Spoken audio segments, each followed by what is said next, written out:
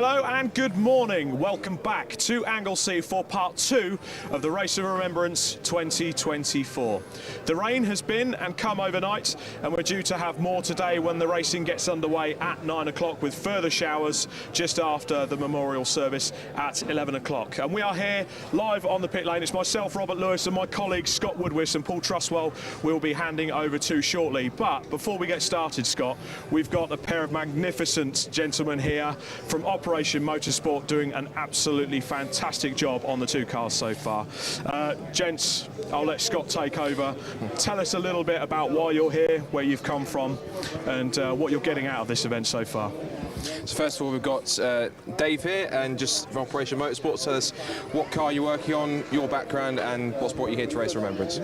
I'm the crew chief, or the car chief, for the number 22 Operation Motorsport USA car, and I'm originally from Oklahoma in the United States.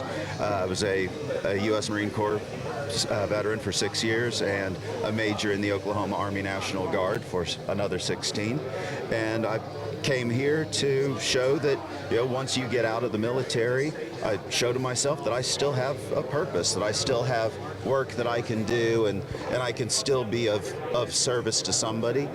But this way I can do it in a way that the memories are good, not necessarily as spicy as some of the other ones are. Yeah. So how did you first come into contact with Operation Motorsport and indeed Mission Motorsport in the first place?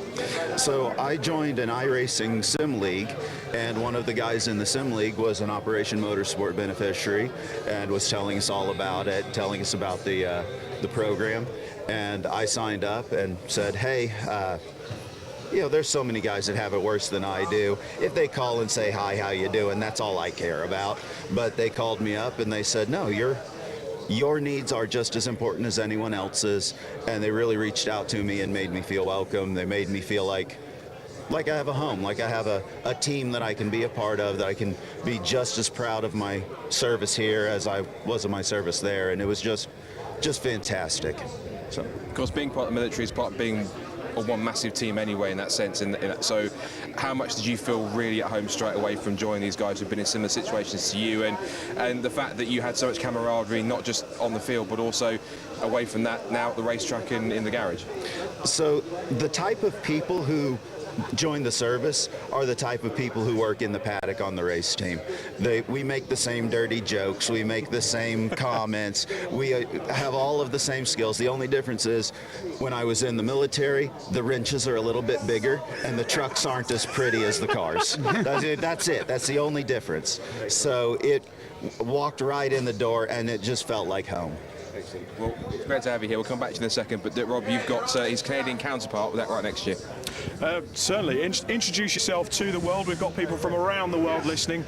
Introduce yourself, what you used to do, and why you're here with Operation Motorsport. Yes, so my name is Greg Meismer. I'm from Texas, the United States. I was a U.S. Marine Corps veteran. No offense. Team Canada. Yeah, counterpart is what I meant. No offense here. So yeah, I'm also a U.S. Marine. I was stationed at Fort Worth, Texas. I did 3 years. Got out on a medical discharge, and I was lost for a long time, right? So it's kind of hard to figure out what you want to be when you grow up, when you were already the thing that you wanted to be when you grow up. So yeah, that's how I ended up here. Got in touch with these guys, and they brought me out, gave me a new sense of purpose, and yeah, it's been a life-changing experience so far. And we understand there's a very special birthday today, as well as paying respect and remembrance. It's a very special birthday for the Marine Corps. Yes, it is. 249th birthday of the Marine Corps. I know it's not very high up in age when compared to, you know, some of the things here in the UK. But here in the UK, 100 miles is a long distance, but 100 years is a short time. Yeah. In the States, 100 miles is what I drive to work, and 100 years is forever ago. Yeah. So. Fantastic. Well, guys, it's a pleasure to talk to you. We're going to actually see more of the team later on. We're going to have a garage tour with the Operation Motorsport team and get the stories of more of the fantastic team behind the scenes here. But, Scott, I hear cars out on track. I think it's time, guys, to get part 2 of the Race of Remembrance 2024 underway here at Anglesey. Brilliantly cameraed and produced by the team here at Alpha Live, and stewarded well by the fantastic team here with the BR Brscc. I think it's time to hand up to the legend in the commentary box, and that is Mr. Paul Trustwell. So, Paul, we've got some good racing to get underway, and more importantly, we've got to carry on the stories that formed from last night. It's very much carrying on as you were before, that's right. Thanks very much, Scott and Rob Lewis. Gents, that was excellent. Thank you so much. Really appreciate it. Rob Lewis as Thank you. well down there in the pit lane. On the track, meanwhile, the cars are lining up, but they're not doing so in a grid formation. They're doing it in a nose-to-tail formation. And that's because what we're going to do at 9 o'clock in about 4 minutes' time is to restart the race behind the safety car, and it will be a safety car restart. So it will be as if nothing happened overnight. All the cars will merely set off in the order as they were behind the safety car at the beginning of this part of the race.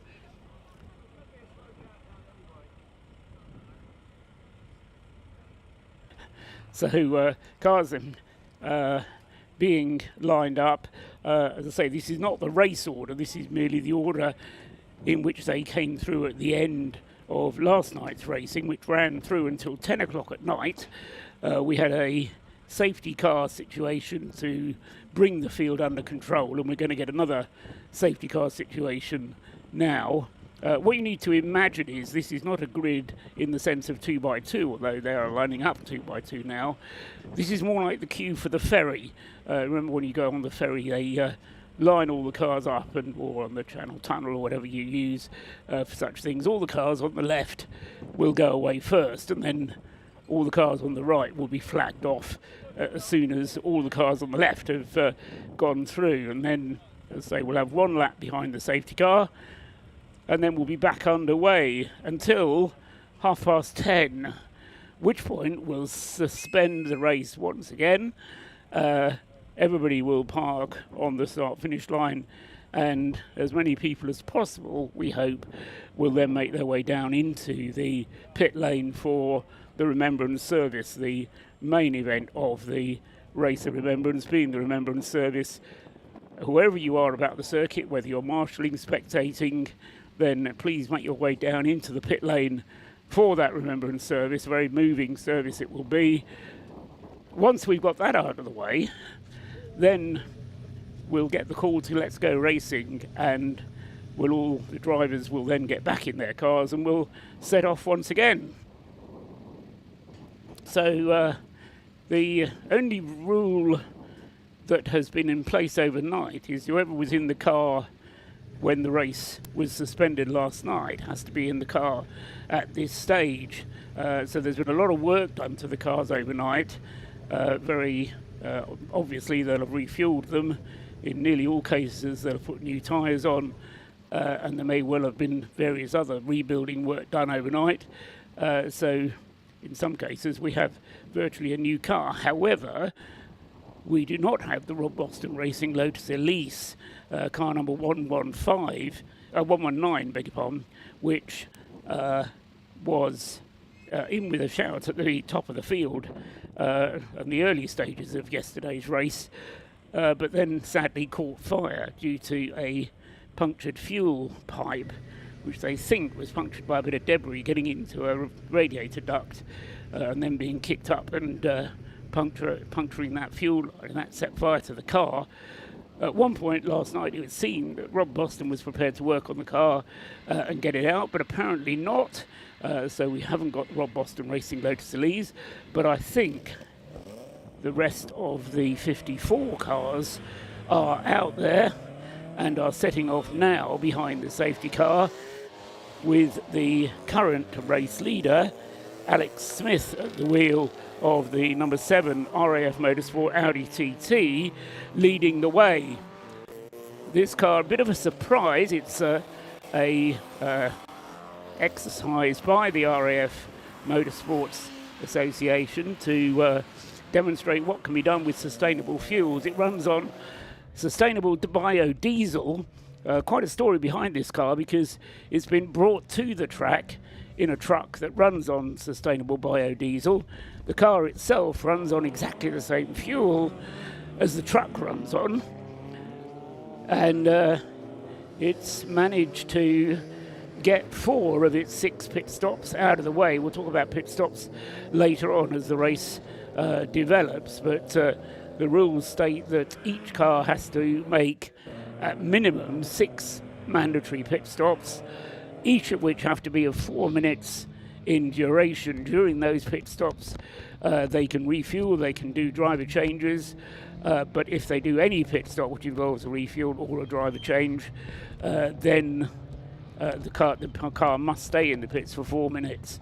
If they just come in to do anything else to the car, possibly change a punctured tyre or something like that, then it doesn't have to be a 4-minute stop, but it then doesn't count towards your allocation of 6 mandatory stops. Now, all of the leading Class D cars have performed 4 of their 6 stops already. The race, as I say, being led by the Audi TT, number 7, in second place, but quite a long way down the queue. Actually, car number 20 in the queue is number 97. This is Steve McCulley in the Lios Racing Caterham, or Leos Racing Caterham. They are actually 2 laps behind the Audi. They've also done 4 mandatory pit stops, but unfortunately for them, the timing of their pit stops wasn't quite as agreeable as the Audi was able to do their pit stops. The Audi's pit stops having taken place under safety car conditions, whereas Steve McCulley and his Caterham teammate Don Henschel, both of them having to do pit stops under green conditions as well, and that's why they've ended part 1 of the race 2 laps behind. In third place in the race is Jason McAnulty, sharing with David McAnulty in the Lotus Elise 117, what you might call the other Lotus Elise, the purple car. Hello, Peter Shearer. Peter Shearer up here, reporting, I assume, for Autosport and Motorsport News. Yes, so the entire motorsport media present up here in the commentary box with us. Safety car then, lights are off. It's been pulled into the pit lane. This is the marvellous Bentley Bentayga, which we've got as the safety car this weekend. So Alex Smith then leading them round. As I say, Steve McCulley is back in the 19 slot on the grid, so he will not be challenging, but he is a little bit behind in terms of the race because he does have this 2-lap disadvantage.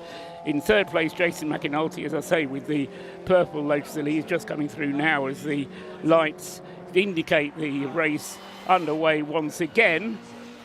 And then in fourth place at the moment, as the cars make their restart, is the number 27 BMW, which is one of the fastest cars on the circuit when it's in the hands of Paul Cook. Last night it was very impressive indeed with Paul Cook behind the wheel. In this section of the race, it's been started by Wayne Lewis, who is the second quickest of the 3 drivers, it's fair to say, with the third driver of that team, Chris Slater, will be taking over the car, we expect, just before the Remembrance service, but we'll see how that pans out. We've got an hour and a half of racing to get through before we get to that stage. And if you're following along on the live stream or on the TSL Timing website, the TSL Timing website will be showing the aggregate positions, which is the sum of the positions as they were at the end of part 1, with times added together as well. So what you see on the timing screen won't necessarily agree exactly with what we see on the track because of the aggregate nature of the race. But Alex Smith then with this 2-lap lead on the number 97 Caterham 7 of Steve McCulley, and then Jason McAnulty with the number 117 Lotus Elise in third place. And those 2 cars, along with the 27 RAF BMW with Wayne Lewis driving, have moved themselves to the head of the field at the moment. And the other story from last night was a miscalculation by the McAnulty team, the purple Lotus Elise and the 117, who miscalculated their driving time by 34 seconds and ended up with Jason McAnulty driving for 34 seconds longer than he should have done. And that resulted in a one-lap penalty for that car. And as a result of that, the results that were published last night showed that one-lap penalty for the 117. So they've got to overcome that disadvantage. Once they have overcome that disadvantage, or at the moment as a result of that disadvantage, they are one lap behind the Steve McCulley Caterham and therefore 3 laps behind the race-leading Audi TT. As Scott and Rob were saying, down on the grid or down in the pit lane, there has been some overnight drizzle. The drizzle has now stopped, but it's still very damp and moist in the air, and that will lead to a somewhat greasy track. So in these early stages it's going to be a bit slippery, and as I say that, almost by on cue, the BMW 116 trophy car, number 116, goes for a spin across the grass, manages to get going again, but as I say, that was a bit of a grassy moment. Coming out of church, one of the features, though, of the weather here in Anglesey is that the last few weeks, morning James Cameron, who's up here, watching events to nice and early. It's been so dry up here at Anglesey for the past few weeks is that, unlike previous years, the grass around the circuit isn't quite so boggy as it has been. There were times in years gone by when a spin across the grass like that would have ended up with the car getting bogged down, but it's not that damp and horrible this weekend, although, as I say, there are some showers forecast for the remainder of the day. But James Cameron has friends in high places, and normally the Remembrance service manages to take place without any need for umbrellas.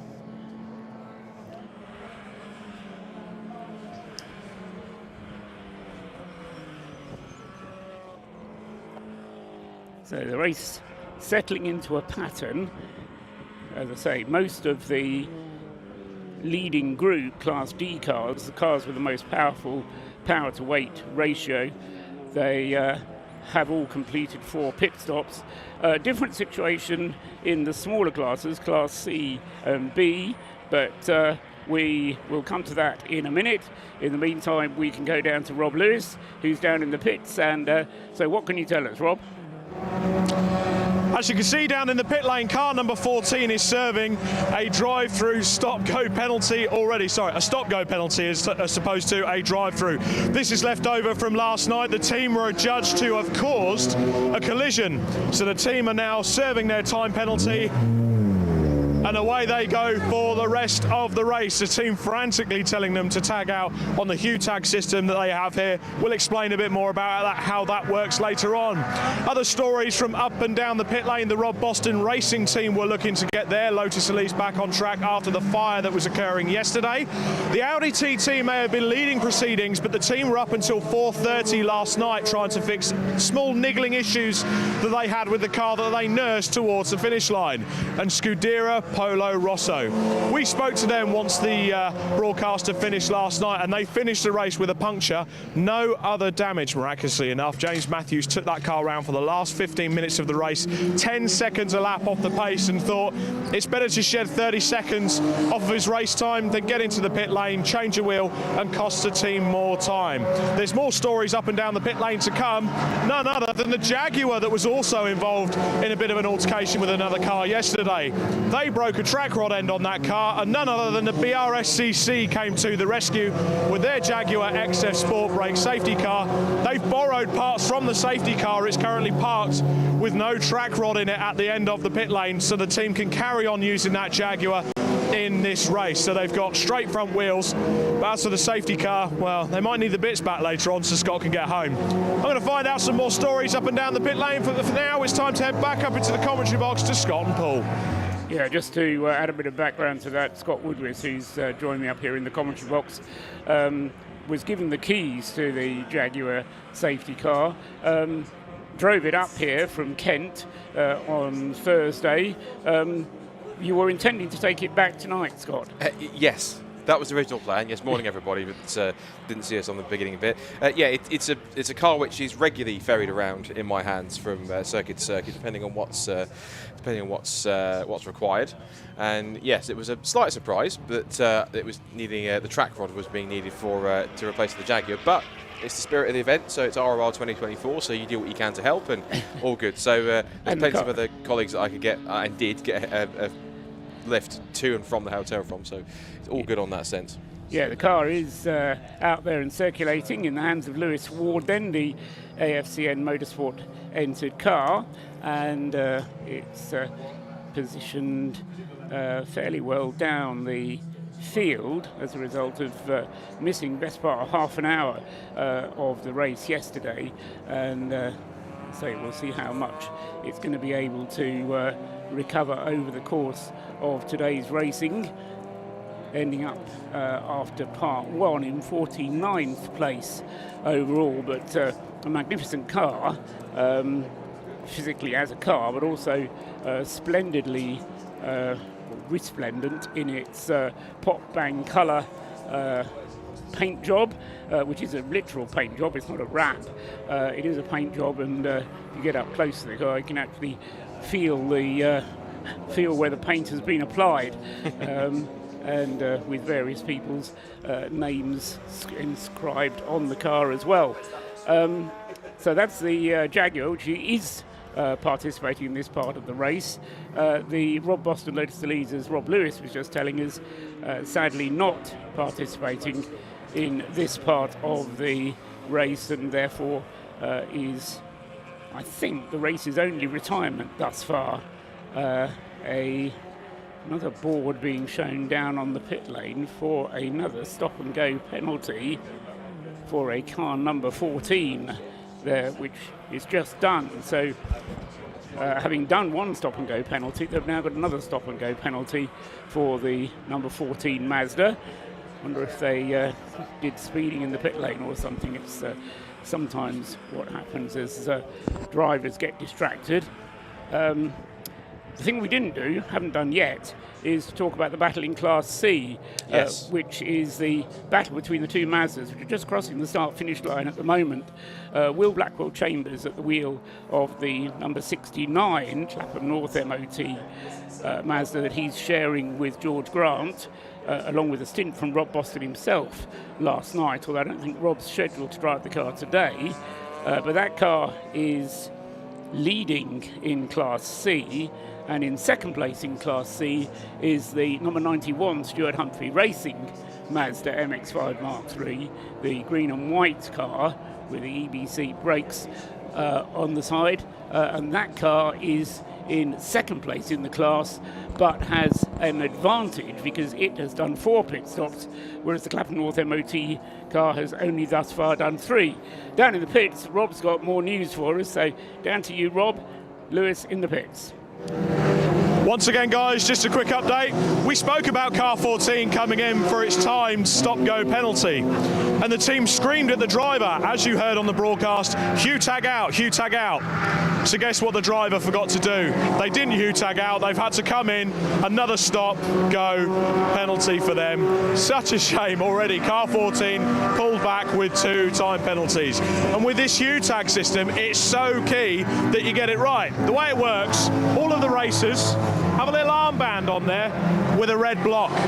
That tells you what driver is going in the car. Now I'm going to direct my camera up to the end of the pit lane. We've got a set of traffic lights on the right hand side where the C1 board is, and it tells you to tag out. The driver goes up to that board, holds his arm out, and the light goes green. That means it's received, and the timekeepers then know what driver is in that car at any one time.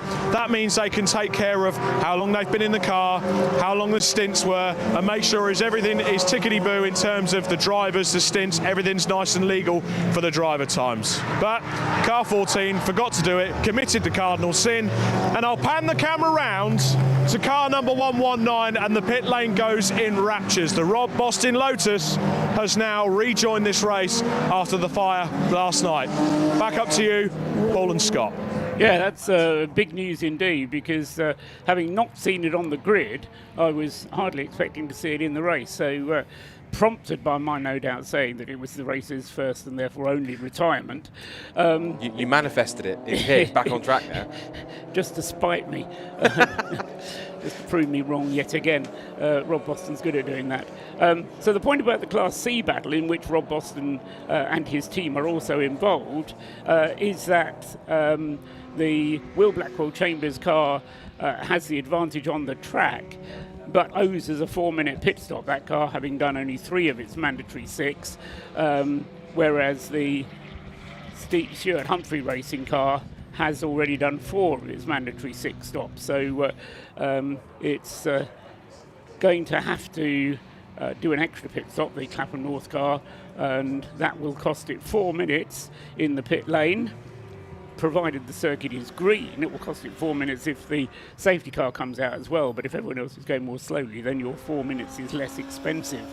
So that will be what George Grant and his team will be hoping to do with their Clapham North MOT car. A bit of a needle match between 69 and 91, and we will be following that. They've done very well overall, the pair of them, moving up to 6th and 7th places in the overall standings. And as far as Class B is concerned, they are not far behind either, because in 8th place is the leading Class B car, and that's Lowell Forsyth with the Track Scotland 2 Mini Cooper. But we have the similar situation in Class C with pit stops, in that nearly all of the Class B runners up at the top have done 3 pit stops. And that is 155 Track Scotland, who have done 3 pit stops. Then in second in Class B, we've got the Auto Test Mazda of Seb Fisher, car number 24. That car has done 3 pit stops. Then the number 14 Lancaster Insurance car, which Brian Chandler was in 3rd place from, but having done 2 pit stops already, served 2 penalty pit stop and goes, that's put him at some disadvantage. Straight back into the pits has come the Rob Boston Racing Lotus Elise. Scott will tell us what they're doing to it. Looks like I thought it was possibly just an installation, just a recovery check to make sure it's all good. You notice that they've used quite a lot of blue, quite nicely colour coordinated tape actually on the right hand side, where they had the issue where they had a stone or piece of debris go through and it cut some kind of an oil line or a coolant line, which then unfortunately set the car to catch a light last night. So I imagine that was possibly at the very least just a quick kind of 1-lap installation shakedown to make sure that all the important bits are still working. Give it a quick check over and then quick wipe of the mirrors and away it'll go, hopefully. Rob's looking fairly confident. Doesn't look worried about the car at all now that it's up and running again. Just give it a quick once over and I think it should be hopefully good to go, which it is. There it goes. Yes, it's Peter Mansfield driving the car at the moment, and Peter Mansfield, who's the regular driver of that car. This is not one of its 6 pit stops. Obviously, they didn't change the driver, didn't put any fuel in it. So that car, having spent 2.5, 3 hours of yesterday's race stuck in the garage, is going to be still have to do its 6 pit stops. We've got a safety car coming out again. Yellow flags waved across the start-finish line, and already then a safety car, and therefore an opportunity for cars to come into the pits even at this early stage. They won't need much fuel, having only been running for 20 minutes, but it could be a cheap pit stop if they do want to top up with fuel and take advantage of the fact that the safety car is out. And there's the cause of it. It's the 27 BMW M3. That's our front row sitter from yesterday afternoon, and that car's pulled to a stop.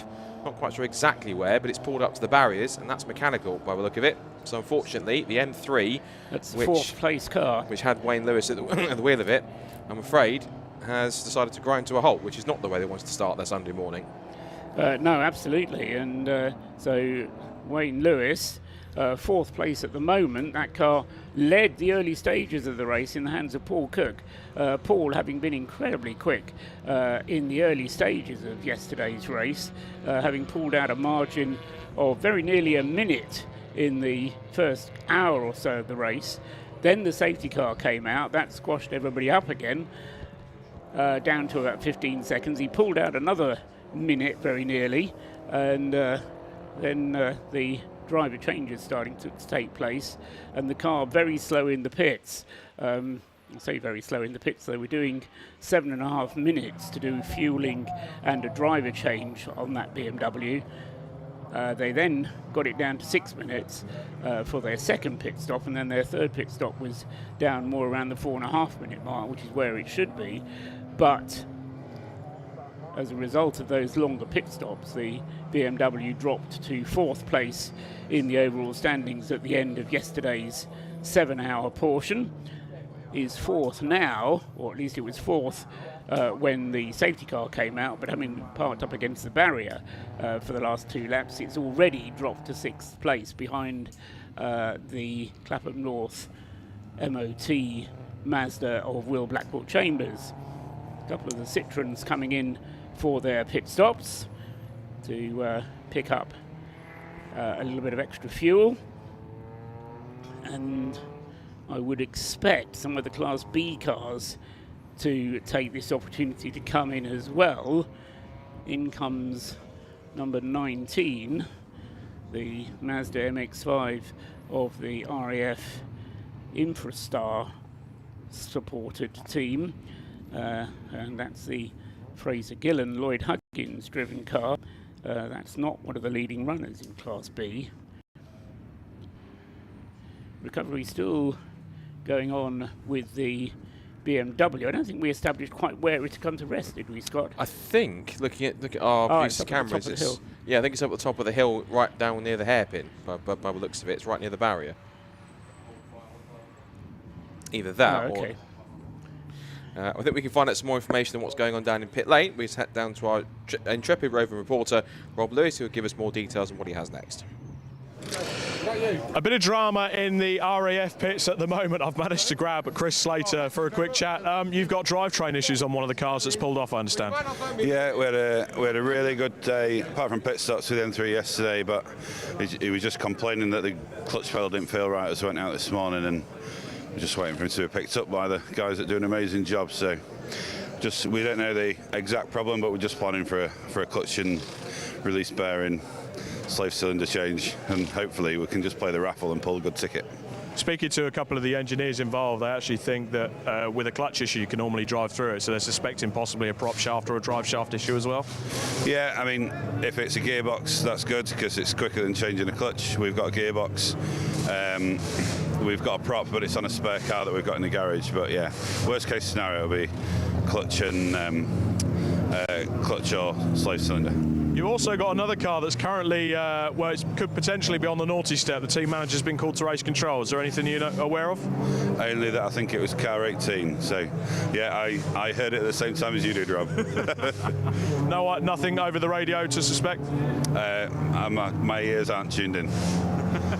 No problem, Chris. I'll let you crack on with the rest of the day, but we will catch up later on. Chris will be one of the gentlemen getting ready for the Remembrance service later on. You'll find a lot of the veterans and current serving soldiers will get dressed in their uniform for the Remembrance service coming up a bit later on. More pit lane action going on as we bring you down the pit lane. We've got the GT86 car number 86 into the pits for a pit stop, and quite quickly they've got used to the conditions, and by the looks of it they're already swapping their wet tyres, these rain sport tyres. They're swapping them for the Yokohama tyres that are softer. They're a semi-slick tyre, they've got a bit more bite. I think they're trying to compromise on the fact that they could potentially get more car speed out of it if they're able to use these semi-slick tyres. The conditions aren't too bad out there. We've got quite a nice crosswind over the circuit, so any spray that gets kicked up, if at all, is going to be blown away quite quickly, and the track is going to dry. The rain at the moment is backing off. We are due a deluge at around 11 o'clock, but conditions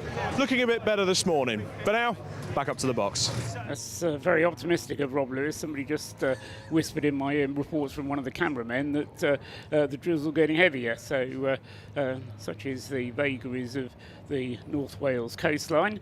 But yeah, maybe putting the semi-slick on is a bit ambitious for the Mission Motorsport team. All the cars run on treaded tyres. They are supposed to be road legal tyres, so there's not really the question of dry slicks or anything like that. But what we do occasionally see is what you might call winter tyres versus summer tyres as the 27 BMW gets towed in. It was, as Scott rightly identified, parked right at the end of the Tom Price straight just before the hairpin. That's where he had pulled off. Great work from the marshals already this morning, getting their exercise, having to push the car off the grass and to a position where the tow truck could pick it up, which it has done, towed it back and cleared the circuit. So the safety car lights are out. We are able to resume once again, and we will get racing underway after, it was in the end only just 2 laps behind the safety car, with the number 7 RAF Audi of Alex Smith coming through to take the green flag and get full speed racing back underway again. Not very far behind him is Jason McAnulty, not very far behind him on the road. Jason is 3 laps behind in reality and is in 3rd place on the track because Steve McCulley's Lotus Caterham 7, which goes through, is actually there in 2nd place and trying to make up as much ground as he can. Lap times from the Alex Smith Audi pretty rapid there before the safety car came in. The Alex Smith was just looking down there, lapping in the 150s or thereabouts, and that was his average lap time for the first 10 laps before the safety car came out, and the best lap that the car having recorded thus far, a 1:38 during yesterday's race. So the Wayne Lewis car then, 4th place was there. Listening to Chris Slater, whatever the job is, Scott, it sounds like it's going to be a long job, at least half an hour, he said, which was kind of their best case scenario. If it is just the gearbox, he said that was the best thing they were looking at. Well, typically some of the gearbox changes that we've seen throughout this race so far have been about roughly half an hour or so to change them, and that's going fast as a team. Usually a gearbox change takes a bit longer. Well, that was close, just looking on the stream there. One of the Trac's Scotland Minis almost got into the back of the AFCN Jaguar XF, which of course is now sporting its borrowed track rod now on the front. You feel of its car. very attached to that track rod, don't you, Scott? I do, but in any case, it's a good thing because now we can say that, you know, a part of the safety cars now have been on a race car, so that's a cool thing. Yeah, it certainly is. James Cameron, whoa, big slide. That's one of the WRC Developments cars getting sideways. Yeah, James Cameron comes in behind us. It says on the wing now, sorry, BRSCC. But no, in any case, it's we're happy to help in any cases to make that car run as it should do. And it's good to see it back up to full strength, sitting down towards the Tom Price hairpin. It's got the Trac's got the Mini that's following it through into the hairpin, and also it's got one of the Anthony Seddon BMWs in the BMW class, which is still up there holding an Anthony Seddon Racing 1-2. It's still the rather rapid Mackenzie Priestwood back at the wheel of that car. There's the 44 Flying Haggis Racing Honda Civic. Some of the best sense of humour in the paddock, so they'll be carrying on. And also good to see running at full strength, it seems, is the green Fiesta that's had problems pretty much riddled from the start of the race. The NJM Fiesta, or Kermit as it's known. Making its way out of church and following 2 of the BMWs. One of the Matabubu Racing, who are regulars to this race quite often. Oh, and that's not a BMW that should be looking how it should. That's the 305. That's the Royal Engineers car, which got hit from behind last night by the RAF graduates car. Now it's had an impact on the front. It looks as though possibly it's done it well. It's had front and rear impact. I suspect possibly it's lost the back end and maybe had a spin into the barriers, but now it's parked its way far off the road, so that shouldn't require a safety car or even a yellow flag, because it's parked itself way off the road. But that's not exactly the continuation to their race, Remembrance, they were looking for, because that's well, that front end of that car is not showroom spec, let's put it that way. So that's unfortunate. So the 305 car, which had been running in 30th position and had Ben Gundry at the wheel, so unfortunately that car has come off the road and had an issue. And there is actually James Cameron actually, there's actually a message on the front wing of the number 10 car that literally says "Thank you, Brscc." That's quite sweet of them, so that's quite good. They've also happy to help. They've also put a little label on your steering wheel, Scott, so that if you do get into the car, you've got a little label saying "Do not drive." So be warned until that car returns it. Jason McAnulty is chasing down the leader. That's something exciting we can look out for on the track at the moment. Heading up towards Rocket, the race leader, Alex Smith, with the Audi TT, has Jason McAnulty in the third placed Lotus Elise, trying to unlap himself. He's currently 3 laps behind the race leader, and he's trying to unlap himself, as I say, to get himself back to just 2 laps behind, and therefore help to close the gap. They're coming out of Peel, down into the corkscrew and out onto the Tom Price straight, and I have to say Jason McAnulty going very rapidly at the moment, and in his chase of the race leader. One of the features of the Race of Remembrance is that because it is an aggregate race, battles on the track aren't necessarily reflected on the timing screen, but from Jason McAnulty's point of view, it's a very important step to make to be able to pass the race leader and take one of those laps that he is off the race lead back.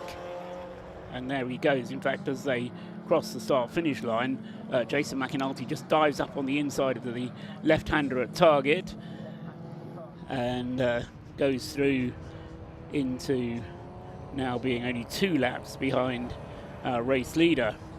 Still that BMW stuck out there on the circuit. It's sufficiently out of the way that we're not going to need a safety car to retrieve it, which is kind of good news, bad news situation. Meanwhile, along the back straight, heading up towards Rocket once again, rocketing away, Jason McAnulty then in the Lotus Elise. In terms of where he is now in the lead of this segment of the race, so Jason McAnulty must be ruining the pit stops yesterday, which cost that car a little bit of extra time. Peter Mansfield in the 119 Lotus Elise, lapping, no, not as quickly that time. Yeah, the conditions are a little bit worse. Generally, lap times at the moment dropping away a little bit. McAnulty lapping in 145s. Peter Mansfield's last lap was a 153, so not as quick as they were going earlier on in the race. Just conversing to James Cameron for a second, it's history repeating itself with the number 10 Jaguar, because he was showing me, I think he's showing you the same pictures as well, of way back in 2012 when they ran an RJN prepared Nissan 370Z at the Silverstone 24 Hours. Car was running absolutely fine, and then in the night they came across a sideways Marcos in front of them, I think under the safety car, and that caused them to have some damage on the front left, which meant they had to get back to the pits and try and repair it. And again, we say history repeating itself because they had to source a replacement left front wing on that car, and so the only one they could find was the front wing from Bob Neville's own personal silver 370Z. So they fitted it and actually put a message on the front wing that said "Sorry Bob X," and then that car finished the race with the same front wing. So it's quite fitting history repeats itself 12 years later, which is quite fitting. But no, I think we can be proud as Brscc to say that our little bit of track rod, our safety car, has been on a race car, so that's quite cool. There you go. I think I can see you're going to label it up when you when you finally come to sell it as being with certain provenance. Yes. But such is the advantage of these types of endurance races based on production cars. I remember years ago when I used to commentate on the Wilhar 24-hour race at Snetterton, which was for quite serious production car racing, and there would always be at least one and sometimes 2 spare road cars parked behind the garages, ready as donor vehicles should any particular part be required. And of course, to say that is the beauty of racing with production style cars, is you don't have to source special parts because production cars are production cars, and So you just have to make sure that you don't come to the circuit in a particular type of car, which ends up being required for parts later on. It's quite a coincidence then, quite a genuine coincidence that the car they put together was a Jaguar XF. And there was a small, I admit, there was a small short thought that shot through my mind, just a very casual thought, thinking, we'll probably end up needing to take a part from it or something to kind of help that car, and lo and behold, it did. So it's there. It just made its way through a big gaggle of cars. Back on board with one of our onboard cameras. This is the Operation Motorsport's Canada car, 220, which is currently sat at the moment, if I scroll down the order, in 23rd position, so it's not too bad. Its teammate, the 22 car, is sat at the moment in 30th place. That's after it had its lengthy 25-minute front brake change, after it was sparking a lot and overheating, and it caused Mike Stillwagon to, not at speed, but up at the top of the rocket complex, to run a little bit too deep. And as a result of that, they had to bring it in, do an entire front disc and pad and caliper change, and then get it back out again. But speaking to the guys this morning, cars are firing on all cylinders. They're all good this morning and just cracking on for the rest of the race. And the Team USA car just making its way now out of the final corner on to start another lap, and it's just chasing down, or in the tow of, the number 91 Stuart Humphrey racing car. Now there's a telltale sign for the weather, because you can see on the camera lens there are spots of rain, so there is some rain at least down on the international loop. And yes, if you were watching the Jaguar closely as well, you can see that they've got their windscreen wipers set on the intermittent setting, and I'm quite sure what your Jaguar does, Scott, but mine has an auto setting where you can set it up so that it automatically detects the water on the screen, and I'm guessing that's what they've set with the XF. So again, indications that conditions are getting a little bit worse, in addition to what I was just saying about lap times getting a little bit worse, although Jason McAnulty has just put in the fastest lap of this section of the race.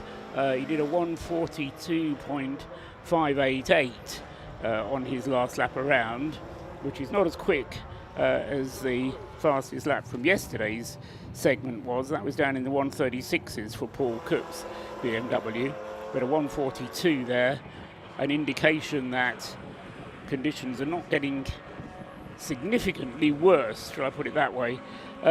As far as Class C battle is concerned, Will Blackwell Chambers is still leading Class C in 5th place overall, 2 laps ahead of the Stuart Humphrey Racing Mazda, but still 3 pit stops to come from the Clapham North MOT car, whereas the Stuart Humphrey car only has 2 more pit stops to perform. Oh! Of all the cars you don't want to see sideways, it's the Jaguar getting sideways out of the left hand at the corkscrew. I'm glad he caught that, let's put it that way. I should also stress as well, it's not my personal Jaguar, it's the Brscc's Jaguar. I'm just the driver of it to and from circuit. So, but I appreciate it being labelled my Jaguar in terms of it's mine only temporarily in terms of when I'm driving it. But it's purely Brscc's and supplied. I'll give a shout out to runyourfleet.com. It's been our club safety car since 2021. So it's in our 4th year of partnership. So thank you to Run Your Fleet for supplying that. And it's been a hardy car travelling up and down the racetrack length and breadth of the UK. My rule is to always say, in whose pocket is the key?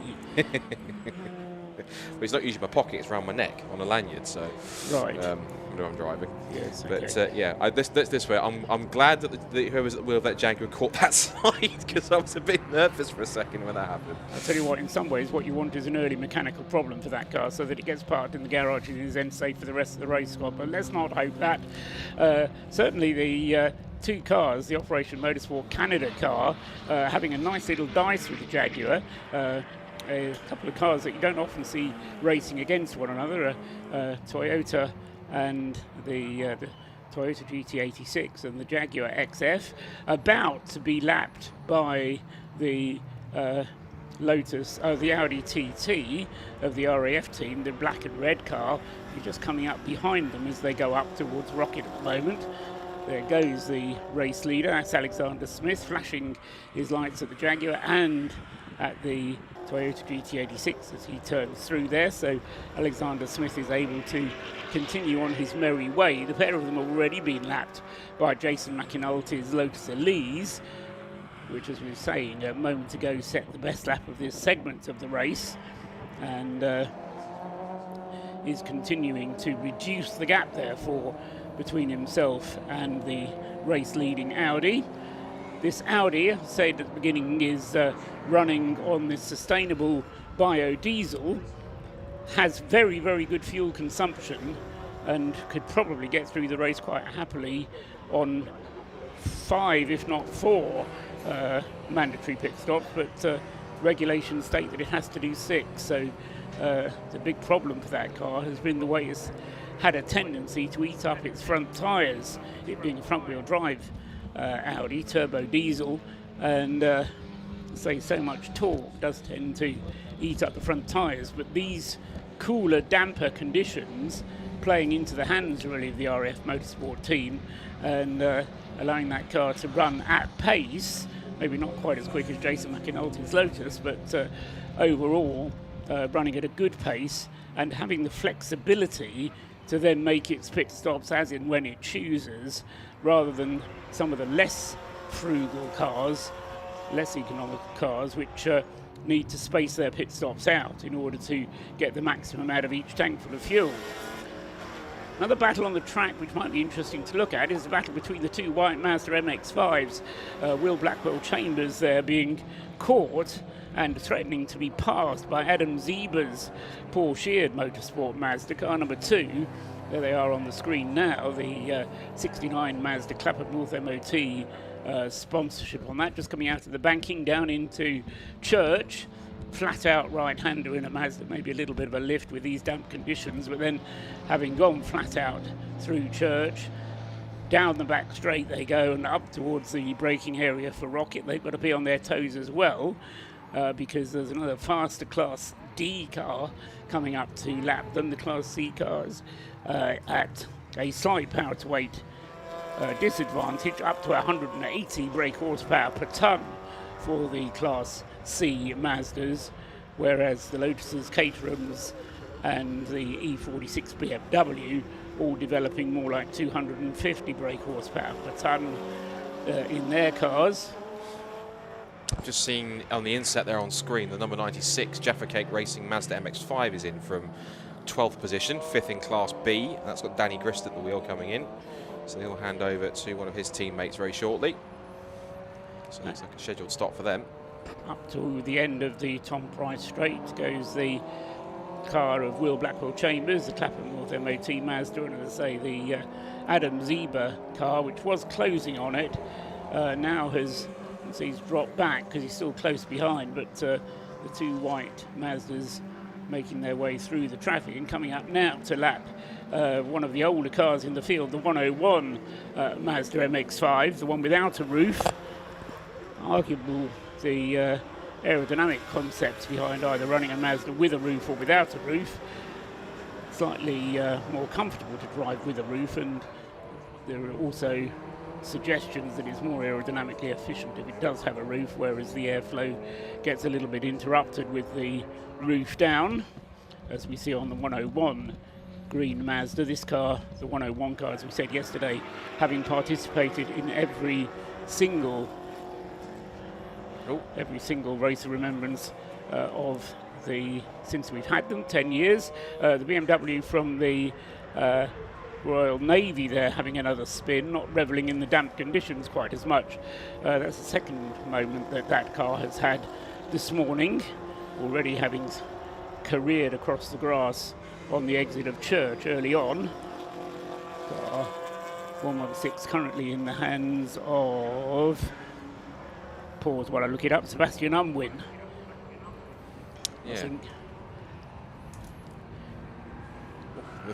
Whilst looking there, just watching on screen there, the Kermit the Fiesta went diving down the outside of about 4 or 5 cars at once. It went past, trying to go past the C1, the the Auto Test TSW Mazda MX-5, and then one of the Trac Scotland Minis. There's also one of the WRC developments, Citroen C1s, but now it's powering its way past again. So a nice gaggle of cars battling their way down the school straight. Was just looking very carefully to look at the Royal Navy BMW when it rejoined, just to see if there was anything like potentially damage or a wheel that was loose or something was happening. It was squirming around a bit. It had been off the road, so there's probably some muck and dirt still on its tyres to clean off in the next couple of corners, but it seems to be running as it should do. Yeah, I think it's just being very enthusiastically driven, which That is too. what we like to see. Also, what we like to see is that Subaru BRZ there in glorious blue and ProDrive Gold style colours, although it's an amalgam of Subaru ProDrive and Race of Remembrance styling on the car there. Team of 4 wheelchair users, the drivers of that car, number 555, with the driver lineup of Lionel O'Connor, who's just getting out of the car, Dominic Pearson, Michael Smith and Steve or Dusty Binns. That car, I'll say, being driven by 4 drivers who have one good leg amongst them. As they like to say, all of them, as I say, wheelchair users, 2 of them paralysed from the chest down, and all of them ex-servicemen as well. So we're just having a discussion there describing what it's like. We were talking to Gary Franks yesterday, who's managing that team, and having to manage the minds of the drivers as well as much as the strategy of the car, giving these drivers, I'll say, an experience of a lifetime, but they've had that already, but certainly changing their lives for the better, having had their own life-changing incidents in the past. So really a great reflection on what the Mission Motorsport ethos is all about, and the car itself is a bit like that as well, because it was bought as an insurance write-off, sourced using parts largely obtained through eBay, who are providing some of the sponsorship for that car. And I say it's a testament to a lot of hard work by a lot of very dedicated people, as the new driver just folds himself into the car, specially adjusted to run on hand controls, hand throttle, hand brake. The car itself has an automatic transmission, and it is a proper Subaru. There was some suggestion or temptation to turn it into a Toyota GT86, which is not a difficult job, but the team's saying no, it started life as a Subaru, we're going to keep it as a Subaru, and Subaru themselves showing an interest once they knew the project was happening, and getting behind the project as well. So a real great story, that, the Subaru BRZ. Yeah, definitely. It's great to see such backing and such support for it to get these guys out, and to have these 4 wheelchair users be able to continue to enjoy their passion of motor racing, to get them out on track and everything. One thing I have noticed, which is quite novel, is that whether they've done it purposely or coincidentally, but their wheelchairs are the same colour as the car. So the kind of the metal of the wheelchairs is the same blue as the Subaru, which I think is actually quite a nice kind of team touch, whether they did that purposely or not. I'd like to think they did. I'm sure it was. As I say, having spoken to a couple of members of the team over the course of the weekend, it's there's been an attention to detail of a very high standard with that whole the whole approach. Wouldn't surprise me, given that you've got military personnel that you're dealing with, or ex-service leavers, giving precision and accuracy to everything they want to do. And again, it's really nice to see that car, as Paul rightfully said, in the proper Subaru factory motorsport colours, the blue and yellow with the proper gold wheels as well. Certainly a car that I think all can be proud of. And I didn't even twig the number on the side of the car either until yesterday properly, but 555 on that car as well, which is quite fitting given the history of Subaru and where it's been. So 555 is about to be pushed backwards. Yeah, a bit slow on the uptake there, Scott. That's unlike you. It is unlike me, to be fair. I think it pointed out on Friday evening, and I looked and went, oh yeah, it's 555. So I do like the colour coding, particularly the little Brscc logo in the fluorescent yellow with everything else. That's colour coded nicely. But away it goes then with its new incumbent. So out it goes on to track once more. That car, for the record, is currently sat at the moment in 42nd place. And it now has at the wheel of it 555. Michael Smith has taken over, so he's going to take over his stint for the next 40 minutes or so until we throw the red and white checkered flag to suspend the race once again and end part 2. An important feature of the end of part 2, Scott, is that you're not allowed to refuel in the final 15 minutes of part 2. I think that's been implemented as a safety regulation, knowing that a lot of people are making their way down into the pit garage area in preparation for the Remembrance service, and so even though the race itself will be suspended at 10:30, they will stop refueling at 10:15, and so any pit stops made in the last 15 minutes before the Remembrance service will be not refueling stops. I wanted to talk about Class B very briefly because there's quite a good battle going on there between 155 Trac Scotland car, which has been running with Lowell's Forsyth behind the wheel of it. He's in 7th place overall, but he's less than half a minute on aggregate ahead of Sebastian Fischer with the number 24 auto test Mazda MX-5. So the Mini Cooper against the Mazda in Class B, separated by just under half a minute. Third in Class B is still Brian Chandler's auto test Mazda, the number 14 car, but having had those 2 stop-and-go penalties, he is now 2 laps away from the battle for class lead in Class B. So it's reduced that from being a three-car class battle to only a 2-car class battle. However, important to remember, I keep banging on about pit stops, none of those cars in Class B, neither 155, 24 or 14, have yet completed their 4th pit stop. So they're all running at the moment on just 3 pit stops completed. So just seeing here, actually, this Class B battle, on track at least, it's nose to tail. We have to remember, of course, this is aggregate timing, so when they come across the line, they are still separated by 28.3 seconds at the line, because, of course, it's not a case of the gaps being reset, like with any race that gets paused or stopped and restarted again. Everything runs on aggregate. So, for example, the leaders, of course, still retain their 2-lap lead overall, the Audi over the Leos Racing Caterham. And for these guys in particular, yes, they might be nose to tail, but they're still, in order to actually take the lead of the race, the Sebastian Fischer is going to have to pass Lowell Forsyth and then extend the lead by at least 28.35, well, basically 29 seconds. It's 27.7 seconds. So the gap at the end of part 1 between the two of them was 27.7 seconds. So that's the advantage that Sebastian Fischer is going to have to pull out ahead of Lowell Forsyth in order to take the lead of the race on aggregate. And then it gets more complicated in part 3 because we add 2 parts of the race together to make the 3rd part. But stick with us, we'll try and keep you up to date with what's happening, and as I say, as far as those cars running in Class B is concerned, it's just as important for them to finish top of their class as it is for the overall winners who are trying to win the race outright, and at the moment that's still being achieved by the RAF Motorsports sustainably powered Audi TT, which Alex Smith has not necessarily been driving the quickest on the track this morning, but he's been able to maintain that lead of 2 laps, although he has had a lap of his advantage to the 3rd place car of Jason McAnulty reduced, because Jason McAnulty has not only gone fastest but continued to lap very rapidly indeed. Again, a 141.882 last time around for Jason McAnulty in the 117 Lotus, quicker than anyone else has gone in this morning's segment of the race.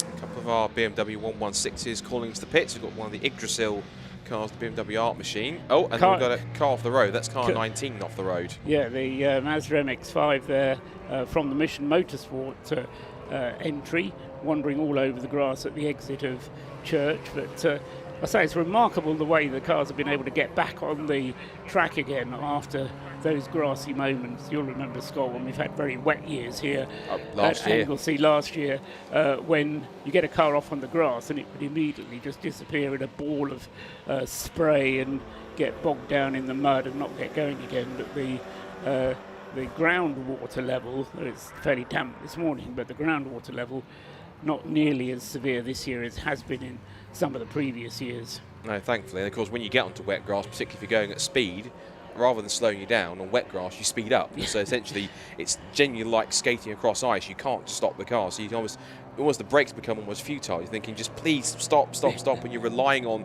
the natural friction to actually bring you to a halt, and hope that you don't actually hit something. If you do, that you hit something soft so that it doesn't cause too much damage. Fingers crossed. So all you tend to hit are molehills or various other little bits of wildlife that may be hiding in the grass, which is always interesting. Another interesting battle building up on the circuit, but again not one that's reflected on the timing screen.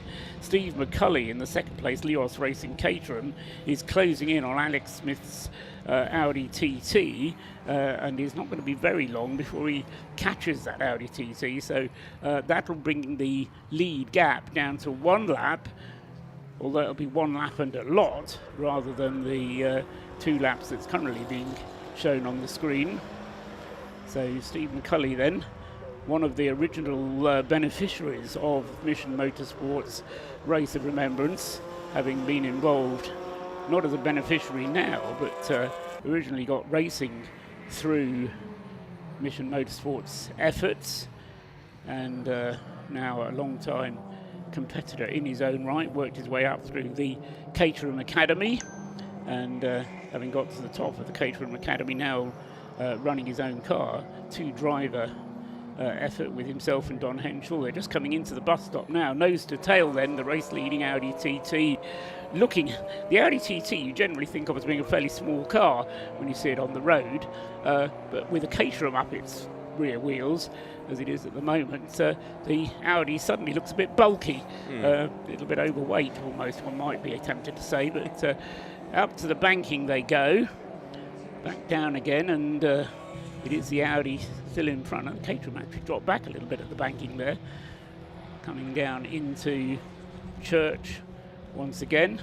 Meanwhile, having a look at the screen, the number 52 BMW has got a loose light bar, but yes. It's not loose anymore. No, it's sitting on the track. It's ceased to exist on the 52 BMW now. It's now sitting in the middle of the road. I don't think that's going to warrant a safety car. I don't think too much. The point about the Audi is quite interesting because, of course, that is an ex-Volkswagen Racing Cup car, which was originally kind of bought and by Darkside Developments from I think it's the guys who look after Track Flight, if I'm correct, one of those two, who have run those cars before. And those cars now are in the hands of Darkside Developments, and what they decided to do with those cars to make them kind of a more interesting race car is actually convert it to a diesel engine. So of course, remember that car not only running on sustainable fuels but on sustainable diesel. And of course, the advantage of being a diesel car in an endurance race, diesel cars do much more mileage than petrol cars do, and so therefore you're harking back to the days of Le Mans when Audi first turned up in 2006 with an R10. Everyone laughed and thinking, look at them with a diesel engine, and then they smashed the competition and set a standard for everyone else. So it was it had that kind of diesel revolution a little bit after a few years, when kind of, if you had diesel in any kind of motorsport, let's say bar F1, then you were possibly doing something right in terms of, it was prominently sports cars and touring cars that took off, but I can't remember it taking off anywhere else. No, I think the problem is that it all depends on how you engineer the car, and very often engines are designed to run on petrol and then converted to diesel, and what Audi did was to start with a blank sheet of paper and say we're going to build a diesel engine, and that's how they then took it forward. Conditions having got a little bit worse, there are more cars circulating with their windscreen wipers on than those were before, and as the rain has intensified a little bit, so Steve McCulley's pace has just dropped away a little bit. In the last couple of laps, Alex Smith has actually increased the gap on the track between himself and Steve McCulley. So it is still a 2-lap margin, and for the moment at least, Steve McCulley dropping away from the back of the Audi. He was closing up, now he's dropping away. Coming slowly into the pits is the Patron BMW, and has immediately behind it the Breakdancer Racing relay car. That's also coming into the pits. It is rather slow, isn't it? Relay car turns left and goes back to the tented area where all the Breakdancer Caterhams are stationed, but the Patron Racing car rather slow into the pits, Stuart. Scott. You're thinking Stuart Humphrey, aren't you? Yes, quite, that's right. Yeah, that was rather slow for that car, and they're not getting around it with that much urgency, whether they're just being a bit more relaxed because they're further back, or they are going to refuel it. And again, it's not, whether it is a regular pit stop, I'm not sure, but they're not rushing around it as if there's anything terribly wrong. Maybe the driver was just taking his time because he's a bit, well, say a bit further back in the order. That car's 11th and 4th in Class D, so it's not exactly way down the order, which is interesting. The battle for Class C at the moment, still 2 laps, well, technically 3 laps though now between the 69 and the 91 cars.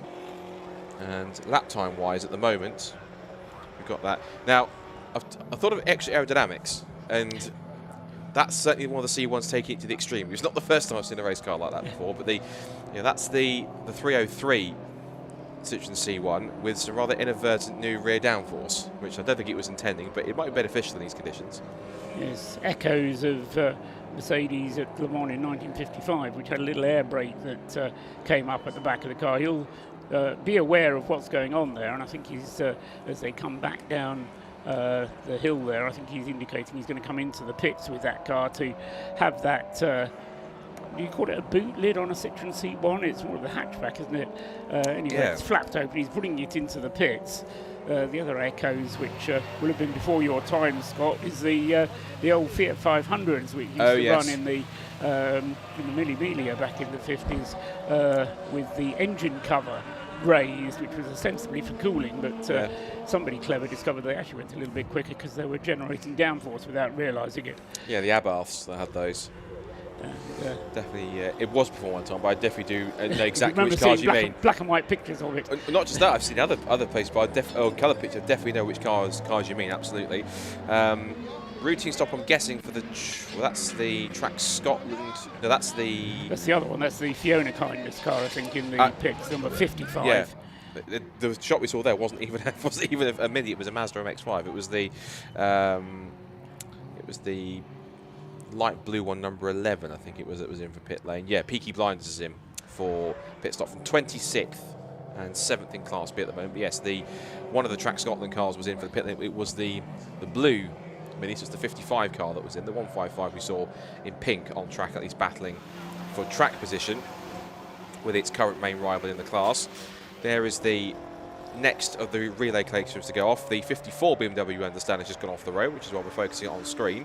Looks like up at the top near Peel. So that car has continued on with not too much drama. It's now got one of the WRC Developments C1s right behind it, and just had the class leading C-Class Clapham North Mazda MX-5 just in front of it go past. BMW 54 being the Metabubu Racing BMW, currently in the hands of Mark Eddles. And Metabubu Racing, another great supporter of the Race of Remembrance. Haven't really had much chance to talk about Metabubu, but had a long conversation with them, I remember, at last year's Race of Remembrance. Terrific enthusiasts and, as I say, great supporters of the Race of Remembrance over the past few years. Not going back over the full history of the race, but they have been great supporters of the Race of Remembrance, and providing driving experiences for ex-military personnel. As Scott says, that car currently 27th overall and 6th in the BMW 116 Trophy class. Talking of classes, breakdancer back out on the circuit with the relay car. Alan Curtis going out in the number 77 car. This is a different car from the one that came into the pits. The Caterham number 77 running as a relay team. They've got 3 different Caterhams here this weekend, and they swap the car at every pit stop.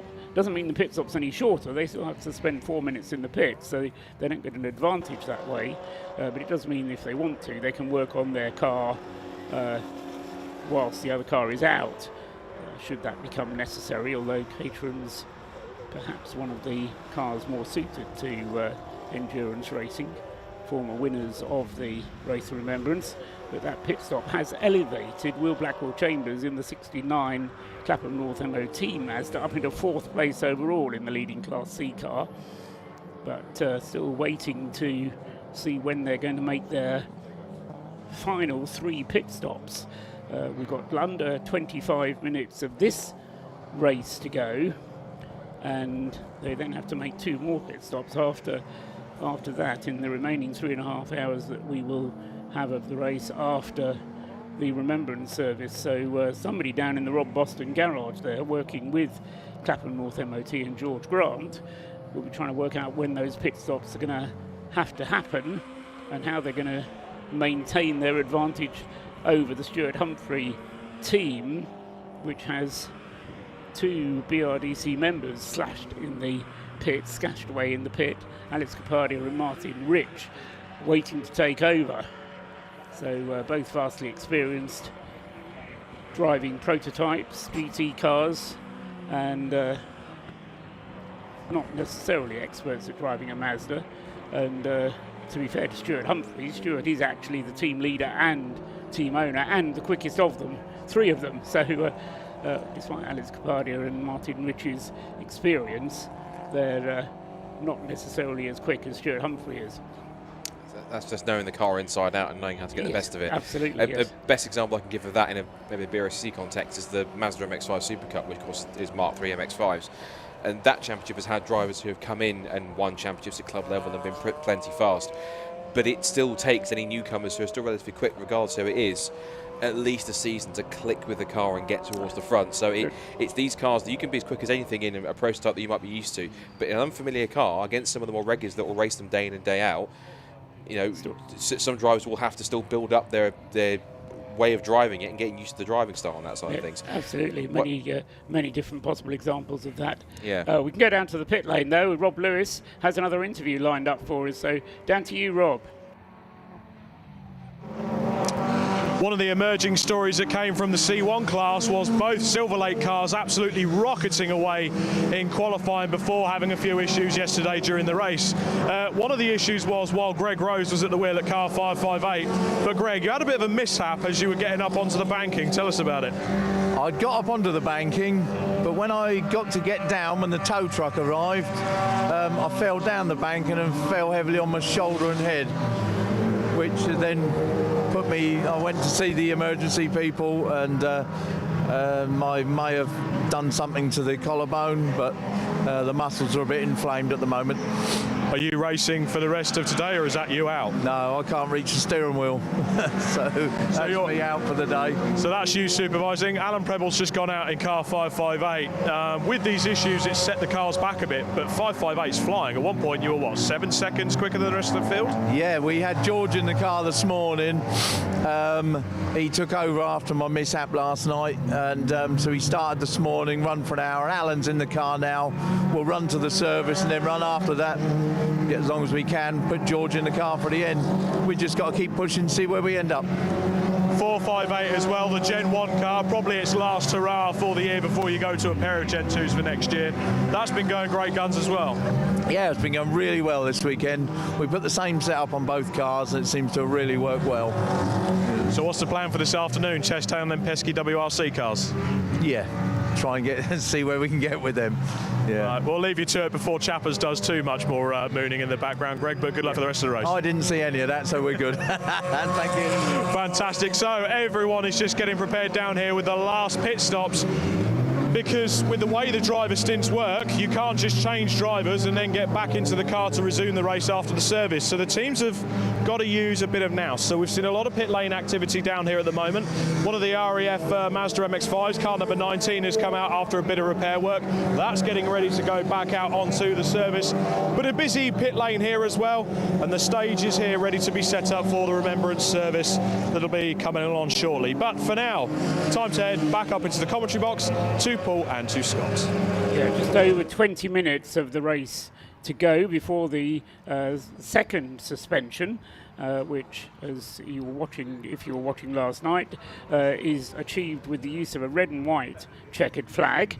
The safety car comes out immediately before that to slow the field down, and then will complete one lap behind the safety car, and then the checkered flag, red and white checkered flag, will be shown to suspend the race. The cars will then be left for this session on the start-finish straight, and so the restart will be behind the safety car in exactly the same order as they finished the first part.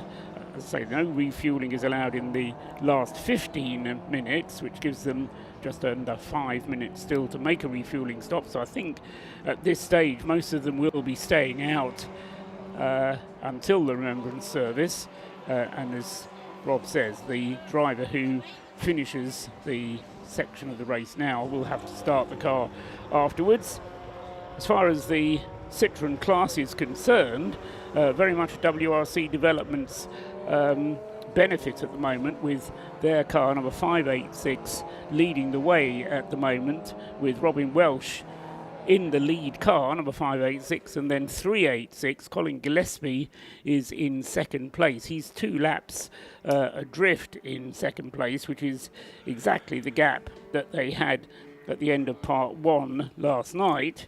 So WRC 586 leads WRC 386, 2 laps apart from one another. And then a further lap back in third place in the Citroën C1 class, despite all their histrionics and fun-making. James Matthews with the Scuderia Polo Rosso Citroën, car number 310, is next up in the Citroën C1 class. So that's the situation as far as their class is concerned. The BMW 116 Trophy class, yesterday very much a story of Anthony Seddon Racing. That situation has repeated itself today with young Matt Priestwood in the 34 BMW leading the number 21 car of Alan Caulfield.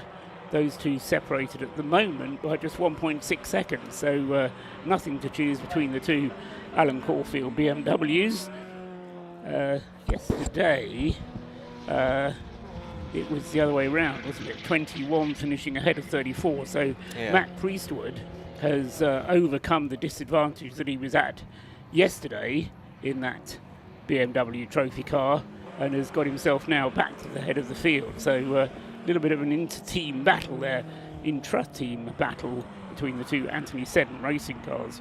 Yeah, and given the fact on the timing screen they're only separated by 1.6 seconds, this is the definition of an intra-team battle between the two of them, and both teams are just as quick as each other. We spoke to Sam Carrington-Yates. In fact, I think, yes, here they are. In fact, this is on track together, heading up towards, this is now Church Corner, just coming through, the two BMWs nose to tail. So this is essentially the battle for the BMW 1 Series class lead between the two teammates. They come out of Church Corner, onto the back straight towards the Rocket Complex. They've got the race-leading Audi TT number 7 just powering past it. So that's the diesel Audi making its way through. Also carved its way past the road in Trac's Citroën C1.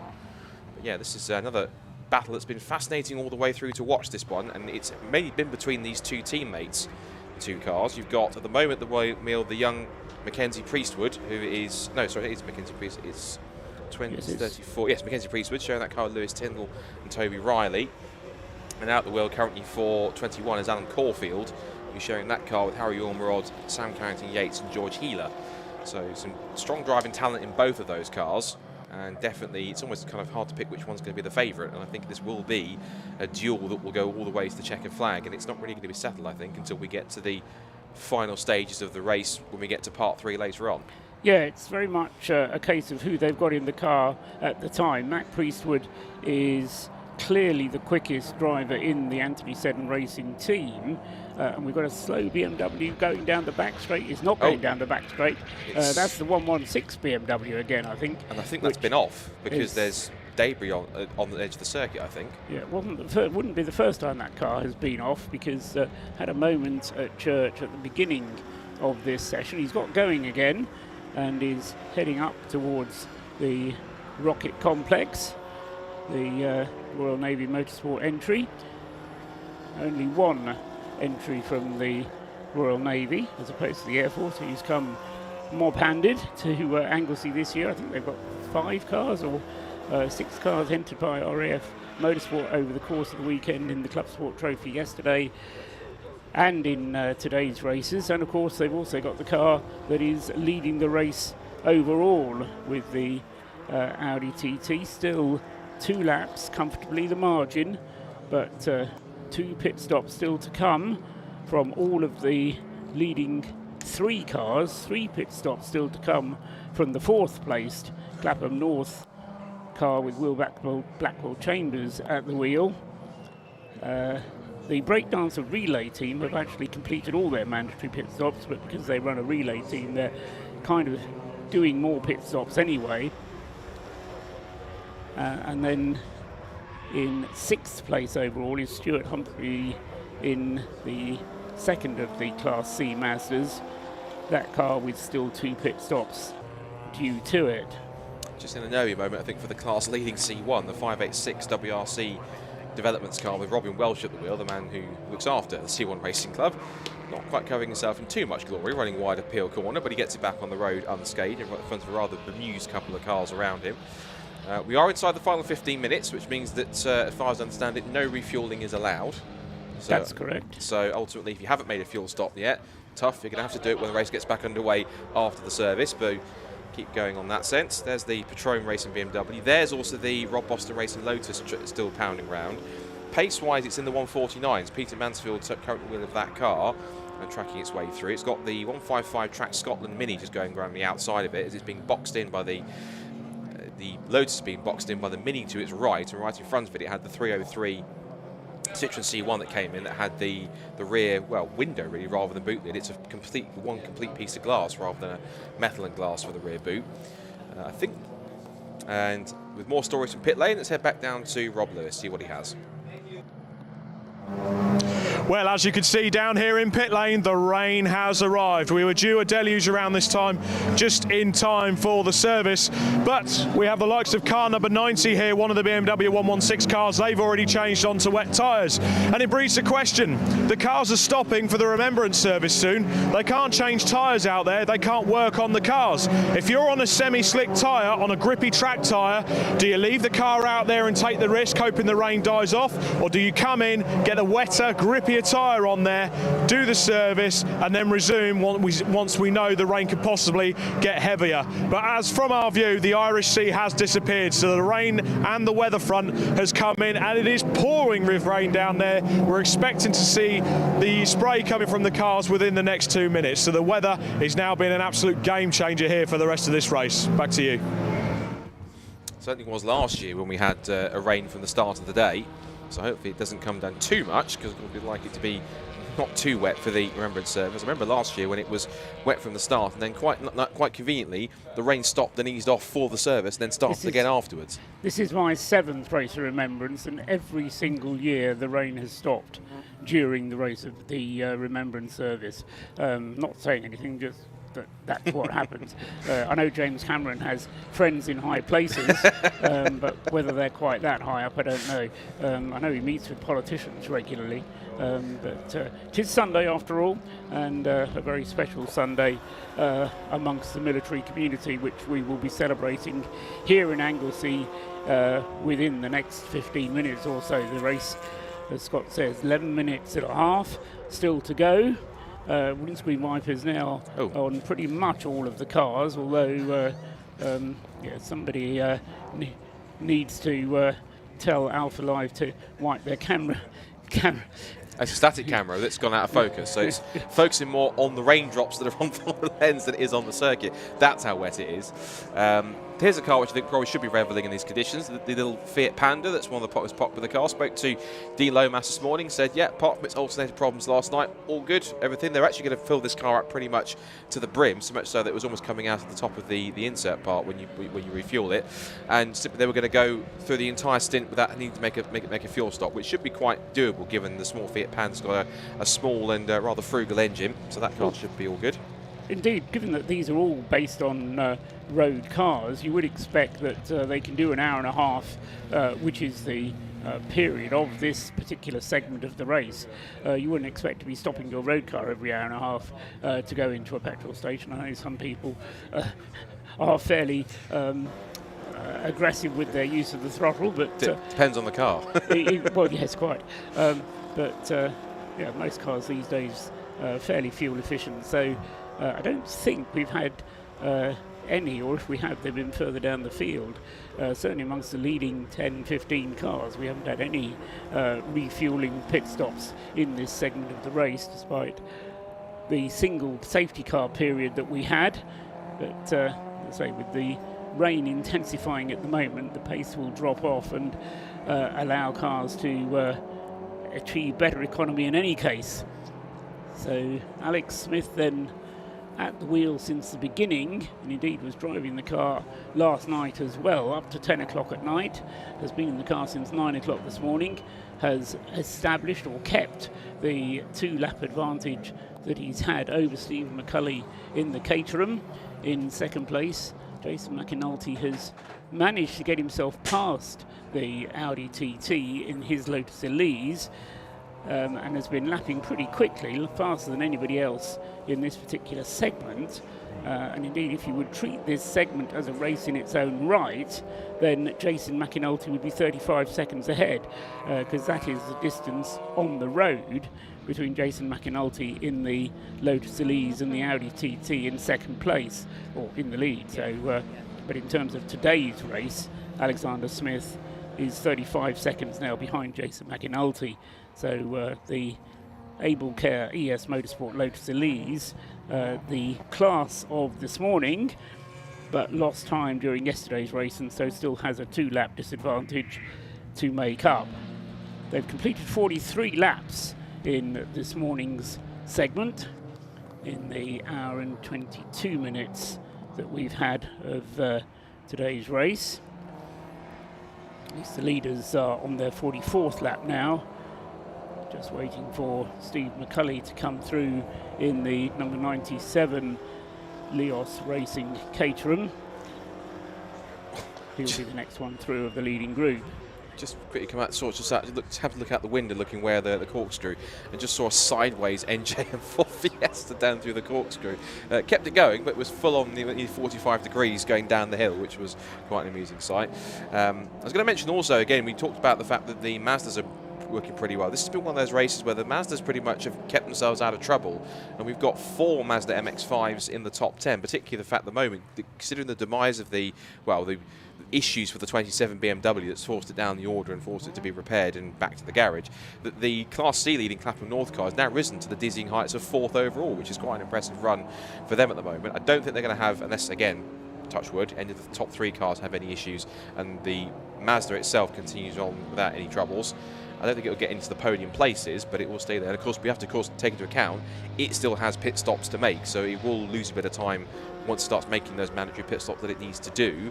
The other MX-5s in the order, you've got the 6th position of Stuart Humphrey Racing, with Stuart at the wheel of it in car 91. That's the rival team for Class C. And then you have this battle going on for Class B, which involves the 2 auto test run Mazda MX-5 Mark 1s, the 7th place car, which is Sebastian Fisher at the wheel. He's sharing that car with Michael Green and Oliver Graham, who are regulars. Well, Oliver and Michael have been regulars in the MX-5 Championship. Seb's been taking a bit of a break recently, but he's joined his teammates again for this race. And then you have the Lancaster Insurance Auto Test car, which I think is a bit of a partnership between, for this car, Auto Test and BC Cars Motorsport. And that car, of course, being shared by Peter McNichol, Rob Walker, and are now 2-time vice champion in the Gazshocks Mazda MX-5 Championship, being Adam Sparrow. So that car running well in 9th position. They're still battling away with the 2 Trac Mon Minis. Then just on the verge of the top 10 is another MX-5, and that's the first of the Paul Sheard cars. It's number 2, which has Adam Zieba at the wheel, and that's been shared by 2 more co-drivers that have Mazda MX-5 experience at Brscc level, and that's Alec Livesley and Nick Dougal. So that car is certainly running well. Nick Dougal, usually when he races for Brscc, usually does do Club Sport Trophy, one of the nippy little Mazda 2s, but back into a Mazda MX-5, and I've seen it before, he's been in the Mark 1. So good to see that these guys are doing well. So it seems as though that we do have quite a strong Mazda contingent of Mazda Mark 1s and Mark 3s with a couple of Mark 2s as the bagpipers get ready. Yeah, the advantage of the Mazdas being reflected in the battle for Class B honours now as well, because Seb Fisher has taken the lead of Class B with the Auto Test TSW Mazda of Seb Fisher. Just looking for what's happened to the Track Scotland car, because that slipped back to, I think it's maybe, yeah, this is an effect of the 2-part race adding together. So Craig Dillon now at the wheel of the 155 car has just completed a proper pit stop, hasn't he? That's what's happened. So Yes. 155 has completed a full pit stop, and that has seen a change of driver from Loyals Forsyth to Craig Dillon. So that now puts that car on 4 pit stops completed, whereas the rest of the Class B runners have still only completed their 3 pit stops. So that battle's certainly going to carry on into the third part of the race. I noticed on one or two of the the LED light displays that a couple of them are flickering, and one of which is the 155 car, which doesn't have a full array now of LED lights on the side, but it is now continuing with identification. Not that you need it too much in these, well, daylight, but still murky conditions. It's just gone past the second placed BMW, so the 2 Anthony Seddon cars still hold position. There's Alan Caulfield at the wheel. Worth giving credit to Trac Scotland, because they've had to work extremely hard over the course of the weekend, having had to do some engine changes on Friday and had one car sitting out the whole of the qualifying sessions whilst the engine was expecting new parts and they were waiting for those to arrive. And so Trac Scotland, having worked as hard as they have done, being rewarded with so far a very good, reliable and successful race. Now the safety car is out, yellow flags are being displayed around the circuit, so no overtaking. Whether that message quite reached the Rocket complex as the Operation Motorsport Canada car got there, I'm not sure, because it was embroiled in a bit of a battle with the BRZ, and they managed to sort themselves out just as the yellow flag has come out. So yellow flag has come out around the circuit. The safety car, the Bentley, is waiting at the exit of the pit lane to come out and take up its position at the head of the field, which will be in front of the Audi of Alex Smith, which has just gone across the start-finish line. So the Bentley takes its cue, heads out of the pit lane, heads up towards the hairpin right of the banking, and as Alex Smith reaches the same place, so the Audi TT puts on the brakes, slows his pace, and will now have 1 lap behind the safety car.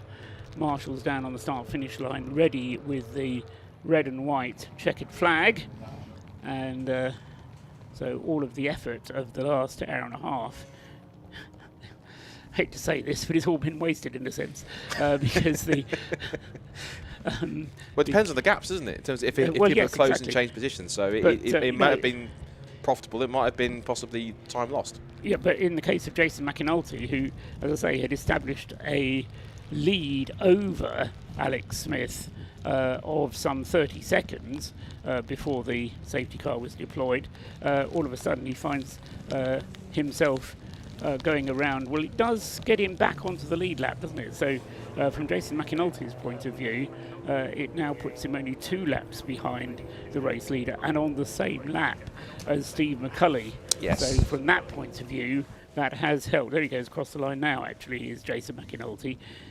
So he's quite a long way back in terms of where he is in the safety car queue, but nevertheless he has made up 1 of the 3 laps that he was away from the RAF Audi TT, which has run faultlessly so far, he says, giving him the commentator's curse straight away. But despite the issues which were being described to me before the race for that Audi TT, with its propensity to use up front tyres, so far the car has been able to run on its front tyres, and that's probably been helped certainly this morning by the weather conditions, and with its fuel consumption as much in its favour as it is, then if these conditions continue to prevail for the rest of the day, I'm just wondering what's going to beat that Audi apart from a mechanical glitch. But anyway, we'll see what happens. That's why we like this sport so much, because it's always unpredictable. Safety car brings the field slowly down through the corkscrew while the rest of the field catch up. On the screen there, going into the Rocket complex, the right and left-hander.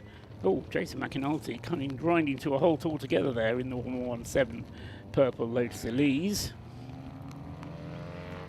Right at the back of that line up there is the Jaguar XF, the pop bang colour liveried car, and still got its rotating identification lights on the front of that car where the fog lights ought to be. They've put those ID lights on as the safety car train is so long. You've got cars going up towards Rocket and others coming through Peel,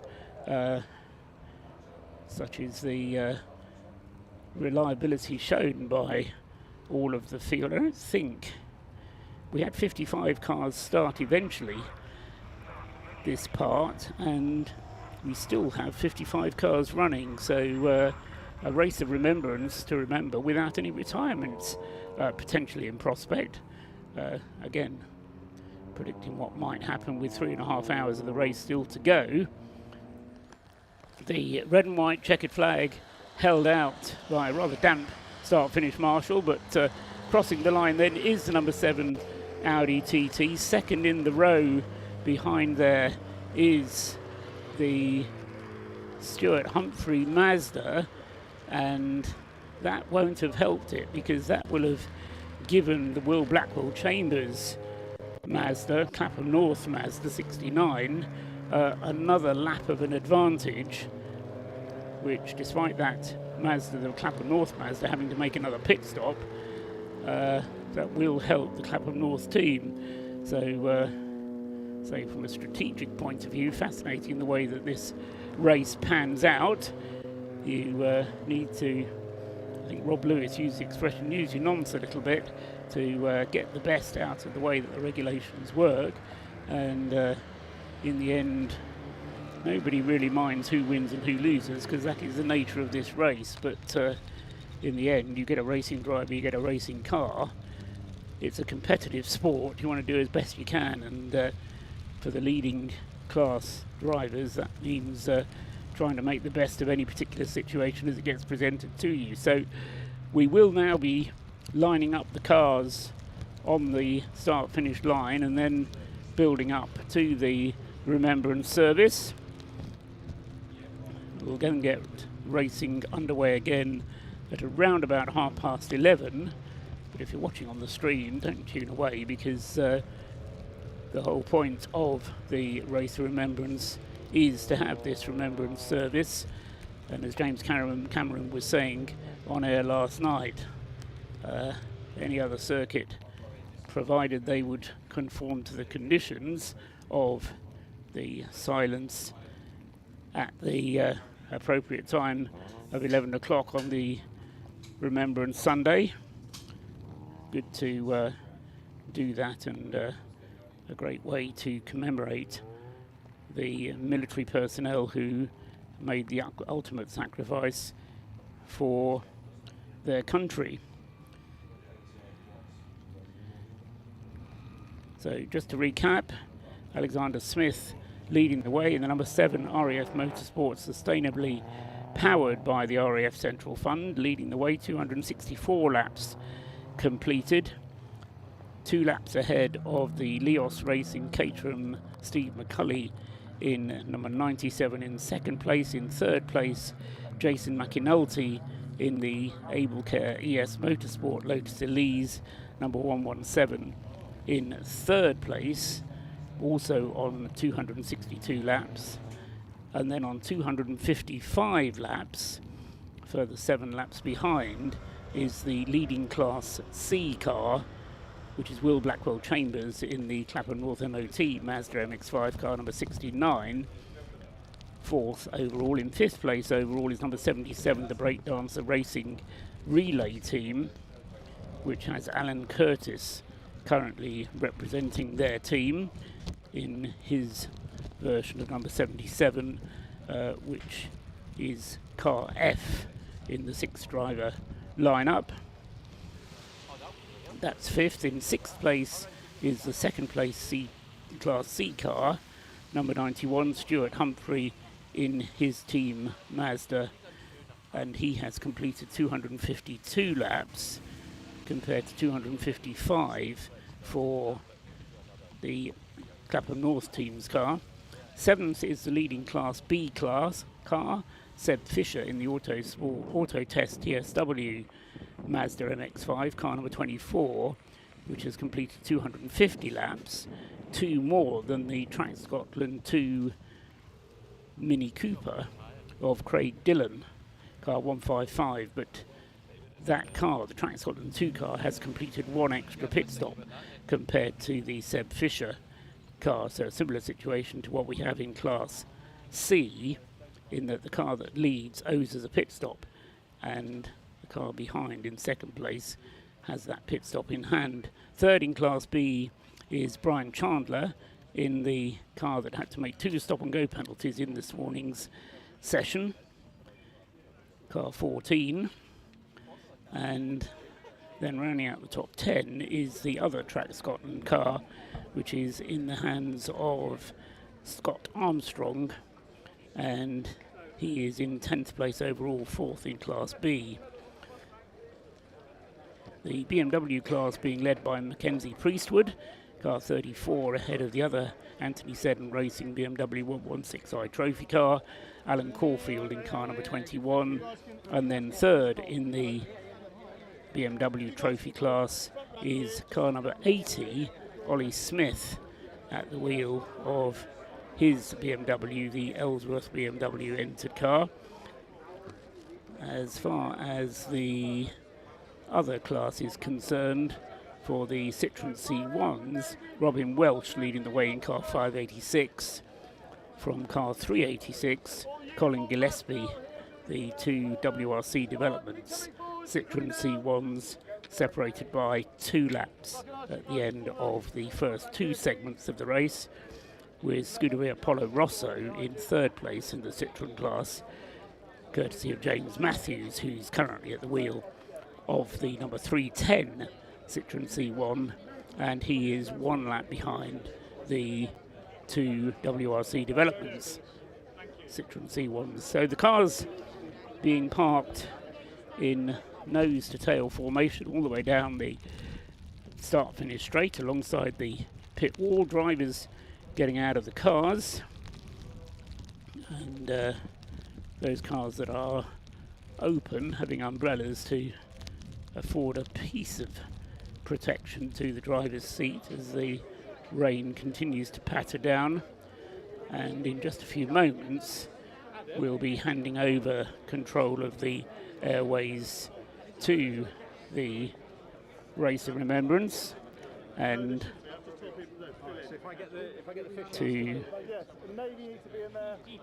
the Padre, who will be conducting the service, who is Reverend. To let you know, there's people standing right beside the camera on the balcony. I don't know if they're going to get in the way of the shots. Gaz Curry, Reverend Michael Hall, and Andy Wheeler, who will be the piper. Emma Featherstone on the bugle.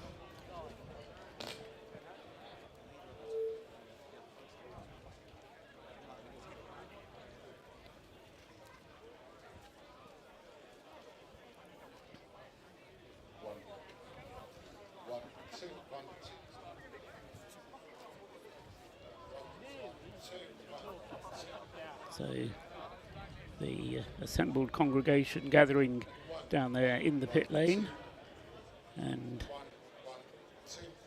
the Mazda 4, which is the poppy car of the Race of Remembrance Mission Motorsport, which was photographed at Whitehall on the at the Cenotaph on Friday morning, then did some I'll say laps around Westminster Bridge, but went up and down Westminster Bridge as part of a photo shoot down there. On Friday morning, the Mazda will serve as the focal point for the wreath-laying service in what has been a long line of various poppy cars over the years. And as I say, that will be used as the focal point for the laying of wreaths from the various armed services and other official bodies that are involved with the Race of Remembrance here at Anglesey Circuit. Ladies and gentlemen, can you make sure that your phones are on silent, please, for our service? Those who have responsibility for the compressors in the pits, if you can make sure they're switched off, they don't start at halfway through our service. Thank you.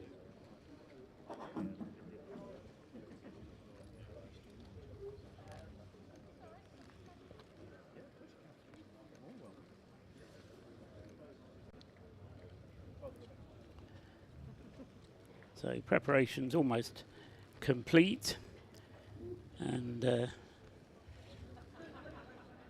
pleased to say, as always with such events, there's no need for any fences, posts or ropes to keep the crowd back. Just paint a yellow line on the road and everybody lines up. Many servicemen in their service uniforms, of course, and such is their way of honouring the colleagues. There is the Mazda 4, specially prepared for this event.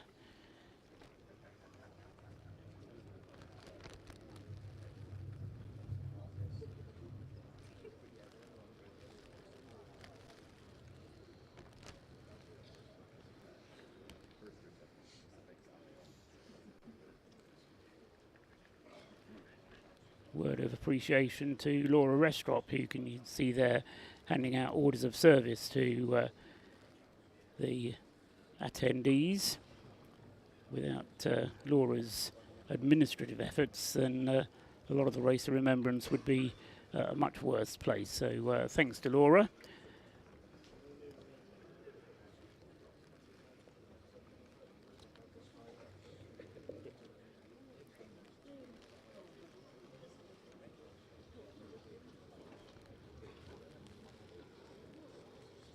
The rest of the congregation are just about ready. The stage is set, and then we will be handing over to the RAF Padre, coming from just up the road at RAF Valley, which is the closest RAF station to the Anglesey Circuit. Often we get their training aircraft coming over the circuit, but all the servicemen otherwise occupied today, so it's peacefully quiet here at Anglesey Circuit, and the final preparations underway now for the service of remembrance.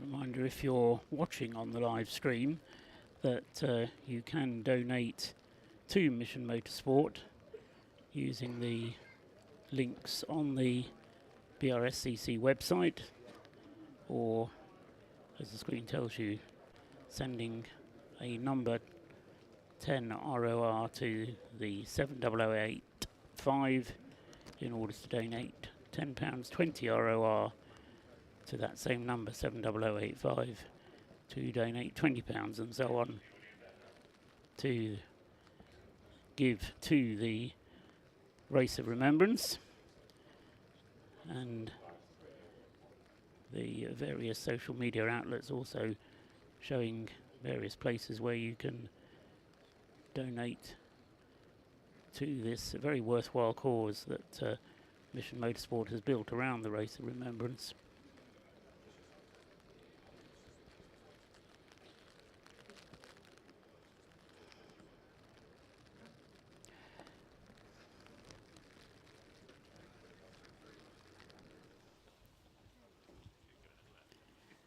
So, as before, the stage ready.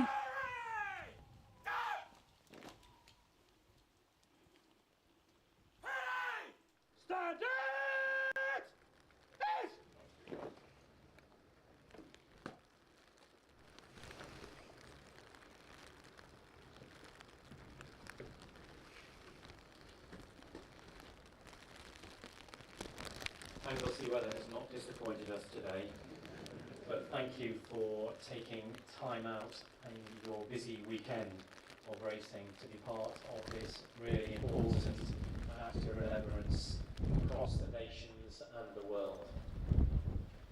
No matter who you are, where you are from, what your background is, what your service history and life is, this is a place of safety and welcome. And it is so because we have those who've gone before us who we are indebted to. Those who've given the ultimate sacrifice of their own lives for our peace and freedom. It is in a spirit of companionship, friendship, and solidarity in these causes that we stand together today in thanksgiving. Hopefully you've got an order of service that you can see and look over somebody's shoulder. We are going to sing this morning. I'm reminded that there is a short introduction to each of the hymns that we are going to sing. We begin with our first hymn, O God, our help in ages past.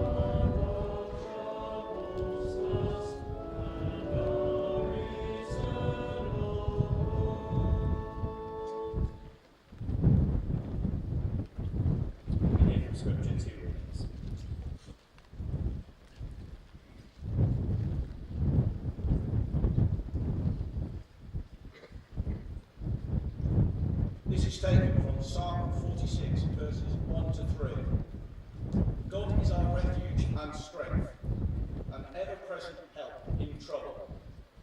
Therefore we will not fear, though the earth give way and the mountains fall into the heart of the sea. Though its waters roar and foam, and the mountains quake with their surging.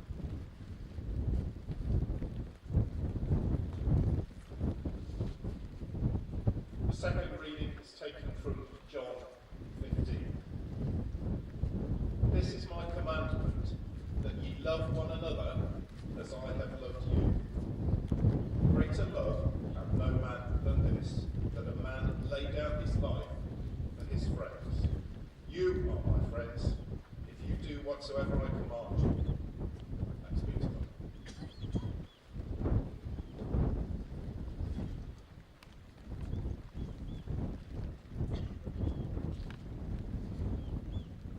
It feels a bit strange on an occasion such as this to be starting with congratulations, but it is appropriate on this, the 10th anniversary of this particular event, to congratulate you, for it is in a spirit of courage and a spirit of comradeship and determination to do the thing which makes us the people that we are, that this event has prospered and is what it is today.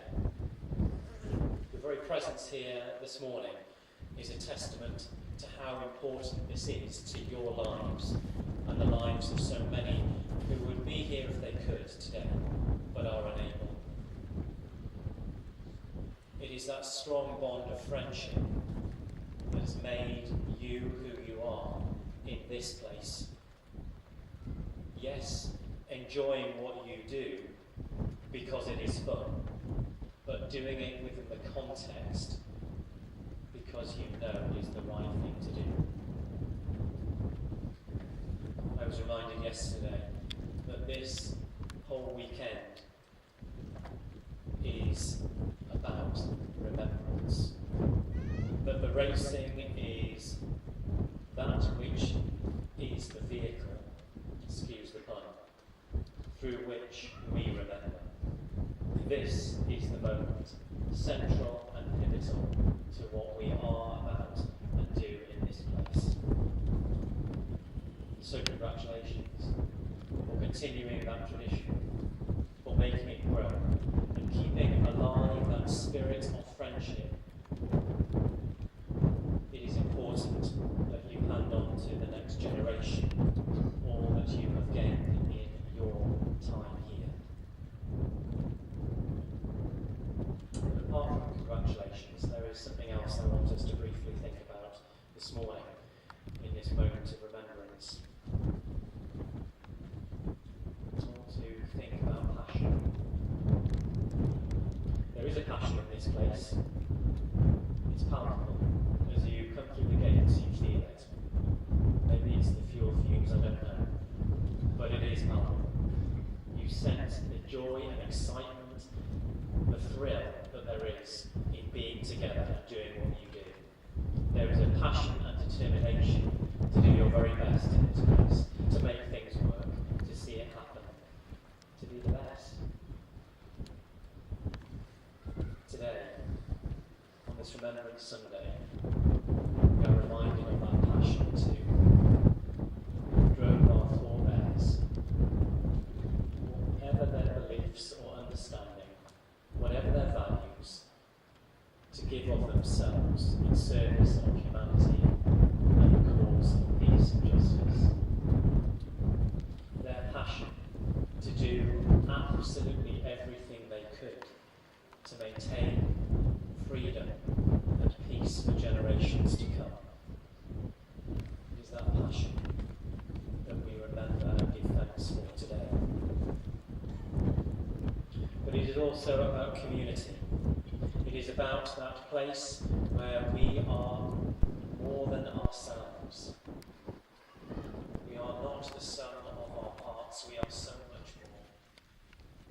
And yes, there are heroes in conflict and war who go that little bit further to do the right thing. But we are community. We are people that are made by others and what they do and say about us. Today on Remembrance Sunday, we remember the community of the known and the unknown who gave their lives. There is no more moving sight than going to Main Gate or around the cemeteries of northern France and Belgium and seeing the community of men and women who gave of themselves, to and serving in ways which only they could to make sure that those on the front line did the right thing and won final victory against evil and tyranny.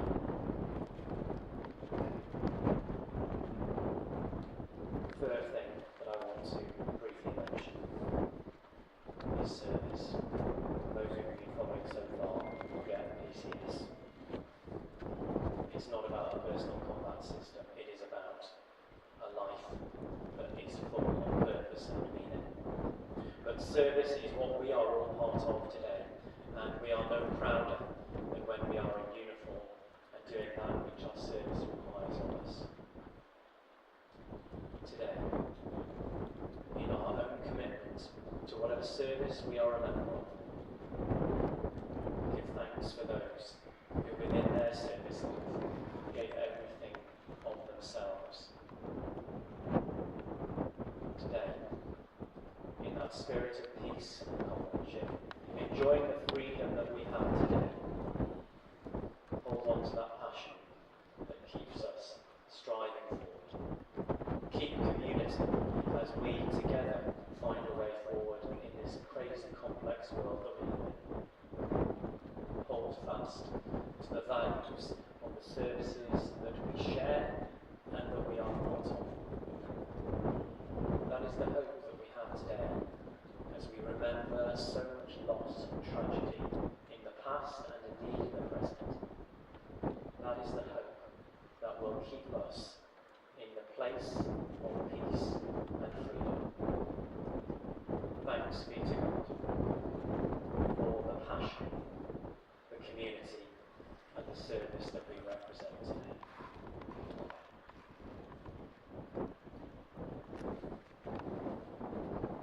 We meet in the presence of God. We commit ourselves to work in penitence and faith for reconciliation between the nations, that all people may together live in freedom, justice and peace. We pray for all who in bereavement, disability and pain continue to suffer the consequences of fighting and terror. We remember with thanksgiving and sorrow those whose lives in world wars and conflicts, past and present, have been given and taken away. They shall grow not old. We that are left, as we that are left grow old, age shall not weary them, nor the years condemn. The going down of the sun, and in the morning, we will remember them.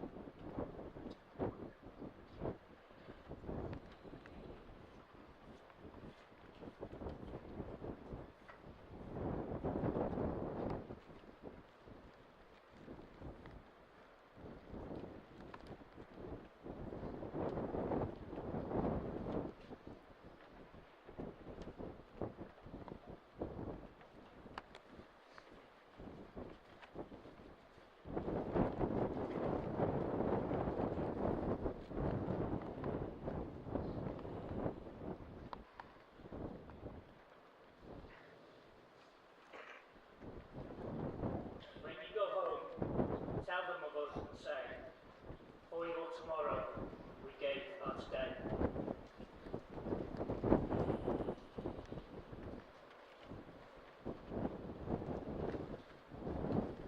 Let us pray.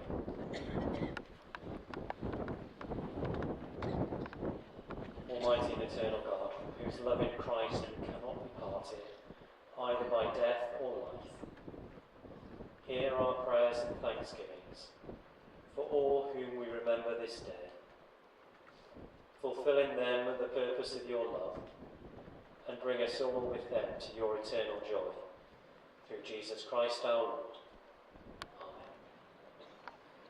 We pray for the leaders of the nations, that you may guide them in the ways of freedom, justice and truth. Lord, in your mercy, hear our prayer. We pray for those who serve in the armed forces of the Crown, that they may have discipline and discernment, courage and compassion. Lord, in your mercy, hear our prayer.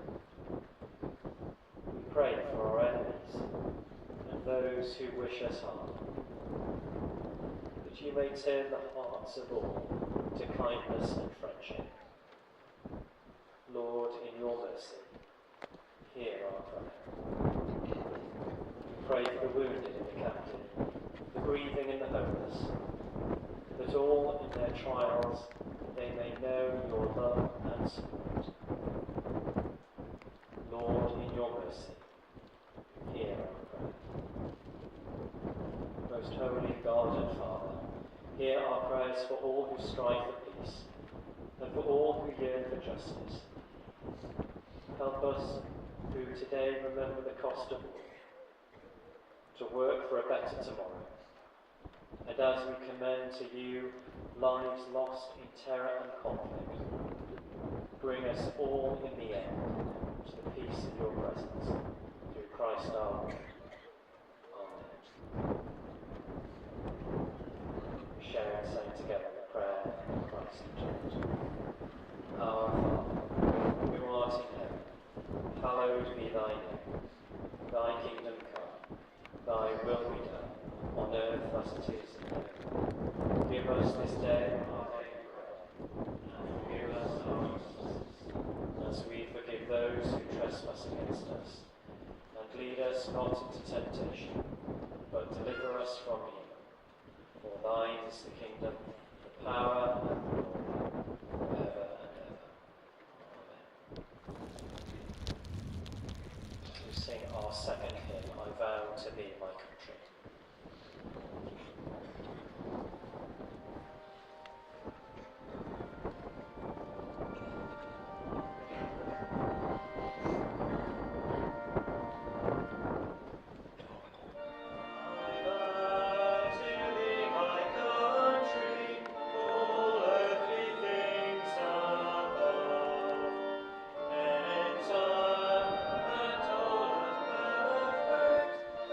So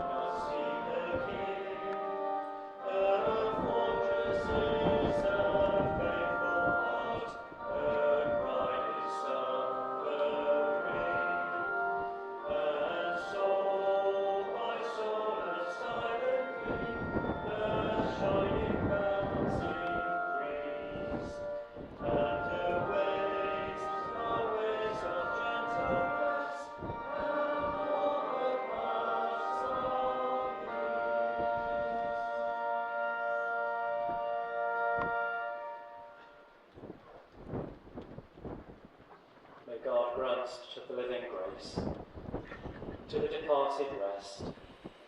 To the Church, the King, the Commonwealth, and all people, peace and concord. And to us and all his servants, life everlasting. The blessing of God Almighty, Father, Son, and Holy Spirit, be with you all, evermore.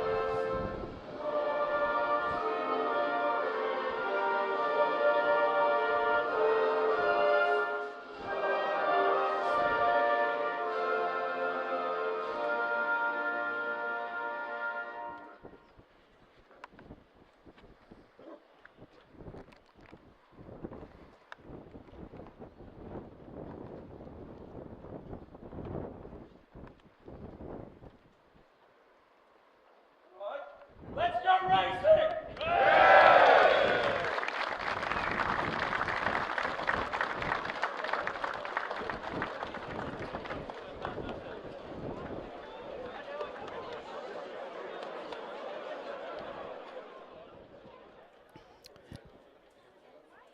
So James Cameron shouts, "Let's go racing." That's the signal for the drivers to return to their cars.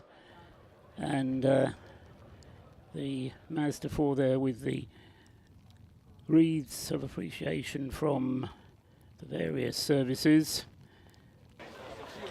showing a respect for departed comrades and colleagues, and some fairly high running emotions down there in amongst the military personnel.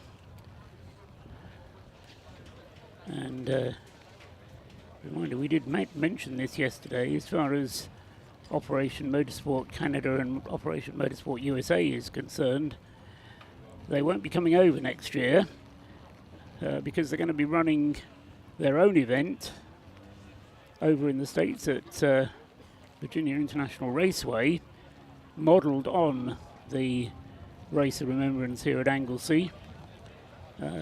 Our loss will be their gain, but really does show the impact that this event has had on the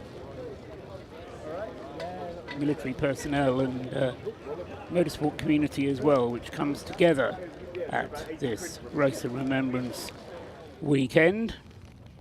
And the Service of Remembrance, then, one which each of us has our own special memories associated with it, from whichever military conflict you choose to remember the fallen. A very good address from the Reverend Michael Hall there. We thanks to Michael for seeing us through the Service of Remembrance, talking about the passion, the community and the service of the military personnel, which is then reflected in the way that they approach their racing. Yes, they're doing it for fun, but they want to be the best. So the drivers will return to the cars, The marshals will return to their posts. For some of them, that's a bit of a long walk because they've walked all the way down from the further reaches of the circuit, so there'll be a bit of a pause whilst the marshals get back to their positions. The various service vehicles, ambulances, medical units, etc., will also have to return to their positions, but with the objective being that by 11:30 we're able to get racing underway again, and then we will be underway for a further 3.5 hours. And thinking about the race, which is always a bit of a mind shift to get back into a racing mindset after Remembrance service like that, but can the Royal Air Force's sustainably powered Audi TT manage to hold on to its lead? Well, it's got a 2-lap cushion and it's got 3.5 hours of racing still to go, 2 4-minute pit stops to perform in those 3.5 hours by the mandatory regulations, and 2 very quick cars will be chasing it, being the Leos Racing Caterham 7 of Steve McCulley and Don Henshaw. Don, who's been able to have a bit of a lie-in this morning, hasn't yet driven the car today. Steve McCulley will be taking the restart in the Caterham. And then Jason McInulty with the AbleCare ES Motorsport Lotus Elise, coming from a 1-lap penalty that they suffered yesterday as a result of slightly miscalculating the drive time, which was calculated at 3 hours and 34 seconds when their limit is 3 hours. So that costs them a lap penalty, but despite that lap penalty they restart just 2 laps behind the overall race leader and 45 seconds behind the Leos Racing Caterham. And certainly in the first part of this morning's racing, Jason McInulty was the quickest car out there in his Lotus Elise. Those 3 cars, the 3 that are really battling for the lead and overall honours, and the best of the rest is the battle for Class C, car 69, Will Blackwell Chambers, actually having his first ever endurance race. So racing with having other cars around him, having to dodge every which way to get past them, but I think he's enjoying the experience. Rob Boston having done a stint in that Mazda last night, but I think between Will Blackwell Chambers and George Grant they're expecting to do the rest of the race between them. However, they still have 3 pit stops to make this afternoon. Well, the rest of this morning is not yet afternoon, is it? But for the rest of today. Notice 5 of them have changed drivers since the end of Isherwood's in down for that one now, and it was Smith when he finished. So there's 5 have changed for the restart. Okay.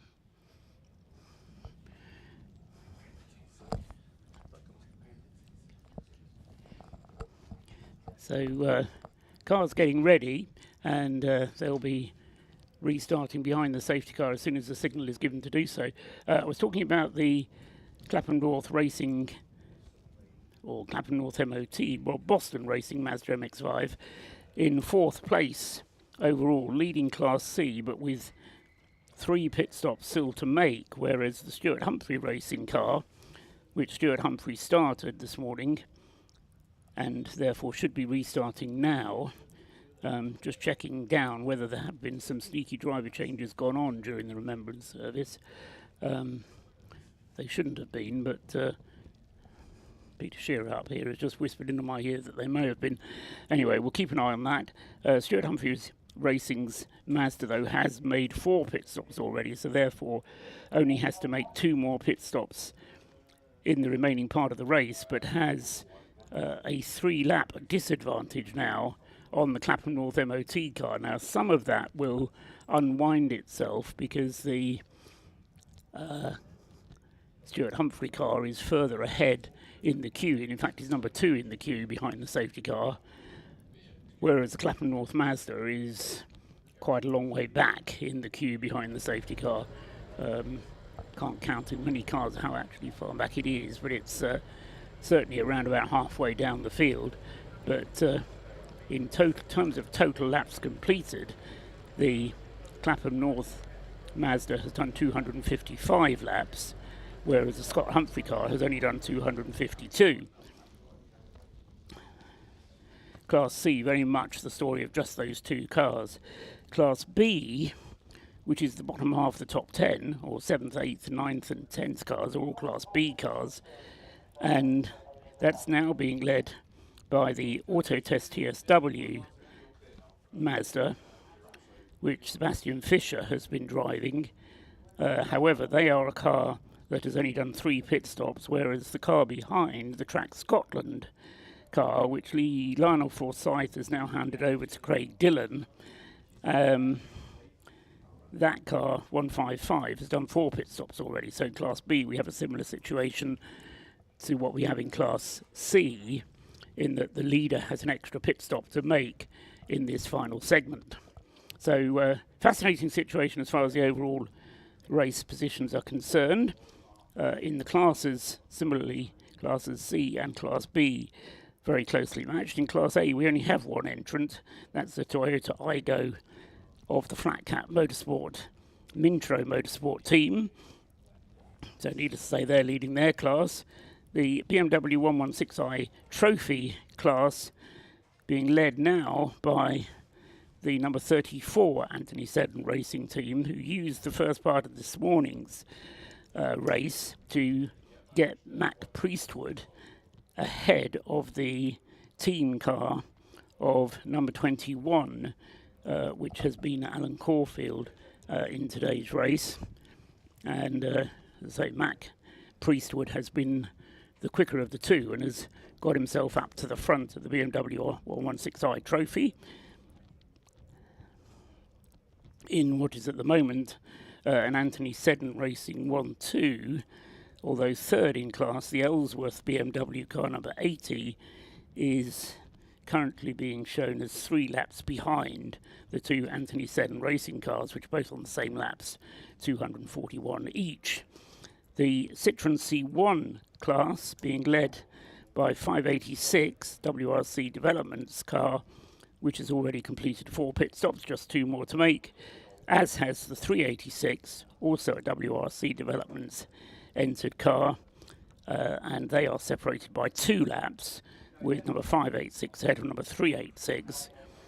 And then 3rd in the Citroen C1 class is Scuderia Polo Rosso, car number 310, and they are a further lap behind the 386 car. So the Citroens separated a little bit more than the classes in the faster cars up ahead of them. But we'll keep an eye on all of those. As soon as the racing gets underway again, which it is scheduled to do in 3 minutes' time. And we can get information now about the weather, about conditions, and anything else from Scott and Rob down in the pits. Well, I think everyone can agree that was a wonderfully observed Remembrance Sunday service, of course, and thank you to everyone that's been part of it all the way through that from start to finish. I think it's a word I've used a lot to describe that, Rob Lewis, in terms of the atmosphere with all the people around, the military personnel, the Mission Motorsport staff, Brscc, all the officials, all the marshals. There's only one word I can use to describe it, and it's poignant, because it is a poignant thing, and it does put a lot of things into perspective, and it does really make you think about all the sacrifices that every single person that served has made in order for us to be here today, the ultimate sacrifice. So it's only fitting, as we do every year, to honour it in this way. But I think because it's part of the motorsport community, it just hits a little bit different.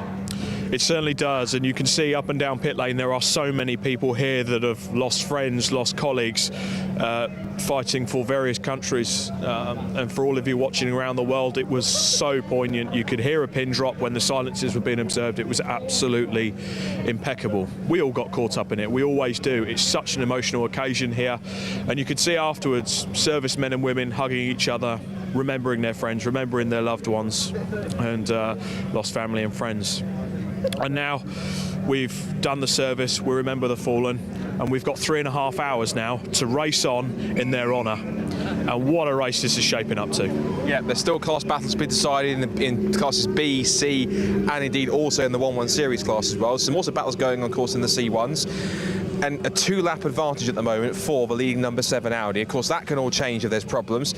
Anything can happen. It's a motor race. But I think this really was, when we started this weekend, one of those races where genuinely there was no predictable winner in each of the classes. And each of those classes looks as though they're going to go right down to the wire in terms of the battles we're going to have. Lots of competition in each, some great racing.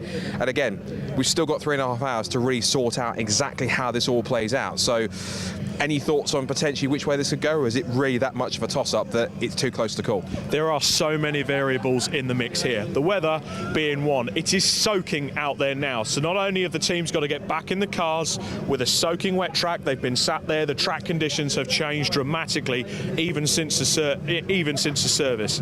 But I'll give you a bit of a word on that Audi TT, Scott, that maybe a few people at home may not have thought about. That is a diesel car. They're naturally a bit more fuel efficient. They can go longer distances on their tanks of fuel versus, say, the petrol cars like the BMWs. The wet weather will also prolong those stints. They are not going to be using that fuel as such. So if that TT can lengthen its stints out and get to its minimum 6 pit stops with the 4-minute time, they're a shoe-in here for the overall shout, I feel. But don't discount the Macanaltis in this. They are absolutely flying and reveling in these conditions. And all the slower cars in the field as well, they'll be rubbing their hands together. Right, guys, let's get the wet setup on, let's get the wet tyres on, and let's go racing. And speaking of which, we hear cars out on the circuit now, so I think it's time to head to our trusty friend in the commentary box, Mr. Paul Trustwell. What do you think? It is indeed. One thing to remember, the Audi TT has met a lot of its pit stops under the safety car, which means it's got a lot of free pit stops and got that advantage. Can it keep it up? Engines are fired up, cars are back underway. We're going to get the third part of Race of Remembrance 2024, supporting and organised with the Mission Motorsport and also in conjunction with the Brscc. So one last time, not for the final time today, but once again, let's head back up to the commentary box, take us through to the start of part 3 with the man himself, Paul Trustwell. Thanks very much, Scott Woodwis and Rob Lewis down there in the weather conditions. I'm lucky enough that nice and dry and relatively warm up here in the box overlooking the circuit, and we get a great view from up here. So not only do I get a good shot of the cars going out onto the circuit on the TV pictures, but I can also see them through the somewhat rain-spattered windows now going up towards Rocket. All 55 of them are still going because although we had 3 missing from the grid lineup, all 3 of them have joined in from the pit lane. So the number 27 RAF BMW, which remember ground to a halt after just 8 laps of the first part of this morning's racing with Wayne Lewis at the wheel, that car has been repaired. It was at the very least a gearbox issue that needed replacing, but it's been repaired, and the number 27 car has joined in from the very back there. Not quite sure who the driver is at the moment, but we'll pick that up when it comes through because it hasn't been across the start-finish line yet. Joining in from the pit lane, but that car is back in the race, as is also the car number 96, the Jaffa Cake Racing Mazda, which has started from the pit lane, and then also starting from the pit lane is 305, the Royal Engineers BMW 116i. So that car is back in the race. So quite remarkable that after one period of 7 hours and then a further hour and a half this morning, we've still got all 55 cars in the race. Cars making their way up, but they're already through the Tom Price race and coming through. We're going to have 2 laps at least behind the safety car whilst drivers get accustomed to these conditions, which as Rob and Scott were telling us, have worsened considerably since the intervention for the Remembrance Service, so opportunity to just drivers to familiarise themselves with these conditions. And obviously one issue is that of spray, and visibility from inside the cars certainly not ideal. When you get a gaggle of cars going through, then there is a little bit more spray being kicked up, but it's not as bad as it has been here at Anglesey. They are certainly very wet conditions, but the rain is, well, it's a bit more than a fine drizzle, but it's not torrential, we put it that way. They probably have more words for rain in Welsh than in the English language can cope with, but anyway, they're being led around by the Audi TT, which, yes, has been shown, Peter Shearer drawing my attention to it, as having sneaked in a driver change, because it's currently being shown as Matthew Isherwood as the driver of that car, whereas it was Alex Smith driving it in the first part. So my understanding was that the driver who started part 3 had to be the same as the driver who finished part 2. Just talking across at Scott to make sure he's got the same understanding of the regulation. That's how I'd understand it. Yeah, well, there's been a driver change in the leading car, which, say, causing some shrugs and raised eyebrows around here.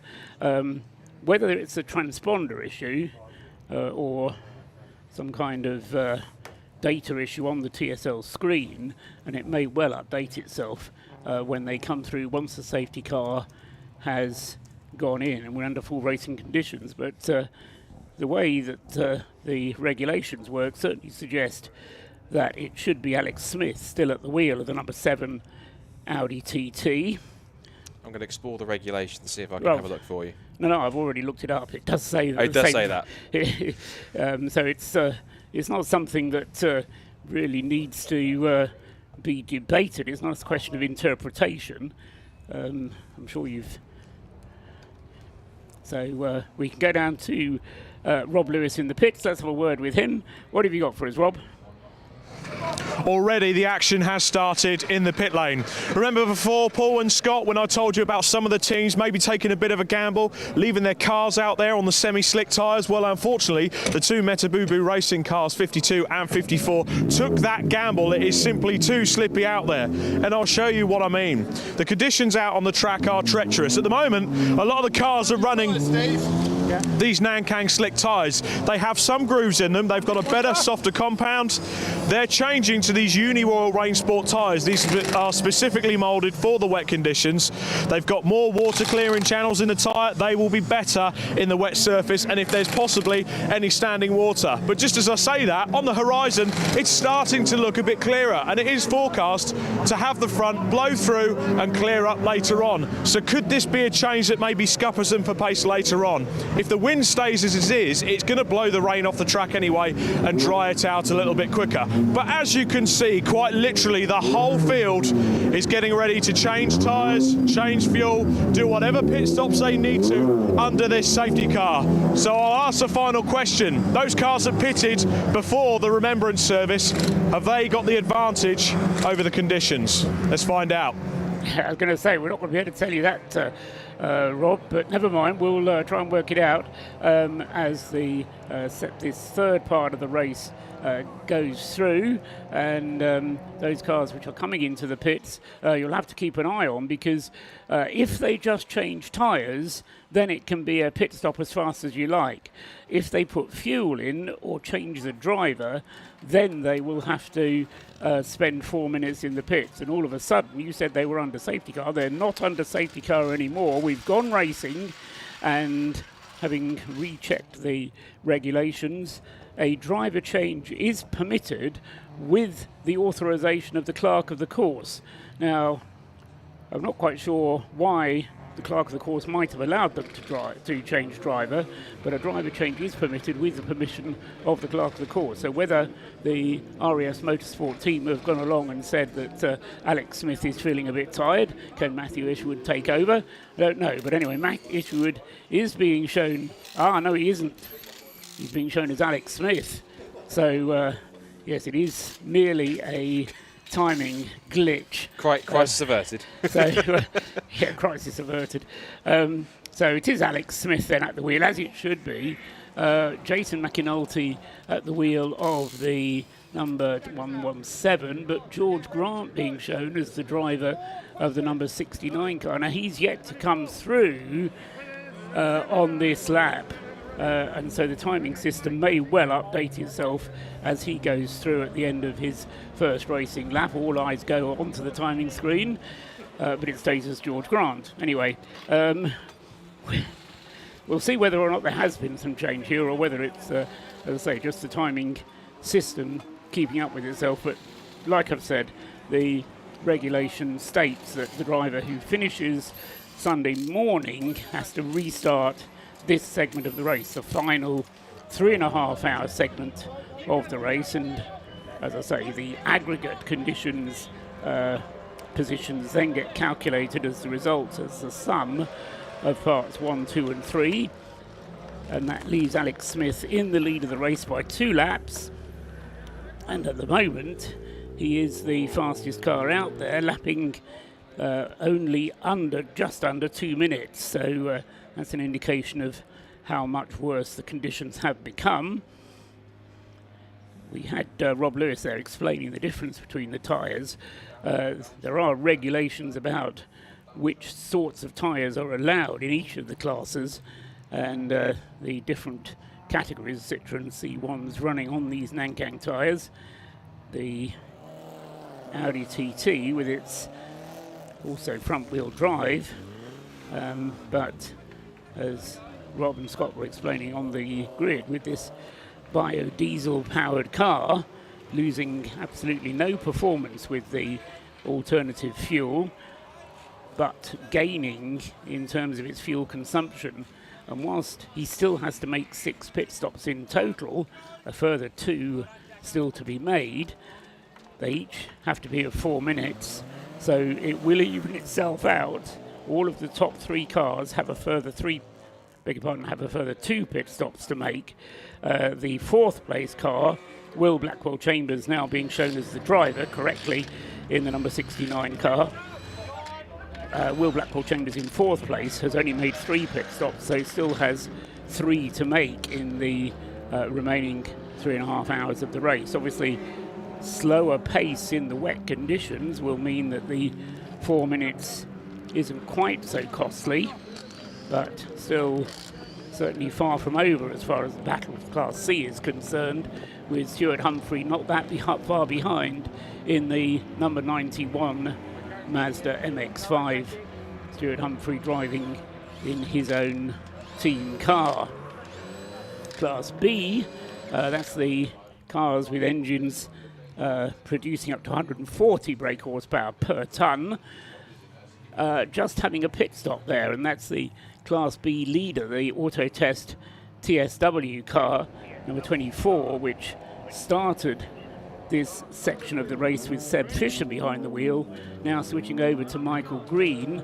That will hand the lead of Class B back to the Track Scotland car, which Craig Dillon has taken over, and Craig Dillon making his 4th pit stop just before the break. The Autotest TSW Mazda making his 4th pit stop just after the break. So they're now equal in terms of number of pit stops completed. We'll wait till the end of the lap and then we'll be able to see which ones come out ahead, because they both completed the same number of laps now, both the Track Scotland Mini and the Autotest Mazda, running in 7th and 8th places overall and leading Class B. Into the pits comes the 220 camera car, the Toyota GT86, coming in to join the Subaru BRZ, which was already there, and this the Operation Motorsport Canada car, and driver out of the car, which he has to be before they start refueling. And this car has a very special refueling mechanism, which we may see on the cameras. They have 2 refueling churns which they can put in simultaneously, as the Americans would have it. This is a Canada car, and so they will be refueling, as I say, in this 2 refuelers working at a time, and then a third with the fire extinguisher at the ready should it be required. And into the pits as well has come Jason McAnulty. So Jason McAnulty brings the second placed Lotus Elise, number 117, into the pit lane. And this will be for a change over to David McAnulty. I said earlier on, this car the team making a slight mistake in their drive time calculations earlier on. Although Peter Shearer informing me that the team think they got it right and it was the timekeepers who got it wrong. But unfortunately, it's timekeepers' rules that apply. And anyway, the 117 car then having a 1-lap penalty applied to its completed total following yesterday's race, and that cost it second place overnight, now running in third place, but was back up to second again by the time it came into the pits to have its 5th pit stop. And therefore that is the first car, at least of the leading group, not counting the breakdancers relay car, to have 5 pit stops. So Jason McAnulty handing over to David, and David is not quite as quick as Jason. During the first part of the race this morning, Jason was the fastest man in the car in the wet, the damp conditions. The more severe wet conditions now perhaps are turning the tables slightly towards the RAF's Audi TT. So the Audi stays out there. What we saw yesterday was that they were able to make their pit stops when we had safety car interruptions, and because that car runs so much further on its tank full, it was able to absorb those stops under the safety car, and it didn't have to worry too much about how much fuel was going in. They just topped it up as much as they could. The Audi goes through once again, completing another lap.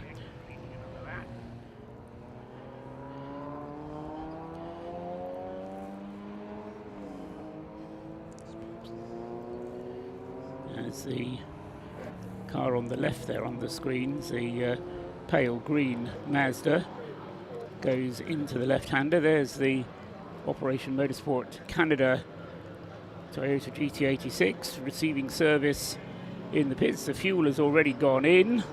They're waiting for the driver to get himself strapped in, and then they'll be sending it on its way. It's currently spent... Where's my screen gone for that?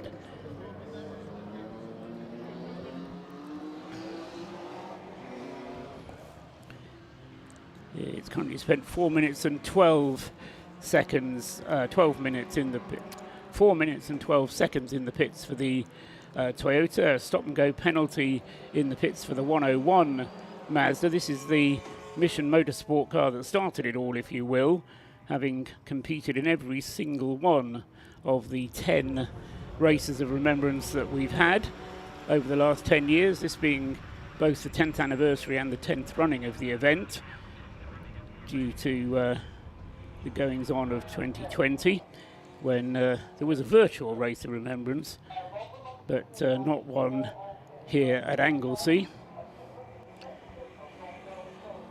Although there is an argument that says that the isolation of the place meant that they could have held something. The Lotus Elise is still in the pits and has been there for more than 4 minutes now. Where is the 117 car? Of course, it's behind the pit garages in an awning behind the pit. So if Rob Lewis is going to find out if there is a problem with that car, he's going to have to traipse behind the pit garages to find out. But at the moment, the car, if I lean forwards, I'll be able to see. No, I can't. Oh, here it comes now. So here comes the 117. out of the paddock area back onto the circuit. As it does so, it passes the George Grant Clapham North MOT car, which is in now for its 4th pit stop. So that was the 5th pit stop just taking place for the 117 Lotus Elise. The Clapham North MOT Mazda in the pits having its 4th pit stop and a driver change. And this is Will Blackwell-Chambers getting out of the car and handing it over to George Grant. And I suspect this will be a long stint for George. You'll get a full tank full of fuel. Did 2 hours of racing yesterday, and you'll probably have a 2-hour stint coming up now. Rob Lewis has also had a long stint down in the pits. He's down there in the pits at the moment and has got an update for us. Now, as you would have seen, the Operation Motorsport team have just completed one of their pit stops with the Team Canada car. It's time for a garage tour. Let's go and meet some of these people and find out where they're from, what makes them tick, and why, more importantly, why they're here this weekend. So, we're just on the live stream. This is the start of a wonderful garage tour. Right. First of all, tell us who you are. Any military time spent, anything like that, and more importantly, why you're here. Oh, yes, sir. So my name is Richard Davenport. I was in the U.S. Navy and the U.S. Army, deployed to Afghanistan, and then I got blown up, medically retired. I'm here for the camaraderie and the fellowship with my brothers and sisters, you know what I mean? We all have a mutual background in the service, but then when we came over here, it's a whole new experience. Some of us are learning things for the first time. I was a cameraman until yesterday when one of our guys got hurt, and now I'm out here working with the crew. And it's just, you can't buy this kind of friendship, you know what I mean? So for someone like me who doesn't have friends outside of this organization, it means the world. Absolutely, and it's great to see you doing the great work that you do. Planning to come back next year, obviously, to the American race at Virginia? If they'll have me, I'll be there, gladly, so yes, sir. Fantastic, thank you very much. It's an absolute pleasure to meet you. Let's delve in and grab some more people, including this fine gentleman here. We had a brief chat yesterday. Introduce yourself to the world. We've got lots of people watching in the US and Canada. Introduce yourself and tell us a bit about yourself. My name's Nolan Uke. I did 20 years in the U.S. Army, retired as a Master Sergeant. I've done 3 tours Iraq, 1 Afghanistan, 1 rotation to Korea. But being over here has meant the world to me. To be able to put my brother's names, including my father's name, on the car, just is an incredible honor. My dad was a Vietnam veteran, and there's no better way to honor my father, my hero, than to be here this weekend. It means the world to me. And using racing to almost have a bit of therapy. Absolutely. This is, I've been a part of the program since June, and my wife and kids will tell you that I'm a different person when I come home from the racetrack than I was earlier this year, and since I retired. Are they watching from home? They are watching from home. I love you, babe. Feel free, say whatever you want. Ryan, Anthony, Sydney, Gloria, my mom, and my sister, I love you guys very much, and I really appreciate all the support you've given me for the last 20 years. It means the world to me. Appreciate you, bro. And you mean the world to us. Carry on doing what you're doing. Fantastic. Let's have another tour around the garage. We've got a fine young man here. Tell us a bit about yourself and what you're doing for Operation Motorsport. My name is Brent O'Connor. I'm a retired Air Force Air Combat Systems officer from Canada, Nova Scotia in particular. Hi, Kentville. And yeah, I'm a beneficiary of Operation Motorsport. I'm here to learn, and on this trip I'm throwing tires. I'm the tire guy, and do whatever I need to do. I'll make sure you tread carefully then, majorly pun intended. Yeah. How have you found it so far this weekend? Is this your first visit? It's my first visit to Anglesey. It's actually my first time in Operation Motorsport getting to work on a car. I did the officiating side of things back home. It's tricky. There's a lot of emotions, and we don't always like all of them. But I'm learning. I'm having a great time. Getting stuck in. Stuck here. Getting stuck in. Getting stuck in. Yeah, no, exactly. Getting stuck in. Getting it figured out. Yeah, every one of us is better at what we were doing right now than what we doing yesterday morning, and we're going to be better at it in 30 minutes. We really are. Like this team, these guys, we've been asked, like, well, what do you guys? No, this is our first time as a team. People are like, well, you guys haven't worked together for years? No, we're a group of randos that are here with a common purpose. We want to become brothers and sisters and work better together, become better people. And this is doing it. And this race is an awesome opportunity to practice it and learning more. Fantastic. Well, my absolute pleasure to meet you. You're doing great work out there. Unfortunately, I'm going to have to he's having his lunch. Introduce yourself to the world. Tell us a bit about yourself. So Casey Sobel, currently medically releasing from the RCAF. Just here, kind of soak it in as the lead tech for Opmo. And your first time here this year? Yeah, very first time here. It's a blast. How have you found the program? It's amazing. Didn't know about it. I was kind of searching for things as I was looking what my body could handle, and this seemed to jive with my background. Used to be around cars when I was younger. Worked on F-18s, P3 Auroras. So getting to do this is just an unreal experience. Fantastic. Well, welcome to Anglesey. It's great to have you here. Let's go to the back of the garage. I'm hoping they let me pass the tape here.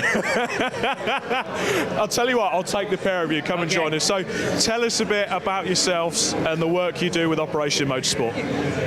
I'm Tiffany. I'm the Executive Director and the co-founder of Operation Motorsport. You guys do fantastic work. I cannot commend the work you do enough. How's it been for you this year? Pardon me? How has it been for you this year, the race? It's good. It's the 10th anniversary for Race of Remembrance. It's our 7th time here, I think. But for me, it's like it's a closure, trying to absorb everything because it's our last time coming because we're going to do the race in Virginia next year. So it's like trying to hold everything in, enjoy everybody that's here, say goodbye to all the people that we've met over the couple of years. It's good. It's brilliant, and it's exciting times with this race next year in Virginia. There's a lot of buzz about it. There is a lot of buzz. We're still trying to figure out how everything's going to look. We've got some support races coming in. We're determining the classes, but the big thing right now is we've got support from USAC as a governing body. We've got CrowdStrike and AWS, who have been longtime supporters of us coming on board. Michelin, who gave us all of our tires for this weekend and last year. They've already given us support next year by Thursday being a track day that under their sponsorship. So right now we're trying to get more buzz about it out there. Everybody here in the UK that's been a part of this event is absolutely invited. We understand that's going to create maybe a tough which way do you go, but we're really excited about it. It's the next chapter on what Operation Motorsport does inside North America. And you've got a lot of new beneficiaries coming on board this year. Some great people. How do you guys feel being able to provide that for veterans? You can see the change in them, so it's that part of it that just gives you that little bit of boost to when you're working the long hours and the day after day to know that it makes a difference to them. We provide the opportunity for them to work with race teams, but it's the work that they put in that makes the difference. Then we try to reassure them that it's not, they're also thankful, but it's not us, right? It's like, here, this is the opportunity that you have, but you need to put the work in. So it is good. Fantastic. Well, guys, it's an absolute pleasure to speak to you on the live stream today and to come in and just show off this awesome team to the world. And Virginia next year for the Race of Remembrance USA. Cannot wait for that. Thank you very much, guys. It's great to see. So this is the Operation Motorsport Canada Hub. Actually, I'll grab a quick chat with the driver here because this suit you're wearing is quite a special suit, isn't it? Introduce yourself to the world and tell us a little bit about this race suit. Yeah, for sure. My name's Hunter Reeve. I'm the beneficiary driver this year in the U.S. car. I knew it was our last time coming here to Wales, and when I got to come here in 22 as a beneficiary, it really turned my life around. Get a little emotional talking about it, but I thought it'd be cool this year to have everybody sign the suit, drivers, crew, and we're going to auction it off at BIR next year. So it's an event that's meant the world to me, and I'm glad I get to come back one more time. Fantastic. Great to see you out in the car. You're getting yourself psyched up and ready to go out. And yeah, throw some shapes out in the circuit. Fantastic. My pleasure to meet you there today. Go and have some fun. Fantastic. Yeah, once again, I'm getting a little bit choked up talking about it myself, but it's just great to see Matt, everyone, the team here at Operation Motorsport. They do absolutely phenomenal, and they're taking it to Virginia next year. So we've got the Veterans Race of Remembrance.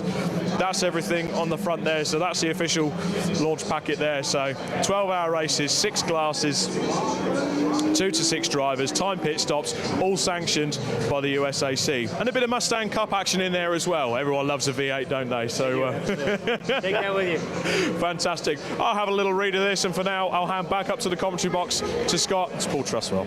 Great stuff. Very interesting, that, Rob. Well done for getting the invitation in the first place and taking us through the Operation Motorsport North America, both the USA and the Canada teams. Hunter Reeve there, as he said, having his second Race of Remembrance, having been here in 2022, holds a national competition license from the Sports Car Club of America, has been racing in the WRL, and is a graduate of multiple driving schools in the US, both BMW Performance Racing School and also the Skip Barber Racing School, which needs no introduction.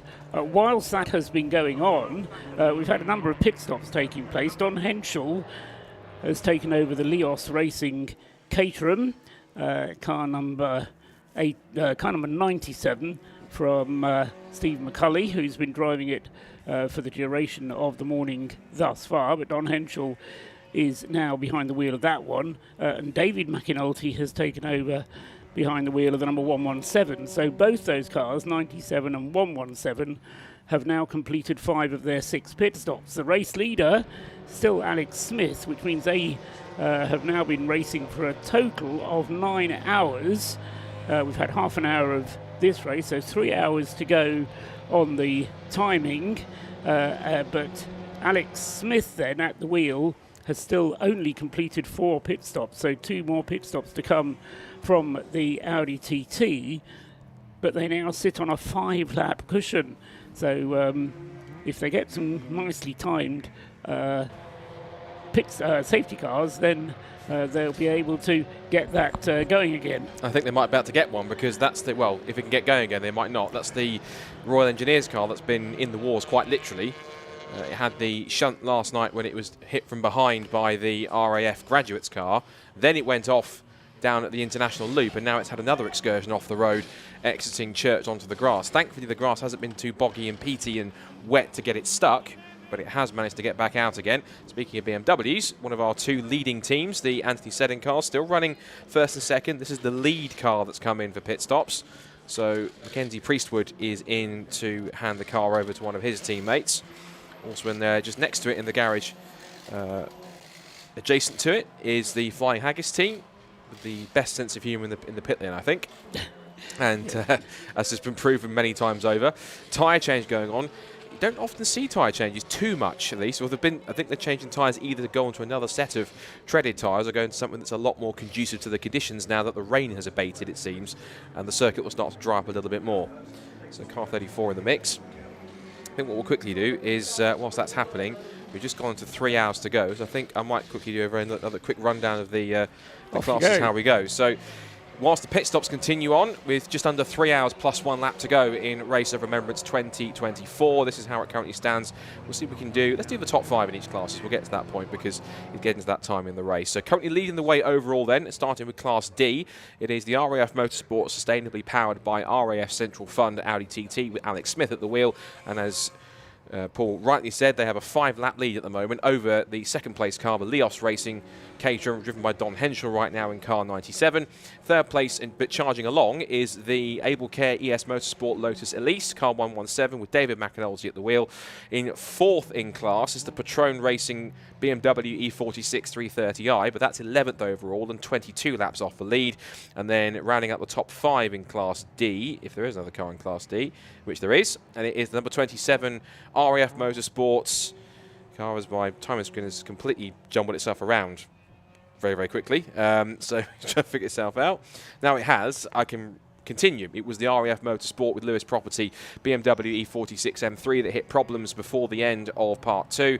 That currently has Wayne Lewis back at the wheel, but they are now 46 laps down off the lead and are currently sat in 36th overall. Class C is where one of the big battles is currently happening, and it is still battle lines drawn between the number 69 class leading Clapham North Rob Boston Racing Mazda MX-5, which has George Grant at the wheel. They currently have a 3-lap advantage over their main rivals literally all season, both in Supersport Endurance Cup and now here at Race of Remembrance, of the Stuart Humphrey Racing Mazda MX-5 Mark III. Martin Rich at the wheel of number 91 at the moment, as we say, 3 or 4 laps down. In third place in class is another MX-5. It's the number 2 Paul Sheard Motorsport car with Nick Dougal at the moment, so 3 Mark IIIs in the top 3 positions in class at the moment. They are currently 12th overall and 23 laps off the lead. Overall lead. In 4th place is car number 12, which is the Tacona Racing Division BMW E36. That's got the driver of Martin Greaves at the wheel. And that car currently sits 13th overall, 24 laps off the overall lead. And rounding out the top 5 is the number 3 Paul Sheard Motorsport car. So 2 of the Paul Sheard cars in the top 5 in class. Although I wish the time screen would stop moving around because it's changing bit by bit for some reason. I don't know why. So currently showing in 5th is the Harding car as another BMW goes off the road. That's the Matabubu number 54 machine, emulating what the Royal Engineers car did, but we'll get to that in a second. And then Paul Sheard's car with number 3, which is Daniel Harding at the wheel of that car, currently rounding up the top 5. And that is currently sat at the moment in, it says 14th overall. Well, it should be. It's 5th in class. The timer screen for some reason is jumping around a lot, but we'll cope with that best we can. In Class B, where there's still a big battle going on, the lead now is still with the, it's gone now to the Track Scotland 2 Mini, car 155, 7th overall. That only has a 13.1 second lead on aggregate over the 2nd placed Auto Test TSW number 24 Mazda MX-5, and then there's a further 35 seconds back on aggregate to the number 14 Mazda MX-5 of Lancaster Insurance Auto Test with Brian Chandler at the wheel. They're all on the same lap together, so on aggregate, all within about roughly 50 seconds of each other. That's a battle that should go down to the wire, and pit stops are going to be crucial. 4th in class is the Track Scotland 1 Mini, so it really is TSW versus Track Scotland here. Car 55, which is 4 laps behind the 3rd place car in class. And that has currently got, at the moment, car 55 has got Scott Armstrong at the wheel. As we see, more unique sense of humour on the side of that race car. That's the Road and Track C1 there with some rather unique additional eyes to that dog graphic. And that's the top 5. 5th place in Class B is going to be the Jaffa Cake Racing Mazda MX-5 Mark 1. That's Andy Bailey at the wheel, but they've just been handed a penalty, a 5-lap penalty, for something which we'll investigate the reason why.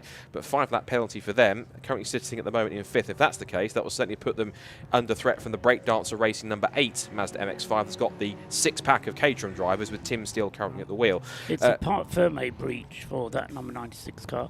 Excellent. So whether they changed driver or did something else during the Remembrance service, I'm not sure, but that's the reason for that penalty. Many thanks, Paul, for spotting that one. That's a good job. Only one Class A car that we have in the field, of course, and that is the sole City Car Cup spec Toyota Aygo, which has Flat Cap Motorsport and Mintro Motorsport with Alex Foden at the wheel. And that car currently sat at the moment on the timing screen in currently... It's genuinely disappeared because, again, the timing screen is... 29th. Wonderful, thank you. 29th place on the screen, there it is. And that's currently at the moment 40 laps off the lead and running quite strongly in the top 30. In the 2 particular class-specific, championship spec-specific classes, the BMWs, still Anthony Seddon Racing leads the 1-2 with Harry Ormerod's number 21 car now having taken over from number 34 Lewis Tyndall, number 34 machine. And there's only 1.2 seconds between them on aggregates. That is really going to be another battle that will be neck and neck all the way to the end at the flag. Up to 3rd place now has come the Yggdrasil number 90 BMW with Tim Crichton at the wheel. That is 2 laps off the lead battle, but still holding on to a podium position at this point in time. The 4th place car, number 80, the Ellsworth BMW EIC motoring car number 80, which currently has Antonio Almeida Souza, which is the Brazilian driver. He's out in 4th position. And then in P5 is the 508 C1 car's gone for a spin up. It looks like the Rocket Complex, but gets going again without problems. The 5th place car is the first of the Matabubu cars, number 52. It's currently sat 24th overall, 5th in class, and car 52 currently has Simon Richardson at the wheel in that one. And the final class to go through is the C1s. At the moment in time in that class, we have WRC Developments leading the way with CB Auto Services, Robin Welsh at the wheel of that car, 30th overall, 41 laps off the overall lead. And then that's ahead of their teammates in car 386 with Colin Gillespie at the wheel. They are currently 2 laps behind their teammates. Third place now is Scuderia Polo Rosso with Frank Claydon in that machine, car 310 in the Mark II. They are a further 3 laps behind second place. Fourth is now the number 458 Silver Lake car, which currently has at the moment Michael Chapman, and that at the moment is 37th overall and 2 laps behind third place. And rounding out the top 5 in Class C1 is the third of the WRC Developments cars with CB Auto Services, which is car 408, and that currently has Matt Mills at the wheel, and that is currently sat at the moment in 38th position. And according to TSL, to do a quick weather update, don't need me to tell you, it's raining in the air and it's wet. So we've still got now 2 hours, 51 minutes and 36 seconds left to go in Race of Remembrance 2024. Mr. Trustwell. Thank you, Scott. Deep breath, glass of water. A good rundown there of the situation. One slight wrinkle there, and I hate to be the bearer of bad news, but the Anthony Seddon racing car, when Mac Priestwood brought the car in, car number 34, you notice that they swapped around. It was a slightly short pit stop from the number 34 car, 3 minutes 59.5. Now, for the sake of half a second, the timekeepers may cut them a bit of slack, but in other BRSCC races, they're very strict on that. So it's not a penalty as such. It just means that they will have to do another pit stop, which is a 4-minute one, rather than 3 minutes 59 and a half, which possibly could, as far as Anthony Seddon Racing is concerned, had the advantage over to the 21 car. Although I don't think there's any doubt that number 34 Mackenzie Priestwood is the quickest in that car. Meanwhile, there's another spinning Mazda. Scott, tell us about it. That's the number 16 Tequila Racing Mazda that's come to a halt at the top of Rocket, so a mechanical issue for that. Is it mechanical or has it spun and can't restart? Well, it's pulled off regularly. It's Fine Haggis Racing again, showcasing their unique sense of humour. Good to see that they are keeping things light-hearted. Not so light-hearted, I'm afraid, in Tequila Racing. That car, if it did spin, it's obviously either stalled or had an issue which has caused it to spin. It's Jan Jorja, the driver of the Tequila Racing Mazda at the moment, in car 16. Has been going quite well since the break, and I think we might get a safety car situation here. No safety car not yet being shown. There is a stop-and-go penalty, though, for car number 92, which is the 2CV. Cars coming across the start-finish line there. I thought for the moment they might have seen a yellow flag, but no, I think they were just slowing down to read the board, which says there is a stop-and-go penalty for the Crisis Racing Citroen 2CV. Had its own crisis yesterday when the wheel fell off the car, and there was in some consternation as the driver wondered what was wrong, and then not only realised he had a wheel missing, but that it wasn't far away. Anyway, it was all safely gathered in. My attention is drawn to George Grant, who apart from the helicopter hovering overhead.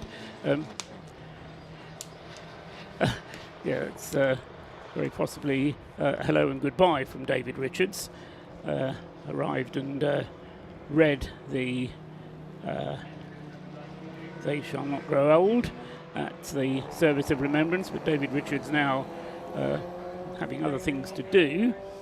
Unfortunately, before we had a chance to get a word with him, but never mind.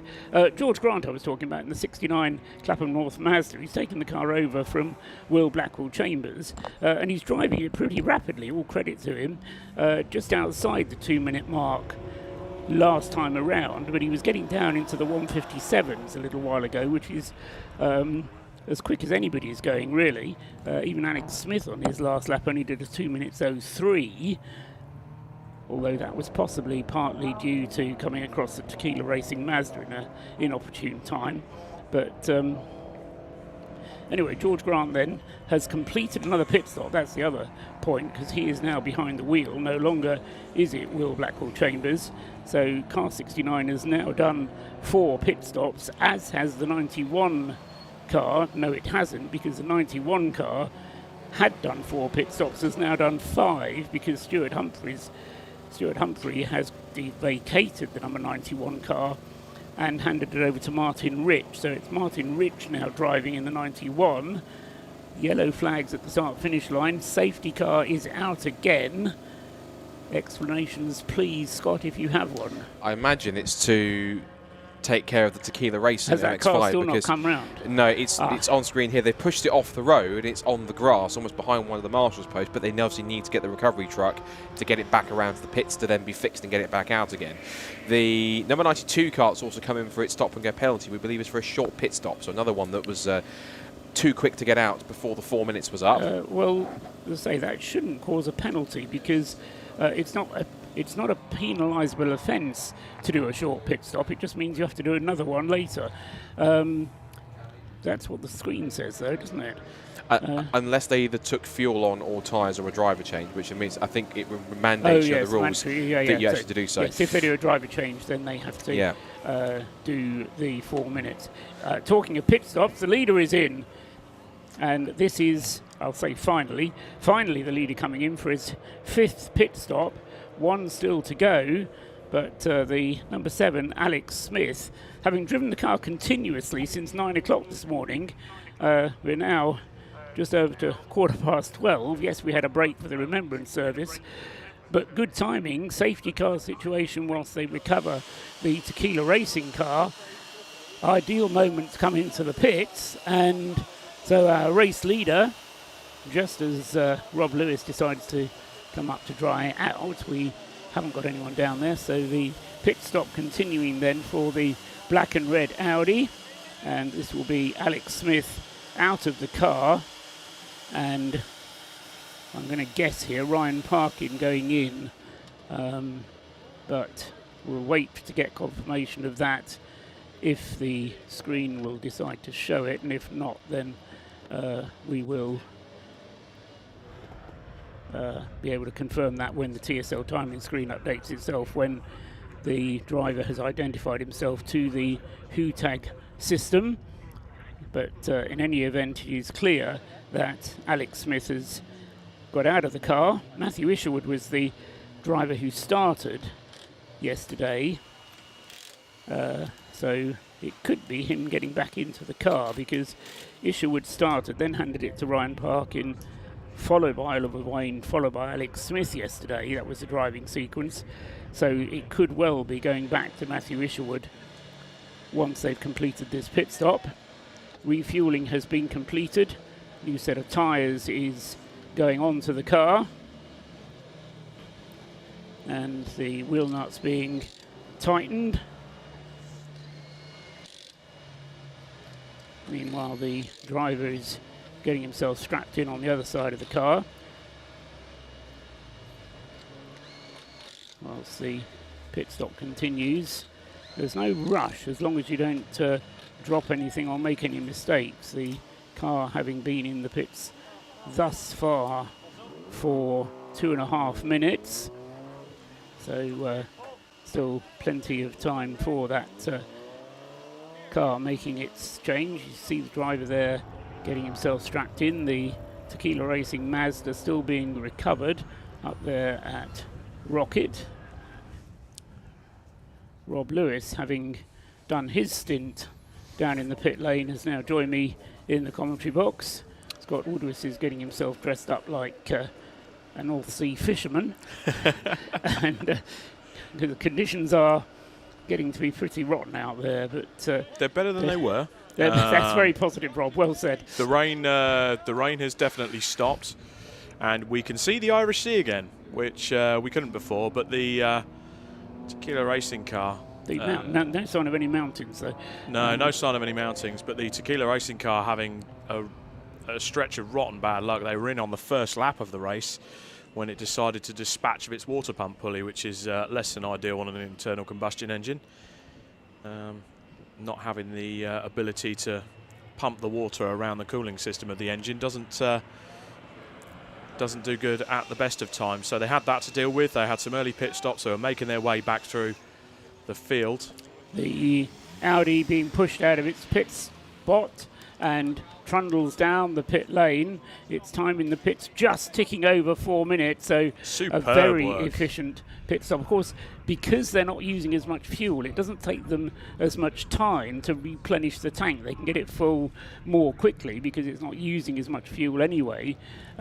He's having to wait, though, at the pit exit, although he's tagged out, as it were, to go out of the pit lane to recognise the new driver. He has to wait for the entire safety car queue to go past before he's going to be able to rejoin the race, and this is losing him a lap. Even though he's been in the pits for 4 minutes, he's had to spend another 30 seconds just about waiting for this long queue of cars. As I say, we've not had a retirement yet in this race, so that Audi TT having to just sit there and wait until the last car. Surely this is Lights it now, gone green. going through. Yes, it is. So the lights go green, as Rob says, and away goes the car back into the fray with Oliver Wayne at the wheel. So a change of the driving sequence, but the number 7 car then, Oliver Wayne at the wheel. The pit stop in the end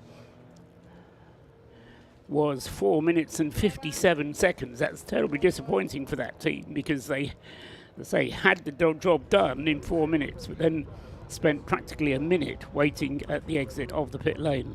We saw the WRC Developments team getting ready there with David Drinkwater getting ready to get into that car. So that would be the leader of the C1 racing class, which is currently it's a WRC Developments car 586, and that's with Robin Welsh at the wheel. That's 30th overall, and in fact they're in the pit lane.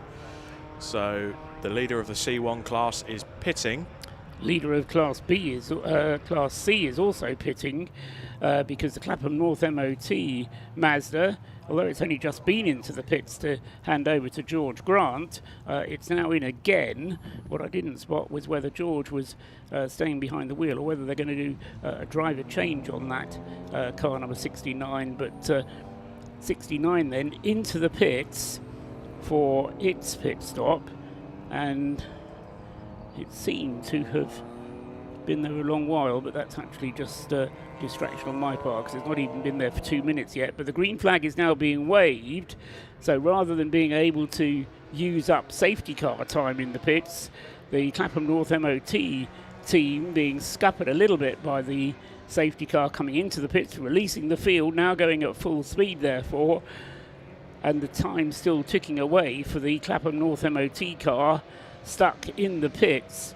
whilst the number 91 Stuart Humphrey car is out on the circuit and catching up. This is where drama can quickly unfold as the pit stop strategy, I won't say it's a lottery, but you have to work out when is the best time to stop. And if you get caught like this where you come in under safety car but then it goes green whilst you're sitting there, then it becomes more frustrating watching cars going past at full speed whilst you're waiting for the stopwatch to tick away. Scott Woodward is down in the pits and has got news for us. What have you got for us, Scott? Well, the story of the race, of course, at the top of the field is the RAF Motorsport Audi TT. The man that's just been in the car to hand it over for his next incumbent is Alex Smith. Alex, top effort by the team so far, but tell us about how your stint and how your race has been so far on this machine, because you were just telling me now this is a bit strange for you given it's not a car you normally race. No, it's definitely a different beast to what I'm used to.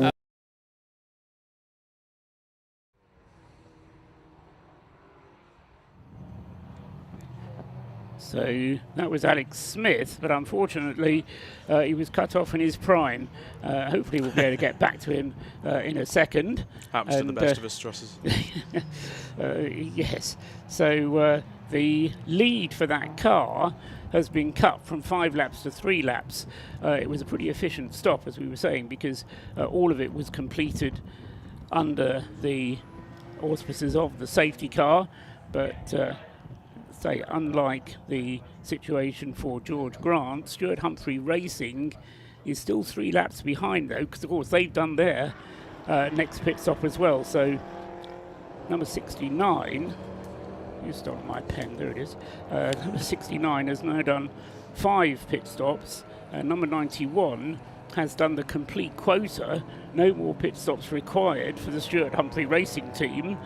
However, I doubt they can go 2.5 hours without refueling the car again. So Stuart Humphrey Racing Team is going to end up being at a disadvantage, because although they've done their pit stops early, they've now done all of them and still need fuel, if you see what I mean. So they're going to need to do another 4-minute pit stop. It can't be a short pit stop just because they've completed the 6 mandatory ones. Any pit stop where you refuel or change the driver has to be of 4 minutes. Exactly that. So the strategy's starting to play out here. This is a straight shootout for the finish now, just over 2.5 hours to go. And sat in the box seat at the moment is the Audi TT, which I can imagine will be able to go to the end. The wetter conditions, it'll be able to stretch its fuel strategy even further on an already more efficient engine running a diesel. Well, they'll have to do one more pit stop because the regulations demand it, and I'm not sure that even that diesel can do 2.5 hours on a single tank full, but we'll see, and we'll wait and find out how it pans out. Down in the pit lane, Scott Woodwiss, we can go back to you now, Scott. Well, the main story of the race is the race leader is the number 7 RAF Audi TT. The man that's just stepped out after his stint is Alex Smith. And Alex, we're just talking now about the fact that this is a good high-performance car and how the race is going well, but this is a bit of a strange car to you, given that you've never driven it before. Yeah, first weekend in the car. Dark Side Developments have produced a really good product. I'm grateful that the RAF gave me the opportunity to do it, but it's a bit difficult conditions out there. Obviously, it was dry more or less at the start, and then we had the service, and after that, I really started chucking it down. So just getting used to the car in the wet, and it seemed to like it. We just made most of what we had and tried to keep it clean and maintain what we got. Of course, it's a different car than what you usually drive. You usually drive a petrol-powered Honda Integra, which, of course, we were hoping to see you do quite well in the Club Sport Trophy yesterday, but unfortunately, the car had other ideas, unfortunately. It's a shame. But ironically, that was the last race that car was going to do. So, went out in a blaze of glory. So, hopefully we can make amends for it for today. But even if we don't, it's been a great experience, and I've really enjoyed it. Yeah, you can tell the great atmosphere down here is great, and everyone seems to be really enjoying themselves on that side. Talk about differences of the car. Of course, it's front-wheel drive, but also it's not only front-wheel drive; it's diesel, because running on a sustainable fuel. So, when driving it, for those who might not be the difference between how petrol and diesel feels, what do you have to change in your driving style, if anything, to kind of get the most out of the difference in fuel type? Probably one of the most notable things is that you don't get the sort of engine braking you'd get in a petrol. So, your braking is all from the brakes. You've got to get around that, changing down a lot later. Apart from that, it's not too bad. You've got a lot more torque at the bottom end, which is really good, especially coming out of the corners. But it can be quite aggressive sometimes, so you've just got to sort of be quite progressive with the throttle. The fuel that we're using is the same fuel that the truck that drove it to the circuit is using as well. So it's a UK first, I believe. So yeah. It's well tested. Very well tested. Hopefully Ryan and Scott can carry on using it, because clearly it's doing the trick. So.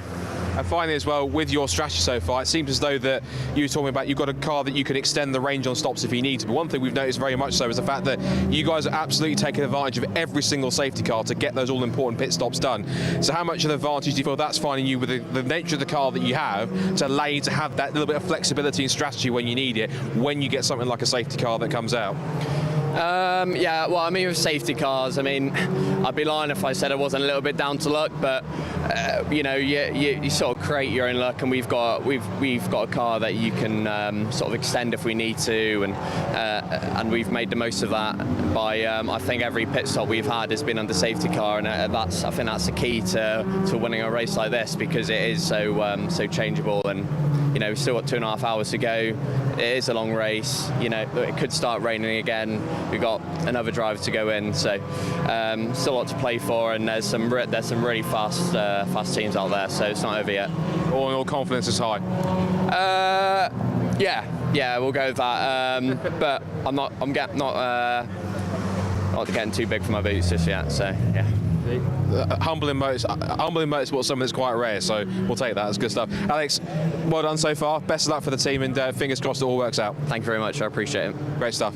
So the race leading Audi is continuing on. And speaking of safety cars, we're under safety car again. Haven't seen myself what the issue is, but of course, this is the whole thing. Safety cars can breed safety cars, as is the racing saying. And as you can expect, if we swing round, I've been surrounded by BMWs. We've got the RAF Graduates car, we have the Matabubi Racing 54 machine, and also the Ellsworth BMW Specialist team in the mix as well. So I anticipate those who didn't make stops on the first safety car will probably try and do it again. We've got more pit calls at the top of the pit lane. I can see one of the Minis is also coming in as well. That's one of the Track Scotland cars. So again, different mix of strategies here. Some people that didn't pit under that first safety car just now might choose to do so now if they want to get their next driver change and their next official pit stop in. So we'll see how that plays out. We're going to take another bit of a wander, see who else is doing what, find a couple more stories, and maybe see if we can shed some light possibly on the Class C battle, because we haven't talked about too much, I think, with Stuart Humphrey Racing, Car 91. So we'll see if we can find them. And also as well, I think with Clapham North, we're good to have a chat quickly with George Grant or Will Blackwood Chen, whichever one is in the pit lane, see how they're finding this race so far and how it's getting on. So for now, let's still go hunting. We've been joined by a lot of people in the pit lane. One thing we should also mention too, very quickly before I do go, I can see down towards the bottom of the pit lane, the number 16 Tequila Racing car is back out in pit lane, so it's being pushed back out. So whatever the issue it was is currently looking as though it's about to be fixed, and away it goes very shortly. So we might go down there and discover what might happen with that car and figure out what the problem was. But we'll go hunting, and we'll throw it back up to Rob and Paul in the commentary box. Thank you, Scott. The reason for the safety car has finally appeared, being a Mazda that's off. Just trying to work out where that is. It looks as though it's off at school or church, but oh no, it's on the way up towards the end of the Tom Price Straight. So coming out of the corkscrew to the left-hand side, going out of the left-hander up towards the Tom Price Straight. Dare I say, could that be... Just trying to work out the number on it. If my eyesight deceives me, is that the number 11? Possibly. Trying to work it out myself. The Peaky Blinders Mazda, I think that's possibly a good shout. Which, if it is that car, would be in the hands of Tim Orme. And so he is the cause of this safety car. And that car is therefore having to be recovered. We mentioned, and Scott was just talking about the situation happening with the Clapham North MOT car and the battle that it's having with Stuart Humphrey Racing and their little battle, where we've been joined up here now by George Grant, who was just checking down here because it wasn't a terribly long stint from George Grant. You only did 13 laps, George. That's right, that's right. That was all part of the strategy, It was was all part of the strategy then. No, I mean, you were one stop short, weren't you, overnight? You'd only done 3 pit stops. Correct. Yep. Whereas I think you were planning to do 4, but for whatever reason you decided to stay out and only do the 3. Therefore, you had to get another one in anyway. You don't have to change the driver during the fuel stop, but you chose to do so, and Rob Boston's got out again. He has, yeah. It's so, like all these things, it's everybody said it wasn't in the plan. No, it wasn't in the plan, but you have to basically, as you know, you have to look to see what's in front of you. And as Murray Walker used to say, anything could happen in motorsport, and it normally does. So, yeah, it was a quick stint. It was wet when I started. It was drying out. We were on wets. Rob's now on... He could be on wets. He could be on dries. He may well be on dries, actually. But luckily for me, I was 5 seconds quicker than our competitor. You were going very rapidly in the car, George, I have to say. Yeah. I love the wet. Yeah. Bring it on. But it's drying out a bit now, isn't it? It is, actually. I think the dry line will be pretty grippy, but just offline, of course. And if you're fast, then you're always going to be offline because you're going to be taking over some of the smaller cars, like the C1s, etc. And the other thing that you're no doubt doing is keeping tabs on what's going on with the Stuart Humphrey car, the 91 car, which is really the only opposition in your class. I have to say, I'm not being rude about the other Class C runners, but it is very much a battle between your car, the number 69 Clapham North sponsored car, and the Stuart Humphrey green car, number 91, which has currently got Martin Rich doing the driving in it. Do you mean Martin Rich as in the two-time Le Mans driver that we are beating? Yeah, that you're ahead of at the moment. I'm not worried about anybody else. I'm only worried about ourselves. But you said to me yesterday, I can't remember if we were in public or not, but you said to me that you thought you had a bigger fuel tank than they had. And looking at what they're doing, I think they're going to have to make another fuel stop before the end of the race. What's your reading of that? Look, they are actually, joking aside, a bit serious for 1 minute. They're a very, very good competitor. There's no two ways about it. You want to be driving with the best, right? And they're a clever bunch. They're very agile. They know what they're doing. We know what we're doing. We're agile. We've been here and done it and got the T-shirt. So, yeah, I think... let's see how it plays on, because obviously we're now getting to the pointy end of the funnel, right? Yes. After 12 hours. We've had you up here. We've had a couple of chats with you. Your teammate, Will Blackwell-Chambers, is down there in the pit with Scott Woodward. So let's hear from Will Blackwell-Chambers having his first endurance race. Absolutely. He's loving it. I know that. Another big story throughout ROR 2024 is this back and forth Class C battle between the two MX5 teams, and one of the drivers who has been putting quite the work in the leading car in Class C is Will Blackwell-Chambers. And we were just talking the fact that I think in real life, at least, this is the longest race that you've done ever, because you're used to 20-minute sprints in the Super Cup, and even the C1s have been 3 or 4 hours, but this is a 12-hour epic that's much longer than you're used to. Yeah, as you say, normally it's a 20-minute race. I've done one C1 race where they had me in for an hour and a half, and I think I haven't done a stint under an hour and 45 at the moment, so the suit's a bit wet, not going to lie, but it's awesome. Absolutely amazing event. Love every moment. Yeah. In terms of the car, of course, you're more than well versed in Mazda MX-5s, having raced them in sprints. Do you have to change your approach at all when it comes to endurance? Do you just drive it as fast as if you drive it in Super Cup every time you get out? So the Mark IIIs are well known for having a bit of a chocolate gearbox, so we're a little bit more careful with that, a little bit more gentle on the gear changes, and also Anglesey's very hard on the brakes, so we're just a little bit softer on the brakes, and we just look after the car basically, but it doesn't mean you can't go quickly through the corners. You were doing plenty of that, particularly. You had a pretty impressive night stint when you got in under darkness and taking over from George, and also with Rob in the car as well, so it's a pretty strong trio to get out there and try and take the fight to your main rivals. Yeah, last night was fun. I've never done night racing other than playing video games, so that was a bit trial by fire other than 5 laps of practice on Friday, but no, sent it straight out. Lap times seemed good, closed them down quite a lot, and yeah, it was a really positive night stint for sure. I think I'm always fascinated by what someone mentioned before is that sometimes you can go faster at night because the temperatures are better. Do you find that sometimes when you drive faster at night from your experience, or is that just more kind of down to the conditions and the given circumstance and where you are? So we lost a bit of time. I think I lost about a second a lap, and I must admit it's more kind of searching for apexes with the headlights. But yeah, I can fully understand if you've got, proper Le Mans style headlights, yep, entirely doable for finding corners. Yeah. So in terms of the rest of the race, of course, is it Rob in the car now at the moment? Yeah, Rob's in the car, and then I believe George will be hopping back in for the final stint, and we'll see where we finish up. And again, this has been a season-long rivalry we talked about between you guys at Rob Boston Racing and the Stuart Humphrey guys. So this is pretty much going to be like the final grudge match. This is basically the rubber match now. This is kind of deciding basically winner takes all between you. Yeah, it's the first stint spent quite a bit of time behind them. They've got a wonderful engine and some great brakes on that car, but we're a little bit quicker through the corners, so it's all about positioning. Yeah. Well, you're in the best position right now, which is P1. Races get back underway, so we'll let you go and relax and check on how your teammates are getting on. Well, always a pleasure. Good to see you. Fingers crossed for you guys for Class C for the rest of the race. Yep, cheers for that. Good stuff.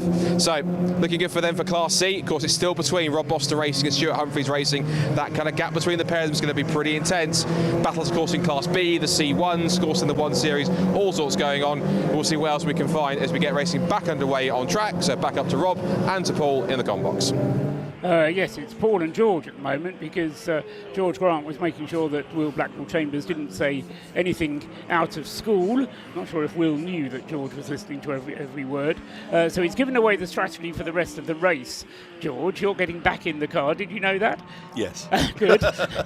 And currently the cushion between yourself and the Stuart Humphrey car, 2 laps, which is, I would suggest, probably enough, given that we think that the Stuart Humphrey car has another pit stop to make, because I think asking the Mazda MX-5 to run for 2.5 hours on a single tank full is going to be a bit much, however big the fuel tank is. You just have the 1 pit stop still to make, so you just got to keep it reliable. The gearbox made of chocolate, Will was telling us there. Yeah, well, as a testament from yesterday, as you know, a number of the Mazda cars have had several gearbox changes. I mean, luckily for us, we seem to have found some sweet spots with a rebuilt gearbox. I mean, I've certainly gone through a few this season, but luckily, touch wood, we're okay.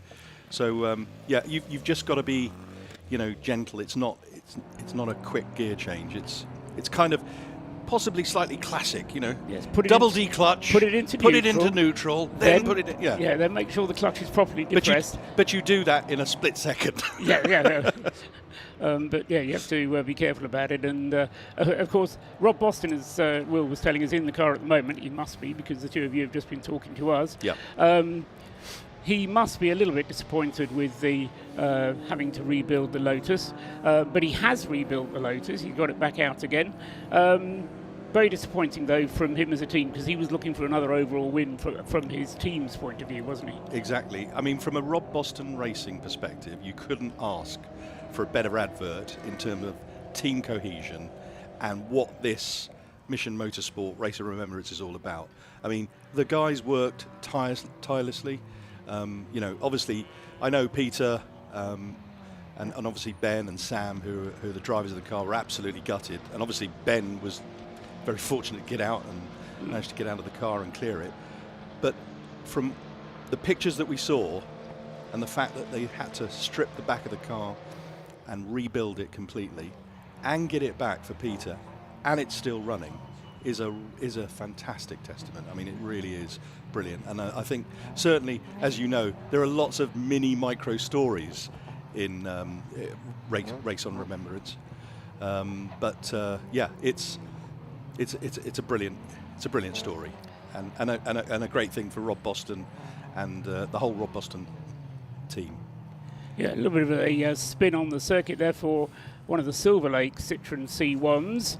I thought he got it going again, but having had his spin, he looked to have it fired up and ready to go again, and then all of a sudden ended up parked on the circuit. And the marshals on the start-finish line are showing a stop-and-go penalty board at the moment, but just getting the yellow flag ready in case. At the moment we don't have another safety car, but being able to continue racing at full speed. And looking across, the weather looking to actually be brightening up a little bit at the moment. Any particular take-homes from the 10th anniversary for you, George? It's, as I say, the 10th anniversary. It's I'm not quite sure how many of them you've competed. I know you were competing in the first one. 5, he thinks. I think 5. Any particular take-home from this one, though? What's the outstanding memory that you have so far? I'm not predicting what the result's going to be, because, of course, that might be a take-home. Well, one of the outstanding memories is certainly Jim Cameron's voice. The way in which he booms, "Let's go racing," which is brilliant, and army training. Army training. John Earp, who obviously was with Jim when he first started and is still around. It's great to meet up with him. It's just great to meet up with all of the veterans, to be quite honest with you. I mean,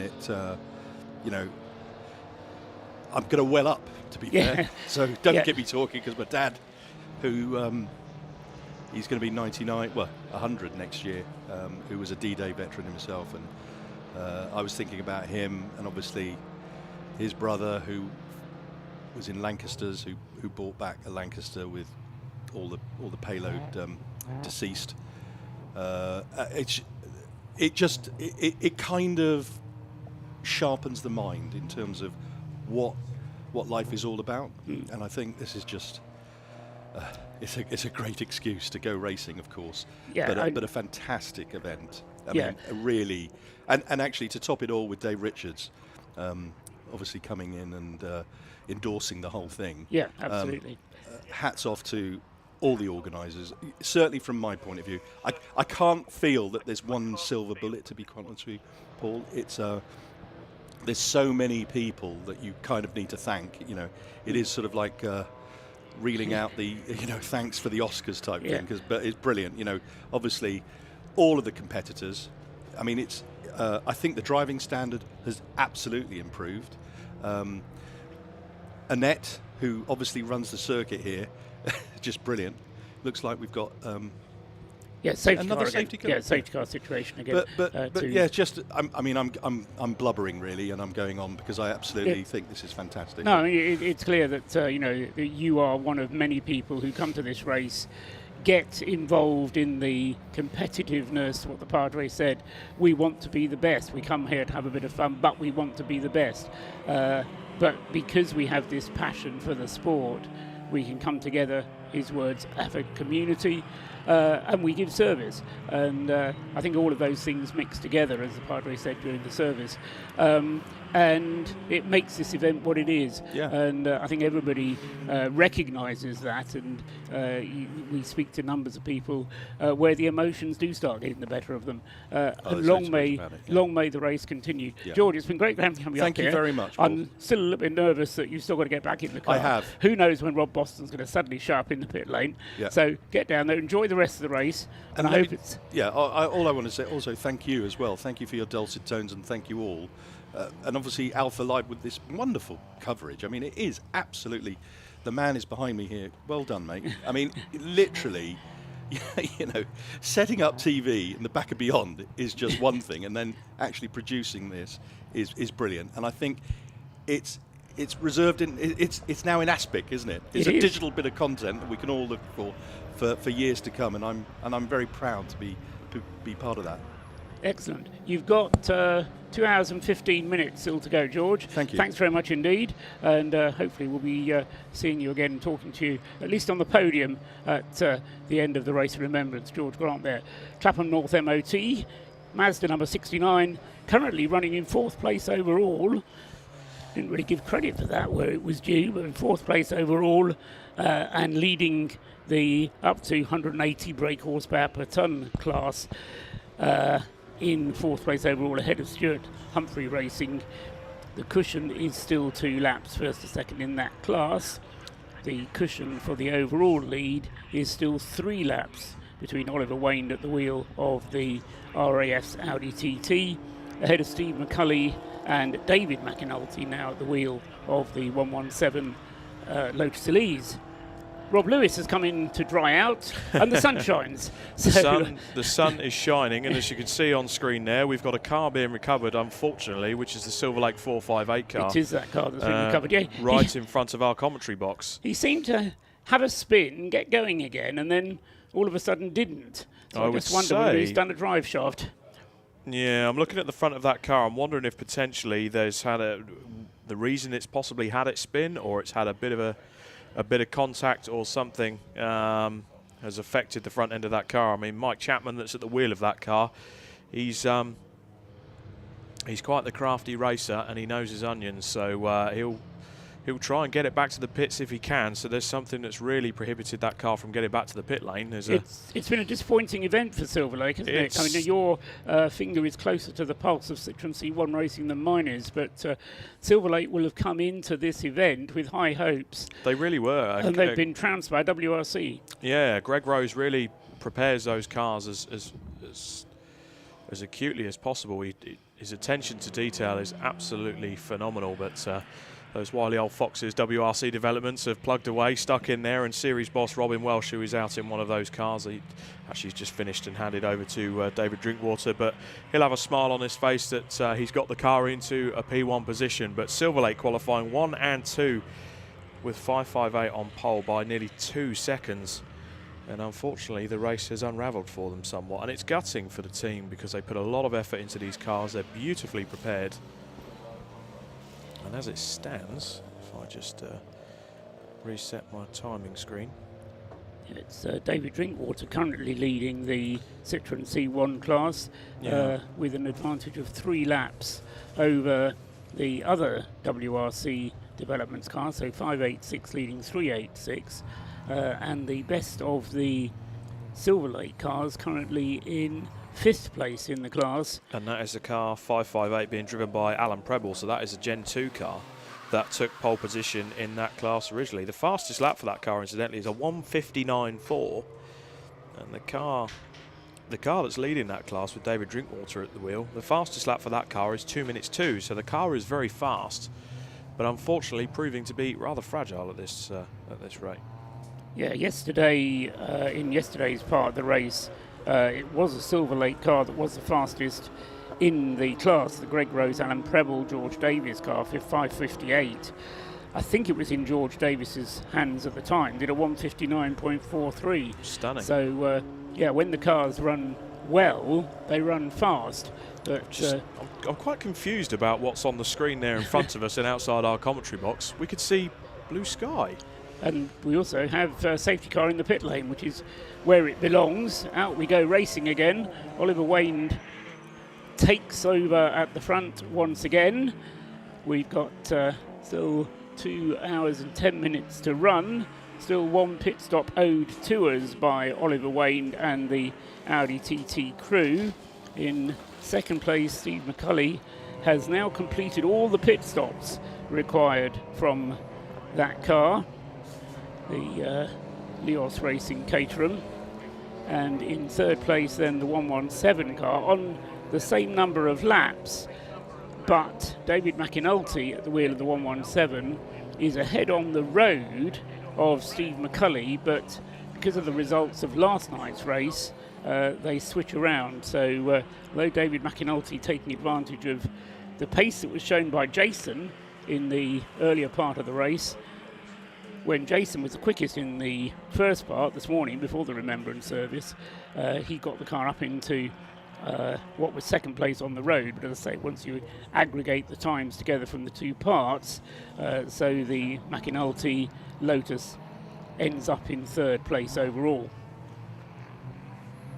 And that's the McAnulty's just getting a little bit crossed up as they were going through the chicane there. That was less than ideal as you're coming up to 2 hours left of this race and you're fighting for the outright win. They're 3 laps down, and we know the McAnultys are going to get their head down and try and get on with it to catch that Audi TT and close the gap before they have to make their final pit stops again. Yes, it's 5 pit stops completed from the McAnultys. They still have 1 to give us. Steve McCulley and Don Henschel's Caterham has done all of the stops it has to do. Question is whether 2 hours is beyond the range of the Lotus and they'll have to come in for a further pit stop to refuel that Caterham before the end of the race. And I think the answer to that is probably yes, they will have to come in again. And no such thing as a splash and dash. The final pit stop, if it refuels, will have to be 4 minutes. Rob Boston just turning through target in the number 69 Clapham North MOT Mazda. It's been a good performance from that car, as we've been saying, up into 4th place overall. The Stuart Humphrey Racing Mazda with Martin Rich currently at the wheel has tried its best, but I think it's going to end up, I don't quite see how it's going to be able to catch up. What is it now? 4 laps behind. No, it's actually only 3 laps behind, waiting for it to come through. It will be 3 laps behind the Martin Rich driven. Here he comes now. Martin Rich crossing the line with the green and black and white Mazda MX-5. But I think they are going to need something miraculous to enable them to catch up with the Clapham North car, but miracles often happen, and with 2 hours racing still to go, certainly long enough for something untoward to happen in this race still. Plenty of surprises still possible to happen.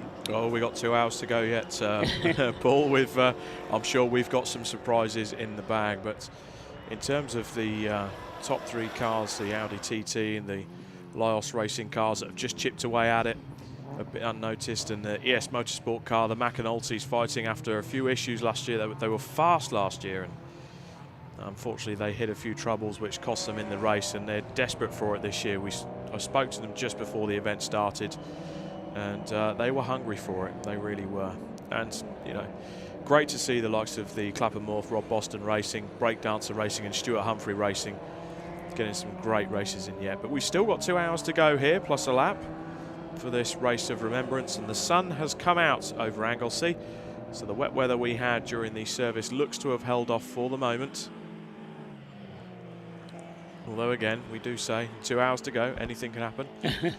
Yeah, just looking down at Class B, the third category, if you will, we're up to 140 brake horsepower per tonne.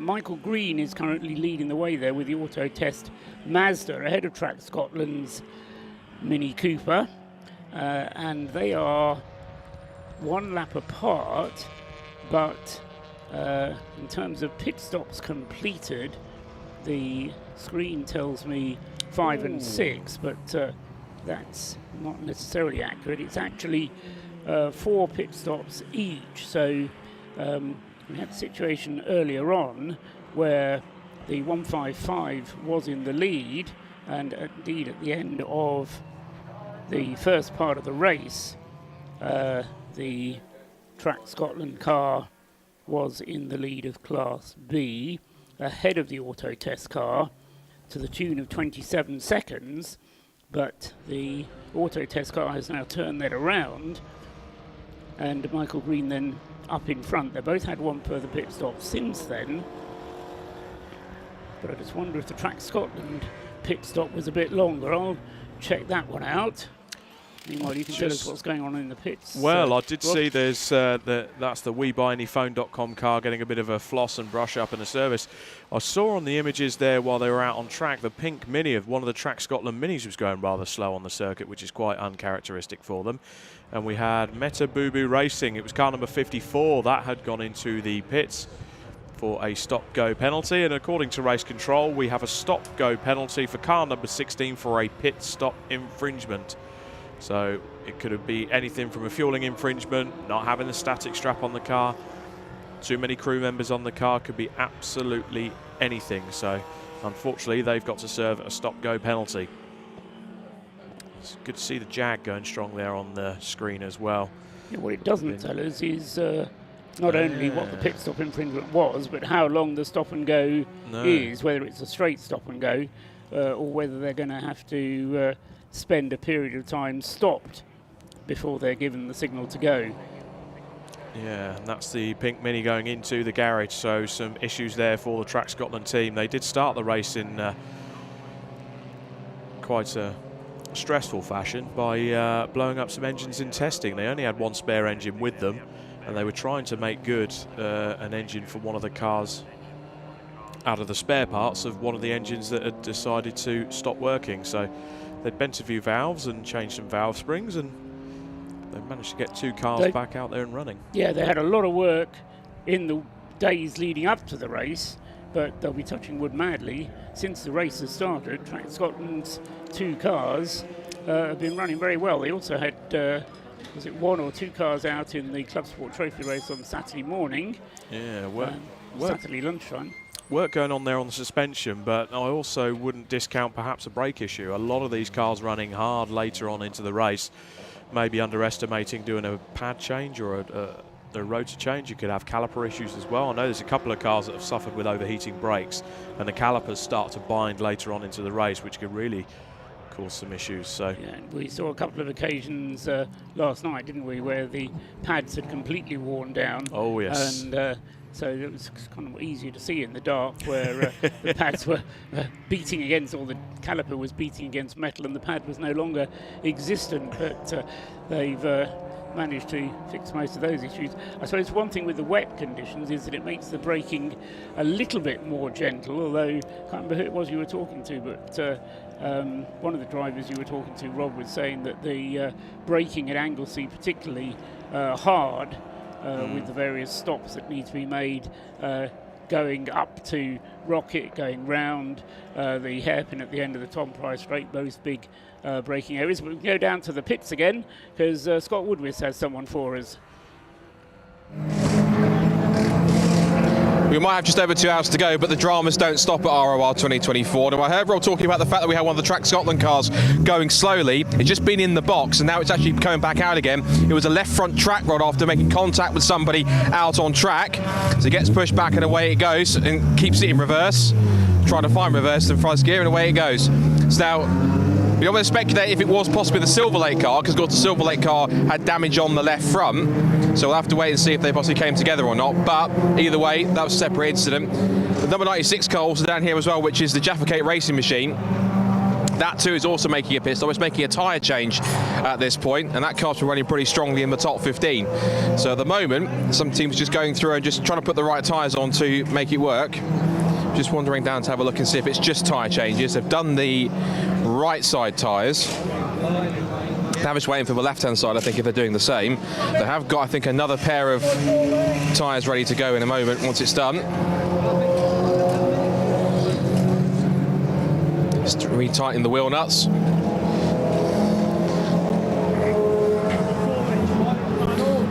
I think that they just, again, just making sure that everything is extra tight. You'll see this with the torque wrench to make sure that when they put the tyres on, to absolutely double check that every single nut is as tight as it can be, to ensure that they don't have any danger of any nuts falling off or possibly having an issue. Sam's not going out, no?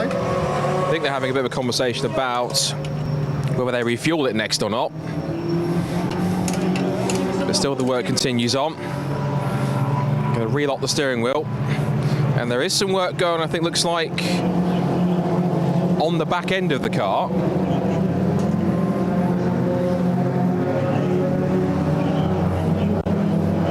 Yeah, checking something on my left rear by the looks of it, and again checking, not sure if they're checking hubs, or they're checking something on the suspension or the brakes, potentially something they're checking. Might see if I can very quickly just jump in and have a quick look with one of our, so I said, just to double check. So check. Do we know what the issue is? Everything okay? No, I think everything's fine at the moment. It's all going according to plan. Yeah. Good stuff. Wrong tyres, wrong settings, wrong setup. So come in, change suspension settings, change some tyres. Hopefully get a bit more pace. We're getting swallowed up by a lot of the slower cars. So it's just routine checks to make sure to make a couple of setup tweaks. That's it. Yeah. It's driver change as well. So. Aside from that, car's running well up there in the top 15, so looking good. Sorry, I didn't hear that. I said the car's up around the top 15, looking good. It's been running pretty smooth so far. I hope so, yeah. We did a good stint yesterday, so a bit of damage control today, because we had issues with our seat this morning. The brackets broke, so we had to have a quick repair on that. But no, we're happy with the team's pace and stuff. We've been just unlucky with safety cars and things like that. So there's a few drivers in the mix here who know a thing or two about racing MXY, so that expertise must help as well. Yeah, I mean, we've done this event for the last 7-8 years as a team together as well, so it's always good to get back into, and they do handle well. Yeah, experience counts for a lot.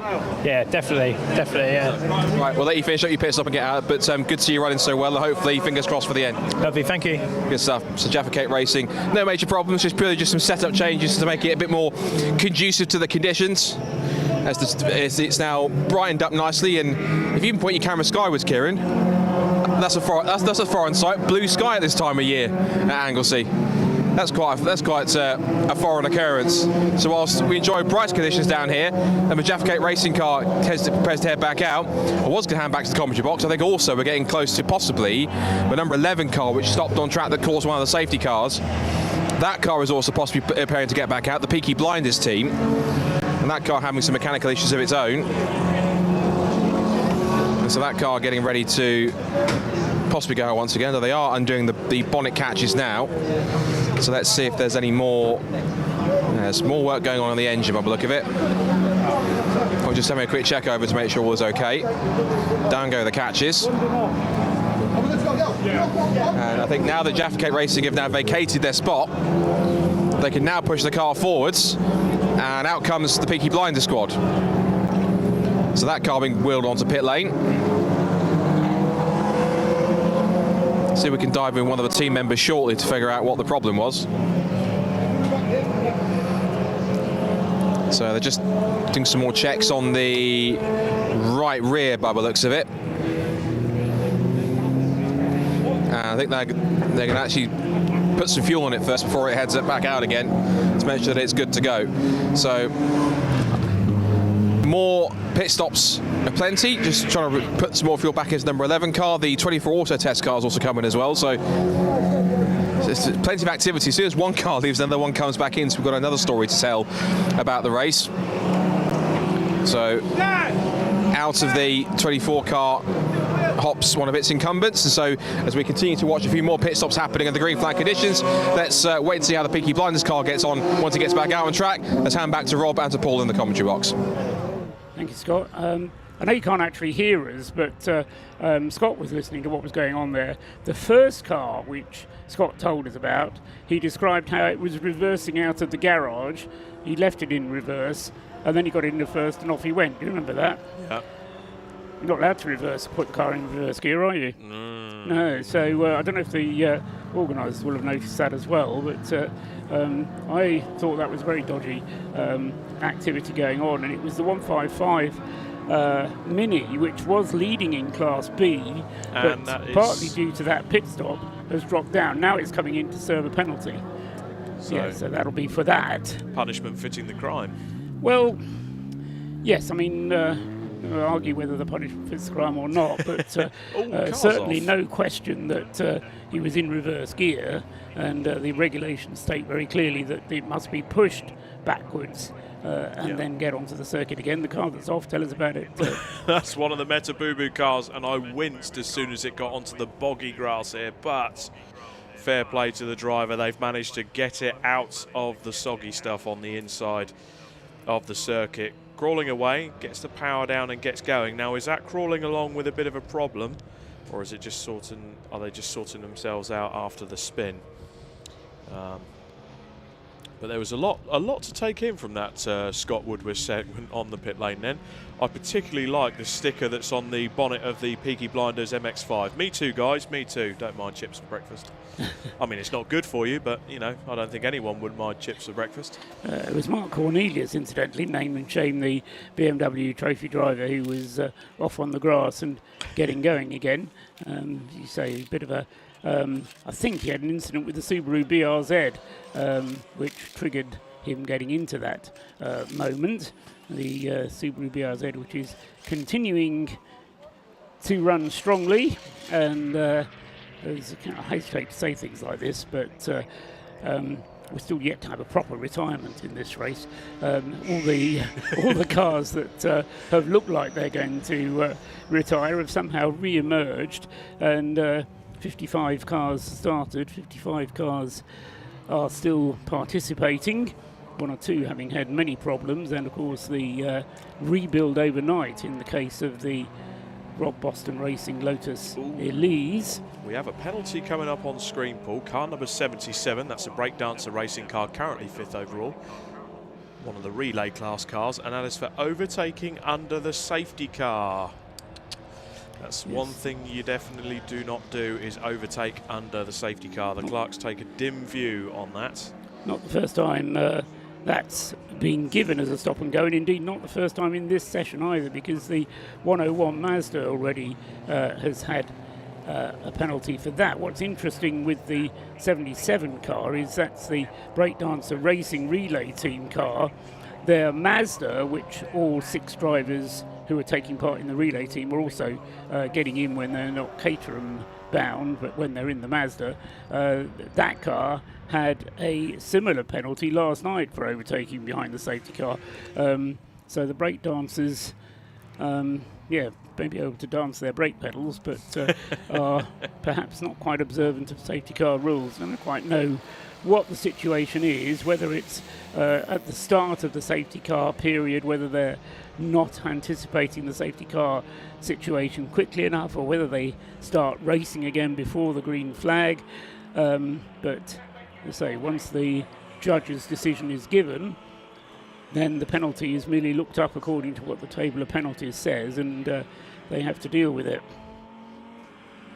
So that's for the breakdancer racing car, which he will, I think he's in the pits at the moment having that penalty. Harry Eyre at the wheel of the number 77 relay team Caterham, currently, as Rob just said, in 5th place overall, but being led by the Class C Clapham North Rob Boston racing car, number 69. Rob Boston getting some consolation for what has been a disappointing weekend for him, and having his second stint behind the wheel there of the Mazda, having been out last night. And when he finishes this stint, he'll be coming in to hand over to George Grant, who will, I would think, be in any time now. Once that Mazda has enough space in its fuel tank to get fuel in to take it to the finish, then they'll be bringing the Mazda in and waiting for a safety car opportunity if they can, in order to refuel. Still leading its class ahead of the Stuart Humphrey car, number 91 in 6th place overall. Down in the pit lane, Scott Woodward is a busy boy. We can have another report from Scott. Well, there may only be one car in Class A, but it's soldiering on, putting on quite a good performance. That's the Flat Cap Motorsport and Midro Motorsport squad in the Toyota Aygo. And the man in the Flat Cap is team boss Steve Moss. Steve, good to have you guys here at Race of Remembrance this year. Of course, regularly see you guys in the City Car. You've brought one of the City Cars along to give this race a go. How's the experience been so far? That's been great. We've really enjoyed it. I mean, we had a car sat at home that we wanted to race this year. Unfortunately, the driver we were going to put in it couldn't get out because of funds, but we wanted to get the car out. So we asked around the paddock. We wanted to put the City Car team together. So we asked Alex Foden, my son Joe, and Hayden. We were going to have Stu as well, but unfortunately, because of work commitments, Stu couldn't make it. So we would have had a really, really strong team with Stu. But I think we got a good team. And in fact, we've performed amazing, I think. I mean, to be running where we are in a little 1.0, it's great. I mean, the car was put together like, it's just a standard City Car, and it's a great series to get involved with. I would highly recommend, if you want to come racing, come out and have a go in a City Car. Come and join us next weekend. I'll be there as well, and just come and have a look and talk to the drivers. You'll find them incredibly helpful, etc. It's brilliant. I wasn't sold already, I am now, definitely.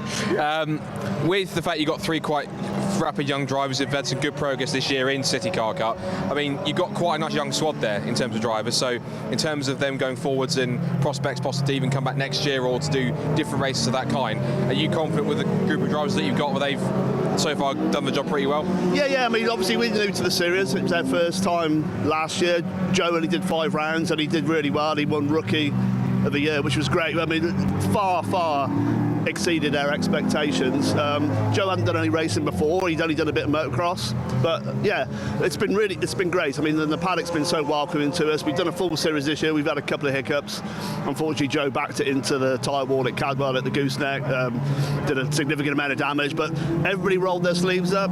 You know, we had a whole group of people throwing in parts, etc., and we got the car back out, and he's done well. And what we're doing this time is what we wanted to do is Hayden. We wanted to try and get somebody else so we can try and pass on some of the knowledge that we've gained in the short time we've been doing it, and we've been reasonably successful in doing what we've done. And but obviously Joe's had very kindly from Mr. Dyer had an invite to have a drive in the TT, and he loved that. I mean, the budget for that is a bit outside of our reach, to be honest with you, but it's just great to be involved and build the relationships with these people. And this race guy embodies that same kind of spirit in terms of there's a lot of camaraderie, everyone chips their groups together when people need it, and particularly in the paddock where it's been so together, there's so many cars in the paddock, you're going to get grids of high 20s to low to mid 30s in terms of cars on the grid. So there really is a massive togetherness, and people say a lot about all the championships, but it genuinely is very true. Even with the podiums, you can shout out to Lindsay, of course, as the coordinator.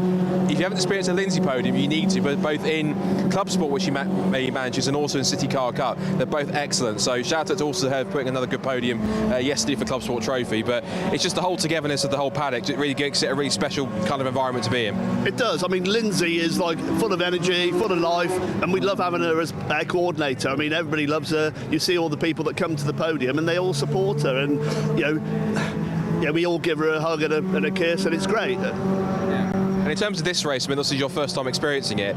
What are your takeaways from this race? Any challenges that you've faced, or anything that big takeaways or lessons that you've learned that might put you in good stead for maybe even next year's race, or even coming back next year? Yeah, no, I mean, we're talking about that. I mean, we'd like to probably carry on with it. I mean, it's been very helpful having Rick Bliss help us out.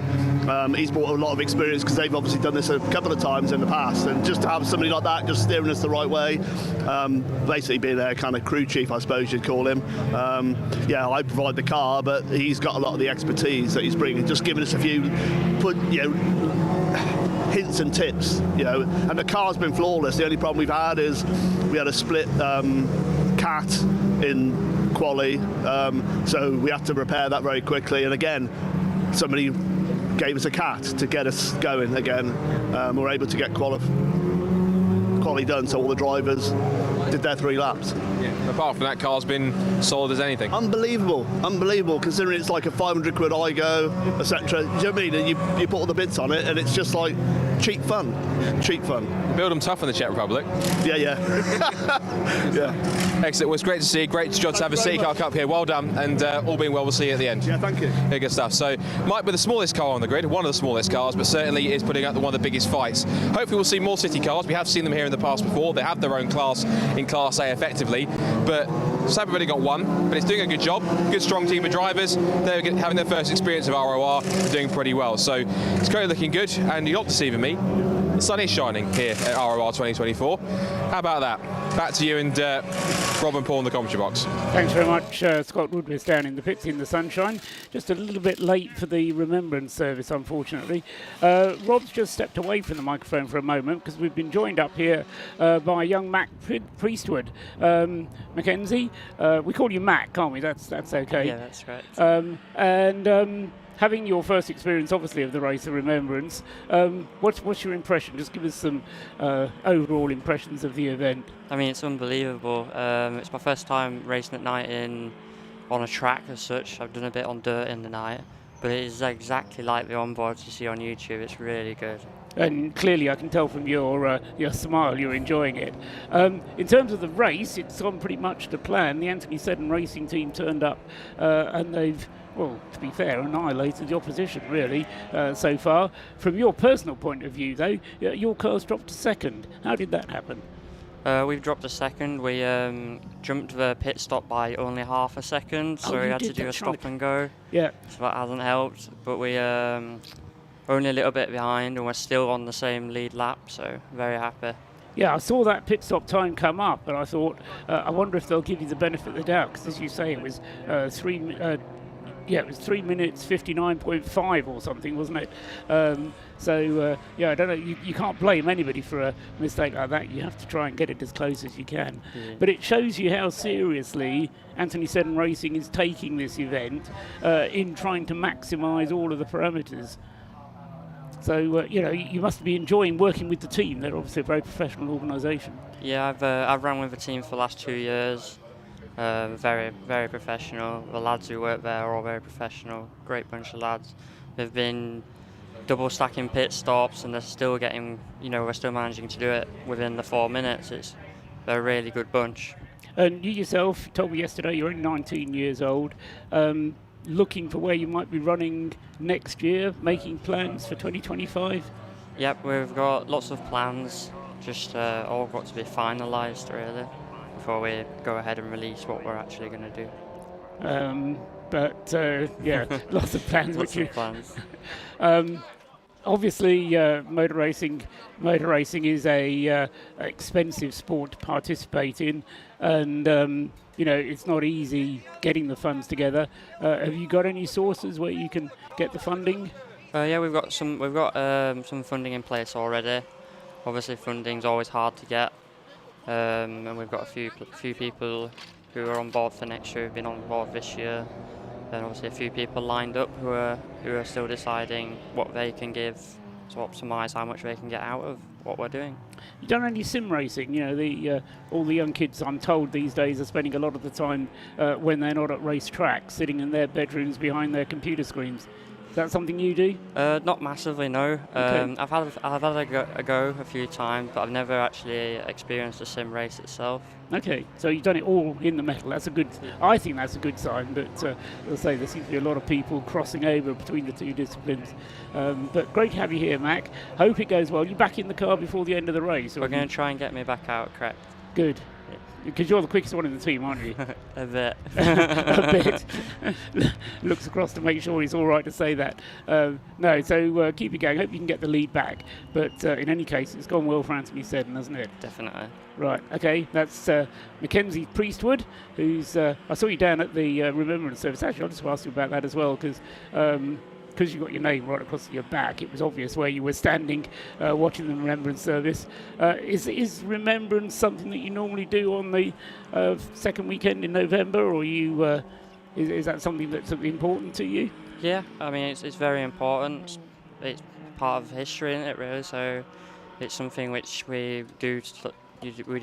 Yeah, good. Yeah. Excellent. I'm glad you're able to do it here at the Race of Remembrance, and although you've waited until the 10th anniversary to come along, I think the Race of Remembrance is going to go from strength to strength, and from the sound of it, your racing career may go from strength to strength as well. Great to have you up here. Thanks very much. From Mac Priestwood there, who's just come up to share his experiences of his first Race of Remembrance with us. So that's great, appreciate it. Thanks very much indeed.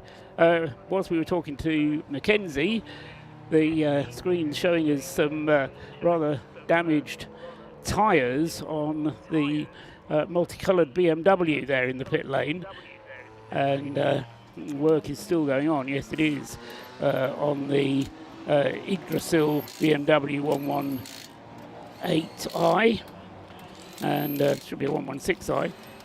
The front left came in with the tyre completely gone from the wheel, and so we've been listening to Rob Lewis telling us how the Anglesey Circuit can be a bit of a tyre killer. And now the sun has come out and it's beginning to dry out, at least on the racing line, then the tyres are coming under a little bit more pressure, and particularly the wet tyres do tend to wear more severely when you get them on a drying circuit, as we, I'm happy to say, now have. The sun always shines at some point during the week at Anglesey, and it's picked its moment with an hour and 40 minutes of 2024 Race of Remembrance still to go, and the race still being led by Oliver Wayne at the wheel of his Audi TT, and he's still got this very comfortable 3-lap cushion over the Leos Racing Caterham of Steve McCulley, and then David McAnulty behind now in third place. He's dropped a lap behind Steve McCulley, and I think that's largely to do with pace, because David McAnulty not as quick as Steve McCulley, and nor is David as quick as his brother Jason. So when Jason McAnulty is at the wheel, that 117 car goes a little bit quicker, although to be fair to David, he's just turned in his best lap of today's race as the circuit dries out.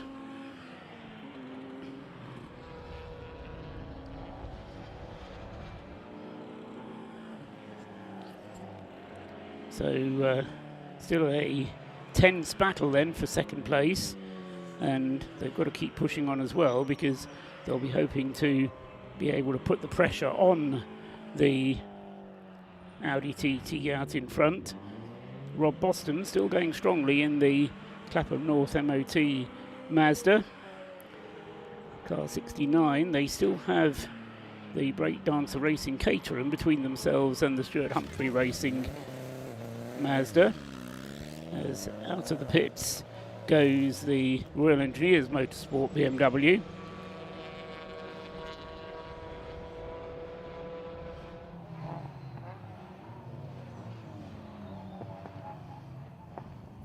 Which has fallen back a little bit with its various problems over the course of the race so far. And you can see as they turn into Rocket, where there is a dry line, although one of the Mazdas there, I think that was one of the Paul Sheard cars, keeping off the dry line and keeping his tyres damp on the damper part of the circuit, or he just missed the apex as he came in. Not sure what the situation was. That's quite one of the several big stops here on the Anglesey Circuit after a flat out section. They then have to anchor up pretty sharply to go through the left and then long looping right-hander at Rocket. We also saw the race leader Ollie Wayne going through with the Audi TT there on again a slightly wider line as he came into the corner.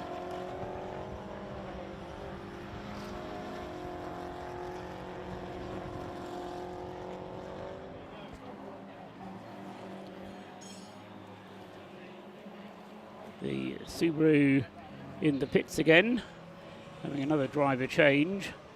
That car, the number 555 car, running within Class C, but with the longer pit stops required for getting the driver changes done, it's fallen quite a long way back. Dusty Binns it was who brought the car into the pits, and that car, yes, one of the cars that's done the most pit stops over the course of the race. And as I say, when they do come in for a driver change, it does take them a little bit longer to do, although they have practiced it. They've had the car and been practicing doing the driver changes, working out the logistics of how to get from the wheelchair to the driver's seat and then strapped firmly into the driver's seat before the driver can be dispatched once again.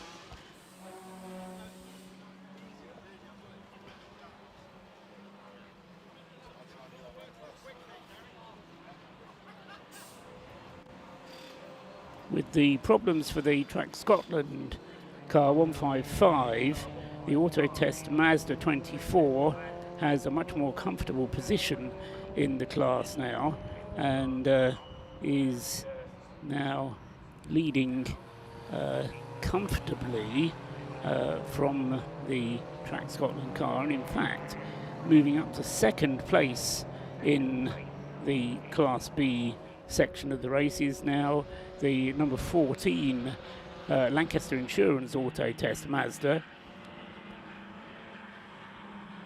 which was a car which at the beginning of today had various problems with having to serve 2 penalties in quick succession, but having served those, they've got things working nicely there. Brian Chandler, it was at the wheel of the car, now being driven by Adam Sparrow, and they have moved up into, well, it kind of changes between second and third place with the Track Scotland car, but Adam Sparrow then going very nicely indeed in the Mazda, and the Track Scotland cars, which were going very strongly, and at the end of part one of the Track Scotland cars was leading the way in Class B.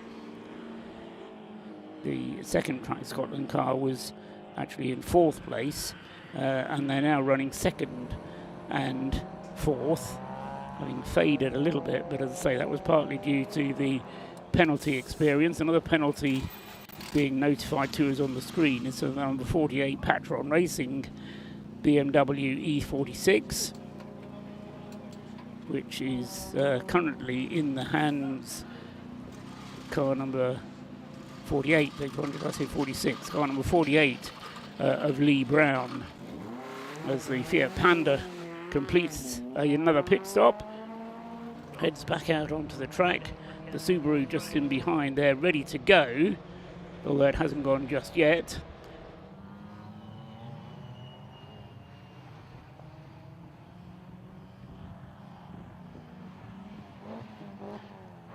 As Adam Kindness in the 155 Track Scotland Mini, the pink car, crosses the line, still second in Class B.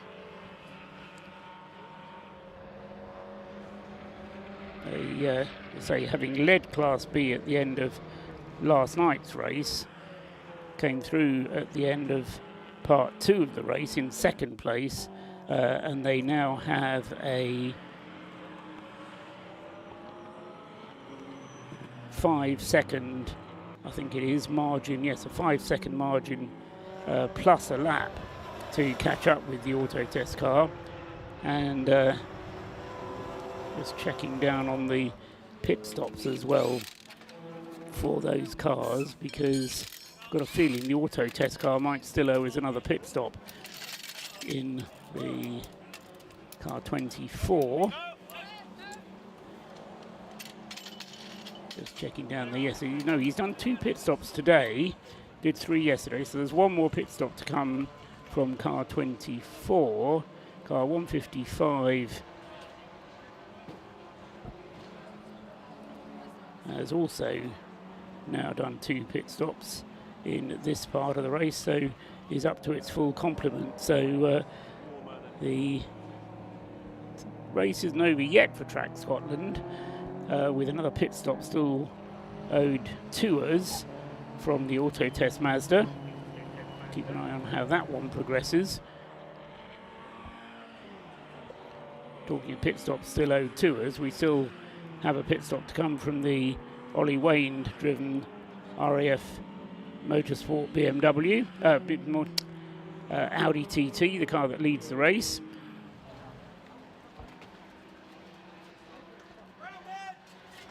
.117 David McAnulty also still due in for another pit stop.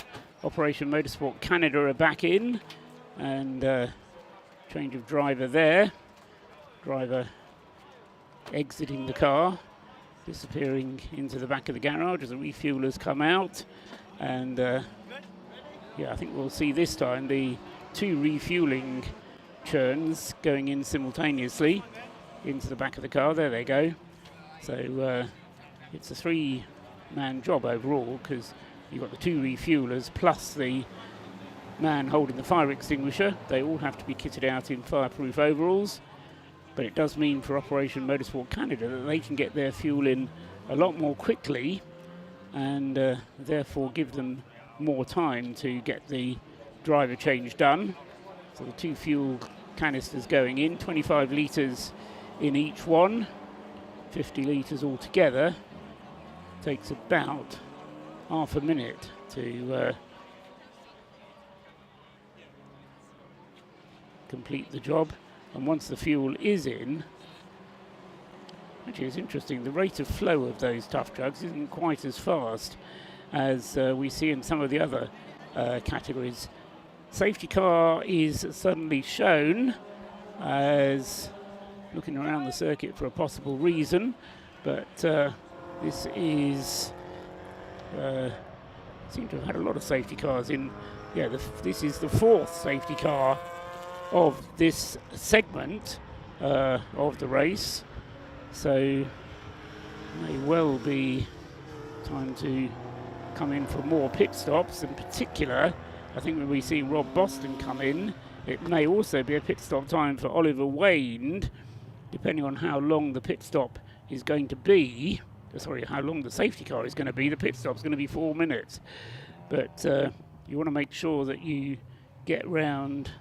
If it's going to be a short safety car, then you can end up getting a little bit caught in the pits after the circuit has gone back green again. But in comes the number 80 BMW, that being the Ellsworth BMW EC Motoring 116i, and it's actually the third place car in the BMW class, behind the two Anthony Seddon racing cars. Car number 80 then, and that is Chris Bayliss. And there's the reason for the safety car, because there's a Mazda there parked up against the barrier, Scott. There is. It's car 19 that's gone off the road, unfortunately, into the tyres. It's the RAF Motorsport, sustainably powered by Infrastar machine. And that has Lloyd Huggins at the wheel, so sadly he's gone off the road. Just trying to figure out exactly where that is. I think it's at the banking, isn't it? I think he's up at Rocket, we think. Oh, Rocket, okay. Around that sort of area, we think. Actually, that might actually be Peel, I think, Exeter Peel, because I reckon it's the same spot where the Silver Lake pulled off last night. So that looks like it's the same area. Same section of track, in fact, actually. Lloyd Huggins out of the car. There is damage to the left front by the look of it. Yeah, he's hit the barrier, hasn't he, Scott? He has. Yeah, definitely. So that car's going to have some kind of a recovery back to pit lane to try and get it fixed and sorted to get it out for the last hour and a half.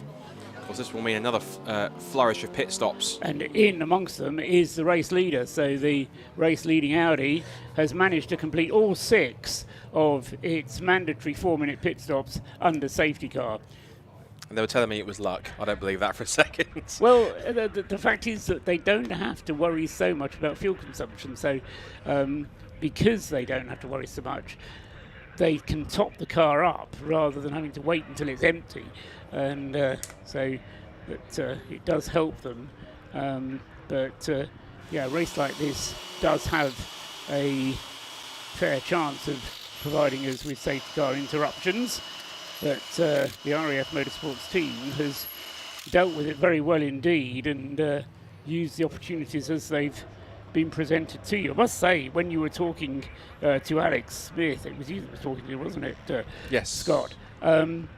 I've never seen a race leader looking so depressed somehow. I mean, he really didn't have that kind of, he wasn't up on his toes. He was, yeah, well, it's going this, it's going that, but really got the feeling that he wasn't kind of emotionally invested in it somehow.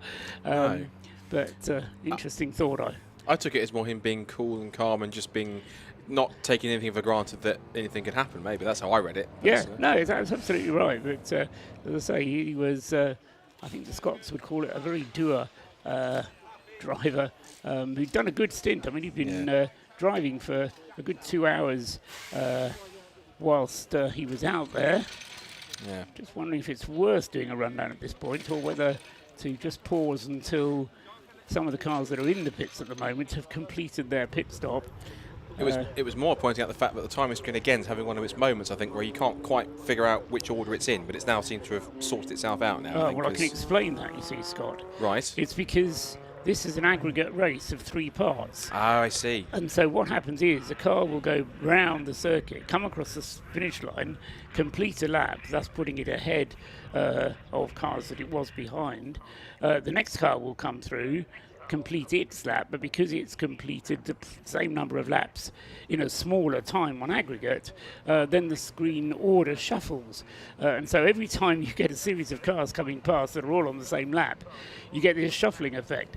Makes perfect sense. Which is fine as long as the overall leader is clear.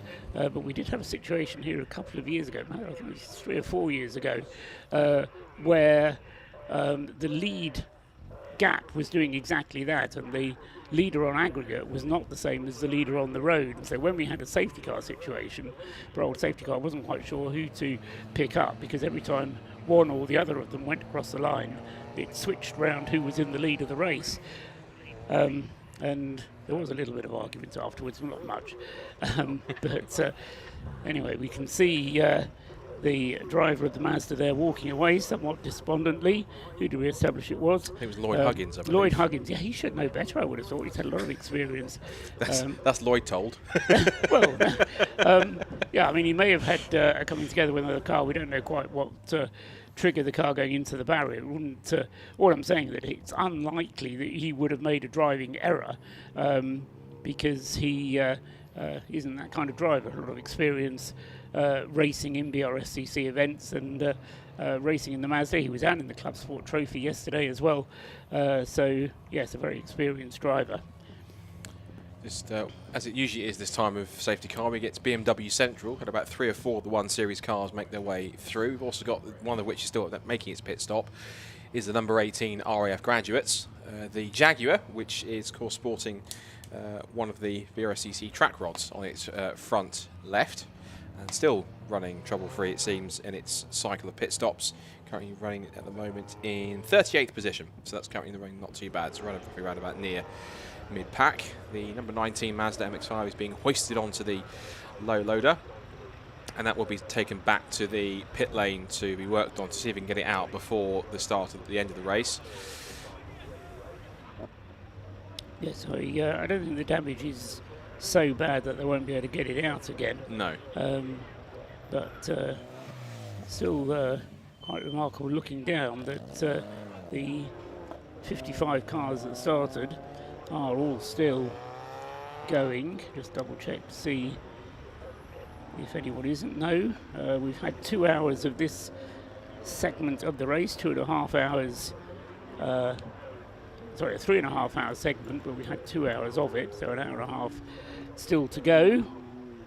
And Lloyd Huggins had just set his best lap of the race, actually, on his previous lap in 1:53.860. Further evidence that the track conditions are improving. The leader has completed his pit stop, the number 7 car having been in and come out again, with now Matthew Isherwood behind the wheel of the leading Audi, and those are its 6 mandatory pit stops completed. If you're looking at TSL Timing's online timing screen and saying, yeah, Trosses, but he's done 7 pit stops. Well, one of those pit stops was not a proper pit stop, because last night we had a safety car situation where the safety car was forced to lead the cars through the pit lane and everybody followed on through. So that was an enforced pit stop which triggered the timing beam at pit lane entrance and triggered it again at pit exit, and allowed the drivers to, or seemed to make everybody have done a pit stop when they hadn't in fact. So that's the reason why the TSL screen is showing that. But the 6 proper pit stops, 4-minute pit stops that have been completed by the number 7 crew have all been timed very well to be behind or at the point where the safety car was out.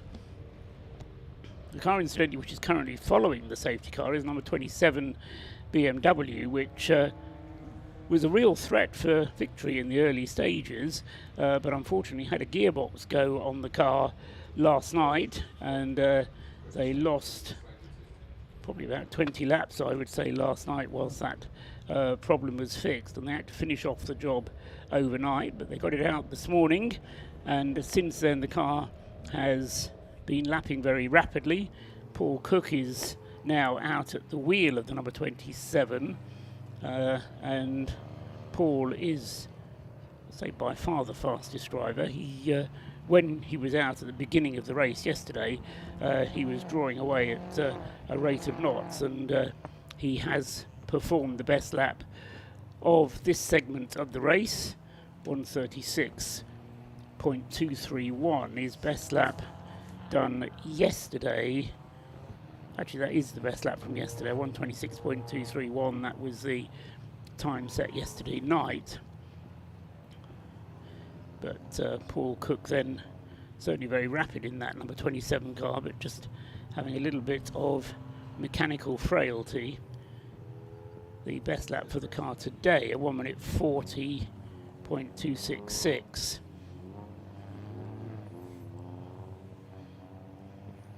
And interestingly, if one looks at just the laps completed in the segment of the race since the Remembrance service, then it is the number 27 car which has completed the most laps. And would you believe, Scott, he's actually done 3 more laps than anybody else out there. He's completed 60 laps in this 2 hours and 10 minutes. The best of the rest, which is actually the Rob Boston Racing Lotus, has completed 57 laps. But both the 27 and the 119 have had their problems overnight, so they're well down the order. But in terms of number of laps completed in this segment, they've done the most. Have done the most, and they're actually taking another position because they've now moved up to 26th position as they came across the line. And just so you can see the pace advantage that it has, because just on the restart, Paul Cook has absolutely taken off. There was almost a replay of a moment which happened yesterday, which was between two of the Toyota GT86s, the 86 and the 22, where the 22 went steaming round the outside and almost ran 2 wheels onto the grass. That almost happened on the exit of the banking because those 2 cars are back together again. But the clear thing is that Paul Cook, now he has plenty of clear air. You can't even see him in the rocket complex anymore because he's already exited and making his way down towards the corkscrew. And he might even be further than that by the looks of it. The cleanest of a clean pair of heels. Here he comes into the corkscrew now. So Paul Cook has really vanished off into the distance, as if, and he'll use this as an opportunity to test out the car and demonstrate just how quickly it can go, because as Scott was saying, it's a completely clear track in front of him. He was second in the queue of cars behind the safety car as it came out, but then of course as the Audi disappeared off into the pits, it was then the first car to be released as the safety car disappeared. There goes Paul Cook across the line. His lap time as he crossed the line that time, a 1 minute 37.138, which is less than a second slower than his fastest lap of yesterday. Then it's Ben Brooks going through with the rebuilt Rob Boston Racing Lotus Elise, and then the Patron Racing BMW E46 is the next one through. The GT86 of Operation Motorsport being followed by that venerable Mazda 101. Scott? Just seen a rather important notification because number 91 has been given a stop and go penalty for not tagging out the pit lane properly. So that's going to hamper it further in its battle for Class C honours, and that's going to give another advantage to the Clapham North squad. So Martin Rich, who was the last time that car went out, so it must have been when Martin Rich was heading out of the pit lane, did not tag out properly, or in fact, if it still thinks it's Martin Rich and the pit stop they've just made, the driver did not. It may be Alex Capadia by now, It could be so, yeah. It could be that Alex didn't tag out, so he'll have to make a pit lane, that pit stop, or a penalty pit stop, and that is going to play into the hands of the Clapham North MOT car, which has switched back now to George Grant for the remaining hour and a quarter of the race. So Rob Boston has done his bit. Will Blackwell Chambers started off the race for Clapham North this morning, handed over to Rob Boston, and now George Grant will be taking the car to the checkered flag, he'll be hoping, and provided that Mazda can hold together, all fingers crossed for that team. But with the problems that the Stuart Humphrey Racing team have had, and they have had to make an extra pit stop for fuel, so they've actually spent an extra 4 minutes in the pits because of having to do an extra pit stop. So weather conditions at least brightening up a little bit. I say that and I look to my left and there's a slightly grey cloud off to my left, but according to some weather forecasts, it's not due, touch wood, it's not due to rain really for the rest of the day. It's supposed to be cloudy and the chance of rain is supposed to be going down throughout the rest of the afternoon. So fingers crossed that stays that way and we get a nice dry finish to Race of Remembrance 2024. So as the top 3 continue to circulate, still George Grant leading the way in his class. Matthew Isherwood leading the way overall with the Audi TT, although his last lap time that time around, a 1:51.255, and when you compare that with the sort of lap times that are being done by Paul Cook in the number 27 car, his last lap time around a 136.738 is only half a second outside his best lap of the race yesterday. So 139.116 for Paul Cook last time around.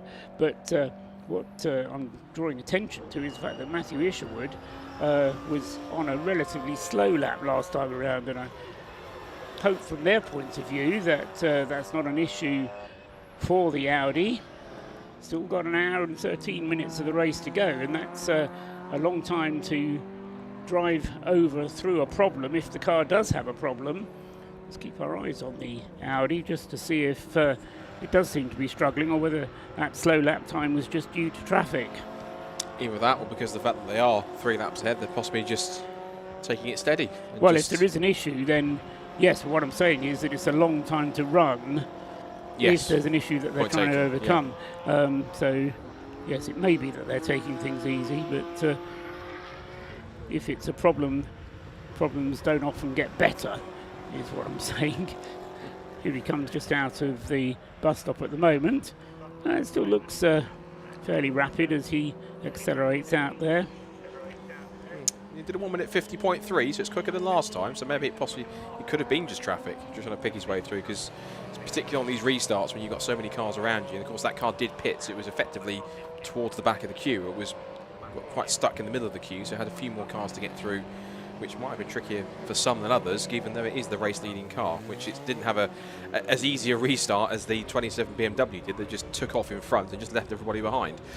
Still waiting for the final pit stop for the 117 David McAnulty car to come in to hand over to Jason McAnulty. Jason was in the car for 5 laps at the beginning of this session after the service of remembrance, but then David has been in the car for 2 hours pretty much, very nearly 2 hours, so it's been a long stint from David, and he'll be coming in fairly shortly, I think, to hand the car back to Jason McAnulty before the end of the race, and then we'll see how this battle for second place pans out, because Don Henshaw has got himself back into Steve McCulley's Caterham and is in second place. At the moment, on aggregated times, there's just 17 seconds between them, so that's a close battle, with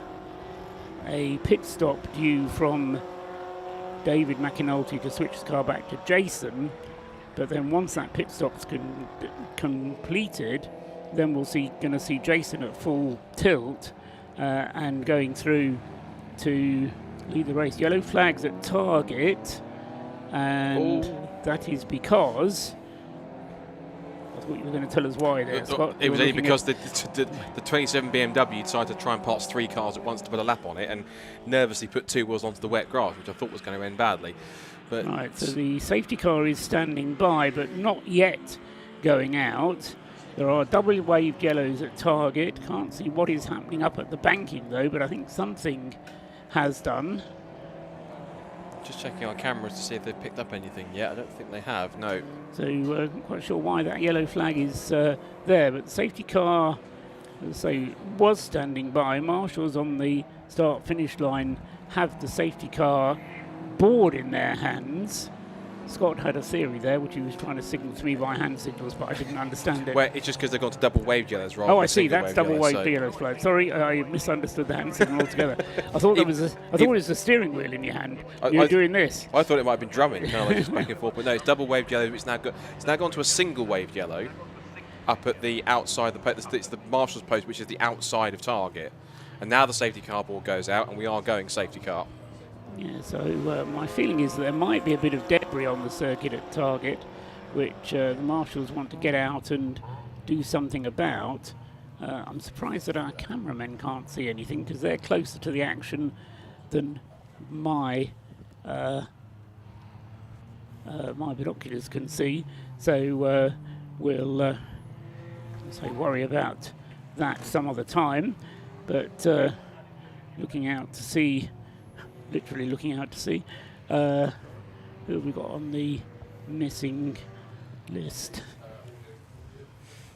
The number 24 car is showing as not having come through. That's got an exclamation mark next to it. Yes. And it's the only car, and the only car which has that is the Lloyd Huggins Mazda MX-5. Yes. So I think it might well be the number 24 car, which is a Class B leading car. So that's a bit of a drama. Let's go down to the pits, though, because Rob Lewis has some news for us. It's only right that I come to Race of Remembrance and catch up with old friend Robin Welsh, who has just stepped out of the WRC Development's leading C1. Robin, you're back and hopefully back to winning ways. Yeah, I think if all goes to plan now, I think we're good, but Race of Remembrance, who knows? So, yeah, the whole team's in a good position, so yeah, it's been very, very good, gone to plan. The rain was fun. Yeah. Enjoyed the rain. And yeah, everything's just gone really well. It's really nice actually for me personally, 10th year. We've done it 7 years, I think. First time my dad's come along as well. So it's great to show him what it's all about and get why we do this at this time of year, and you know, just show the support for what the event's about.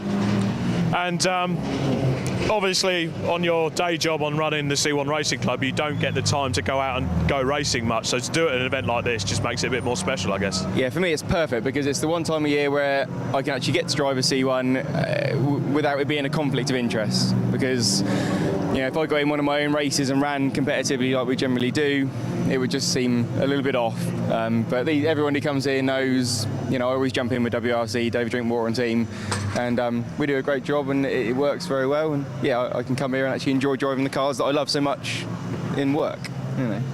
Fantastic. Well, it's great to see, and well done. It's all down to that team manager, JP, though, isn't it? Yeah, no. Actually, it's just not. He done his bit. He done actually really a good job today. He went out yesterday. Did a good stint, kept us where we needed to be, and yeah, everything's all good from now. All good from there. Fantastic. Good to see you, Rob. And now for the lighter side of things. Obviously, Scott, you've probably guessed why the safety car is out on track. Let's hope you don't need to book a taxi home, because that's a long way back to Kent. I'll let you figure that out, Scott. Back to you guys. I won't dignify that with an answer, shall we say? So do we think, though, that the cause of this safety car is the number 24 BMW? Mazda. Sorry, the number 24 Mazda. That wasn't the Class B leading car, was it? No, it was the other auto test car, which was leading Class B and is still leading Class B, number 14. But earlier in the race, the number 24 was certainly well up in Class B. Yes, and it was Ollie Graham, wasn't it? So it's being shown, as you say, with the yellow triangle against it on the screen, and that has elevated the Lancaster auto test Mazda to the lead of the Class B, but the two Trac Scotland cars are still 2 laps behind the Lancaster car. How's that happened? So, yeah, we had problems for the 155, didn't we, as we were hearing from Rob earlier on. So that would explain why the 155 has dropped back a little bit. Craig Dillon currently at the wheel of it. But, yeah, Class B is turning into one of those classes nobody wants to win. Adam Sparrow now bringing the number 14 Mazda into the pits. This is the one that started the day with Brian Chandler having all sorts of problems, having to take 2 stop-and-go penalties in the number 14 car. And now Adam Sparrow then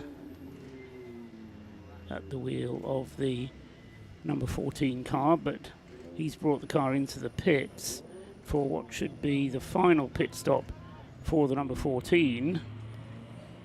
The 155 has already made its final pit stop, so we could see a change as the Trac Scotland Mini can get ahead.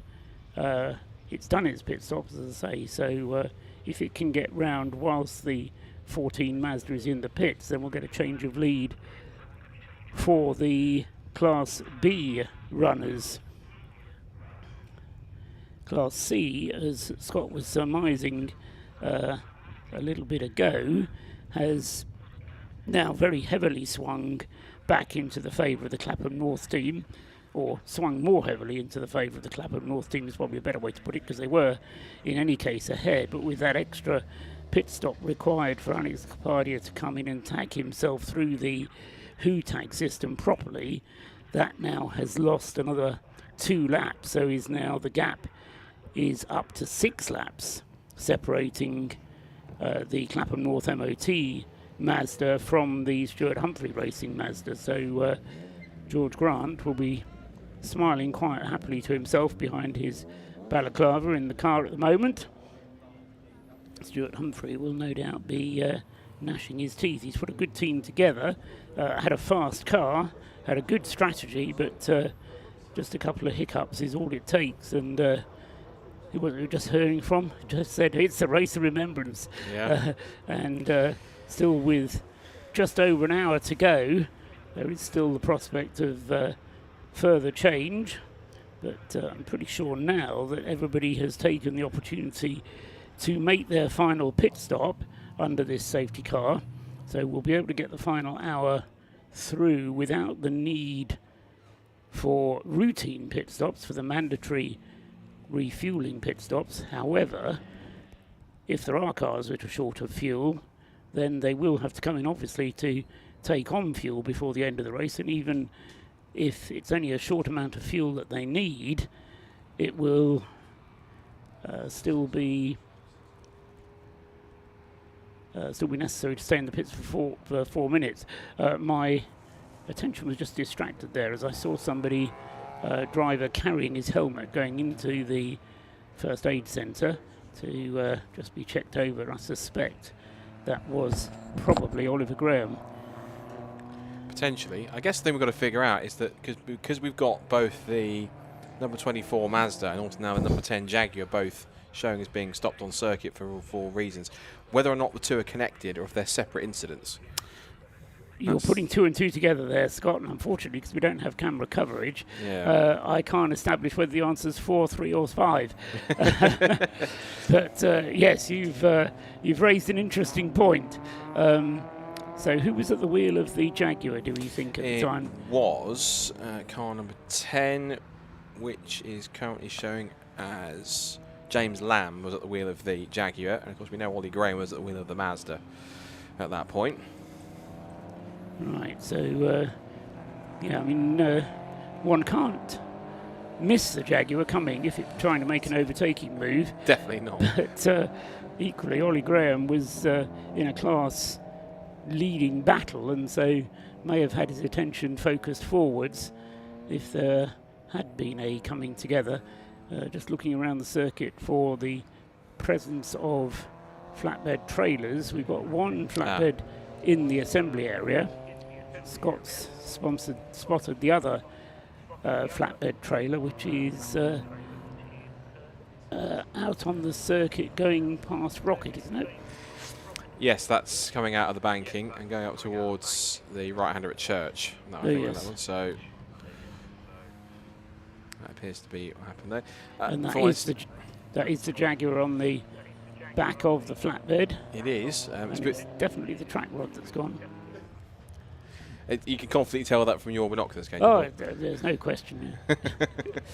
Just having a look. I think there is a little bit of like on the, actually looks as though there is some damage on the left front. It looks like, and a bit of a barrier as well. But as Robin Wirch said, it happens. It's Race Remembrance, and I think that us, the club Brscc, were more than happy to help out the Jaguar team in that situation when they needed it. So it's all part of the fun of ROR in that sense.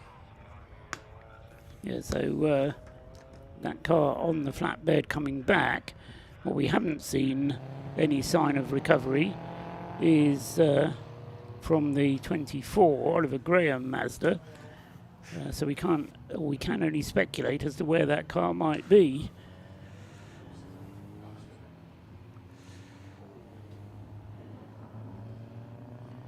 The recovery unit coming down through the school cut, from which it can go straight into the assembly area that also serves as Parc Fermé.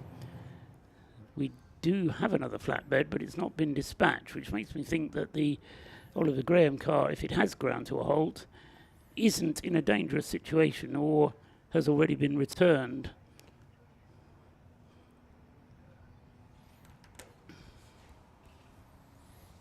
Trac Scotland is in the pits with their number 55 Mini. Safety car is up at the hairpin at the top of the Tom Price straight, coming back down now past the old pits, still with its lights on. So even though the Jaguar has been recovered, the safety car is staying out for at least one more lap. So up at the banking, there is some barrier repair going on, so it sounds like either the Jaguar has hit the barrier, which would be consistent with the damage at the front end of that car. Yeah, so the track sweeper is present, Anglesey service unit is present, but there's no sign of any other car up at the banking as the safety car continues to circulate. So the cars that caused the car, being the Jaguar, has been recovered and is now going along behind the pit garages to be returned for the second time, and they'll unload it, have a investigation of what's gone on, and then take a view as to the best way forward. Meanwhile, time ticks away, less than an hour still to go, 58 minutes just under still to go. The service vehicles are being overtaken now by the safety car, but the service vehicles will be able to come off the circuit halfway down the back straight. Pace car, safety car will take them around the rest of the lap. It should be in a position to release the cars once we get to the end of this lap. Safety car speed having been reduced significantly to allow time for the service vehicles to exit stage right. Not sure if you can see any more than I can, Scott, as to what the damage is on the Jaguar there. Good close-up of the front left corner. Yeah. But difficult to see what damage there is to the underlying structure. Obviously the bodywork has been damaged. Yeah.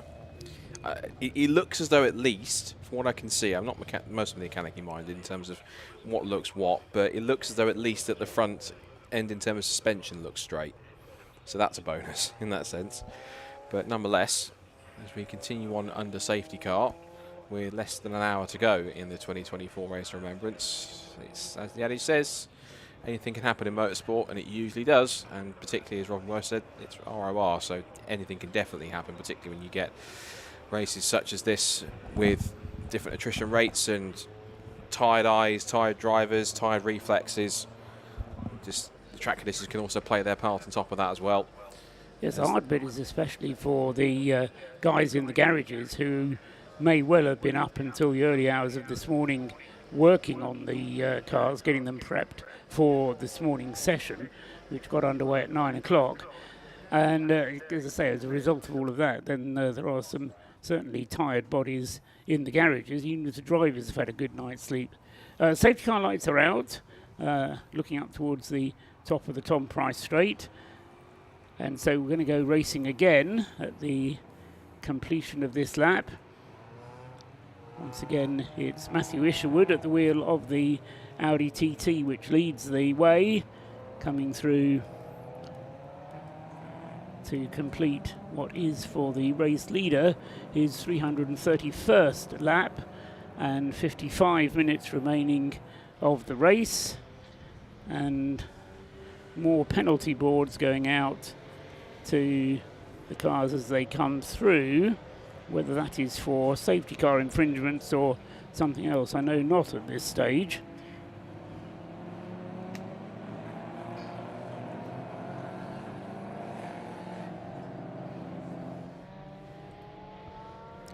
It's a stop and go penalty for car number 96, which is being notified, and that's the poor old Jaffa Cake Mazda, who's had its share of problems over the course of this weekend's racing.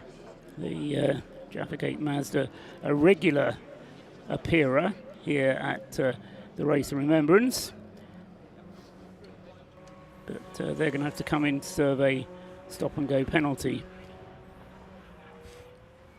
I think it's going to be Apollo Russell on screen. He's got the fright of their life, getting a BMW one side and the Class C leading Clapham North MX-5 the other side, shooting past it, but they both survived it. And of all the cars to be right behind the 69 car, guess who's chasing them on the track on their tail? It's a 91 machine.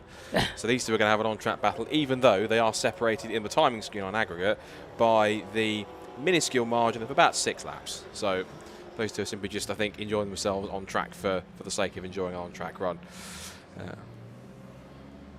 See here the crash helmet, which has been painted in the same style as the number 10 Jaguar by Pop Bang Colour. And again, that's rather than like a vinyl wrap or anything, that'll be genuinely painted as is with regular tools or whatever tools that Pop Bang Colour tends to use. It's anything that's weird and wonderful that he tends to use to paint his things, whether it's using toy cars to paint an actual car or other different methods to paint a helmet. So he does quite a grand job. I saw him on one occasion using a remote-controlled car, which he drove through a puddle of paint, and then it's all being done horizontally, needless to say. Drove the car through a puddle of paint, and then it went down onto his canvas, and he then tried to control the radio-controlled car, which I know some people are very good at, but Pop Bang Colour did it in his own particular style, which of course is fairly unique, but yeah, apparently he's used various construction methods to get the paint onto the car, but it is all proper paint, as Scott says, on the car. But it's going to be a challenge for them to get it back out for this final hour of racing. The Jaguar XF currently being shown as 44th place out of the 55 cars which are still running. Drops to 45th as he gets overtaken by another car that the team has spent a long time trying to get ahead of. So Matthew Isherwood then with the Audi TT, under an hour to go, and still this 3-lap cushion that he has. All pit stops now complete for the Audi and for Don Henschel in the second place Caterham. And then in third place, Jason McAnulty now back at the wheel of the 117 car. And see if we can work out what the gap is between them. It's a lap and something for Jason McAnulty to try and close the gap between himself and Don Henschel's Caterham. But judging on the lap times last time around, Don Henschel is one of the faster cars out there. Not the fastest car out there, because inevitably Paul Cook is that with his number 27 BMW, which was leading the race comfortably in the first hour, but then had some slow pit stops, then had a gearbox failure, and as a result of that has fallen 44 laps behind the race leader. But a lap time from Paul Cook of Paul Cook last lap time was, can't find it at the moment, so meanwhile, so here it is, a 1 minute 40.414, so comparable lap times of the race leaders, but not stunningly much faster. News of the Jaguar, Scott. It's back out. Good. Can't be that damaged then. No, can't be. Definitely not. At least the suspension is pointing straight where it should be by the pants, but it is missing an eye. Yes. So that is the key thing. It's missing an eye, but it should survive. So all good in that sense, and it seems to be getting on. So it looks like it was mostly kind of many cosmetic damage on the front, or not stuff that was going to be anything that would stop it from getting out there and driving competently enough that's going to cause a problem. I think what Monty Python would say is just a scratch. Just a scratch. 'Tis but a scratch. Yeah, something like that. So yes, it's a fairly significant scratch, but as Scott was surmising there, no damage to the underlying structure of the Jaguar, so it continues on its way. Excellent news for them and their team. Oliver Graham, though, who was the other car that we were mulling about, hasn't got going again. We were suggesting that that car might have had a problem. And yes, since the safety car, he hasn't been out. So quite where the car is, I don't know, I'm not quite sure if Rob is down in the pit lane at the moment, but he might be able to track down the number 24 Auto Test Mazda, which has now dropped to 6th place in the Class B, having been in the lead of the class at one point, but at least for their team, Auto Test still lead Class B, but a battle in prospect between the Lancaster Insurance Mazda number 14 and Craig Dillon's Trac Scotland car. Rob Walker at the wheel of the Mazda, and they are separated by 38 seconds on the track, which with 48 minutes to go is nothing at all. So we'll continue to monitor that gap.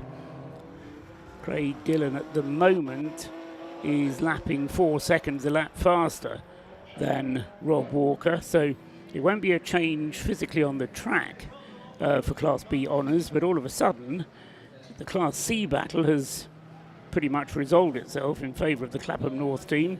The Class B battle, which seemed to have been going toward Trac Scotland, has now turned into a right battle royal, so we'll keep our eyes on 14 and 155 and see how Rob Walker at the wheel of the Lancaster Auto Test can go, because he's going to need to up his pace a little bit.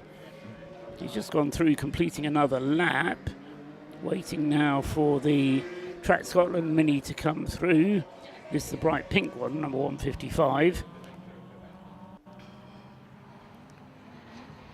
And although they're not, as I say, you won't see them overtake one another on track, here comes Craig Dillon now out onto the start-finish straight, and he crosses the line 149.141, gets the gap down again, another 4 seconds taken in. It's come down from 38 to 34 seconds.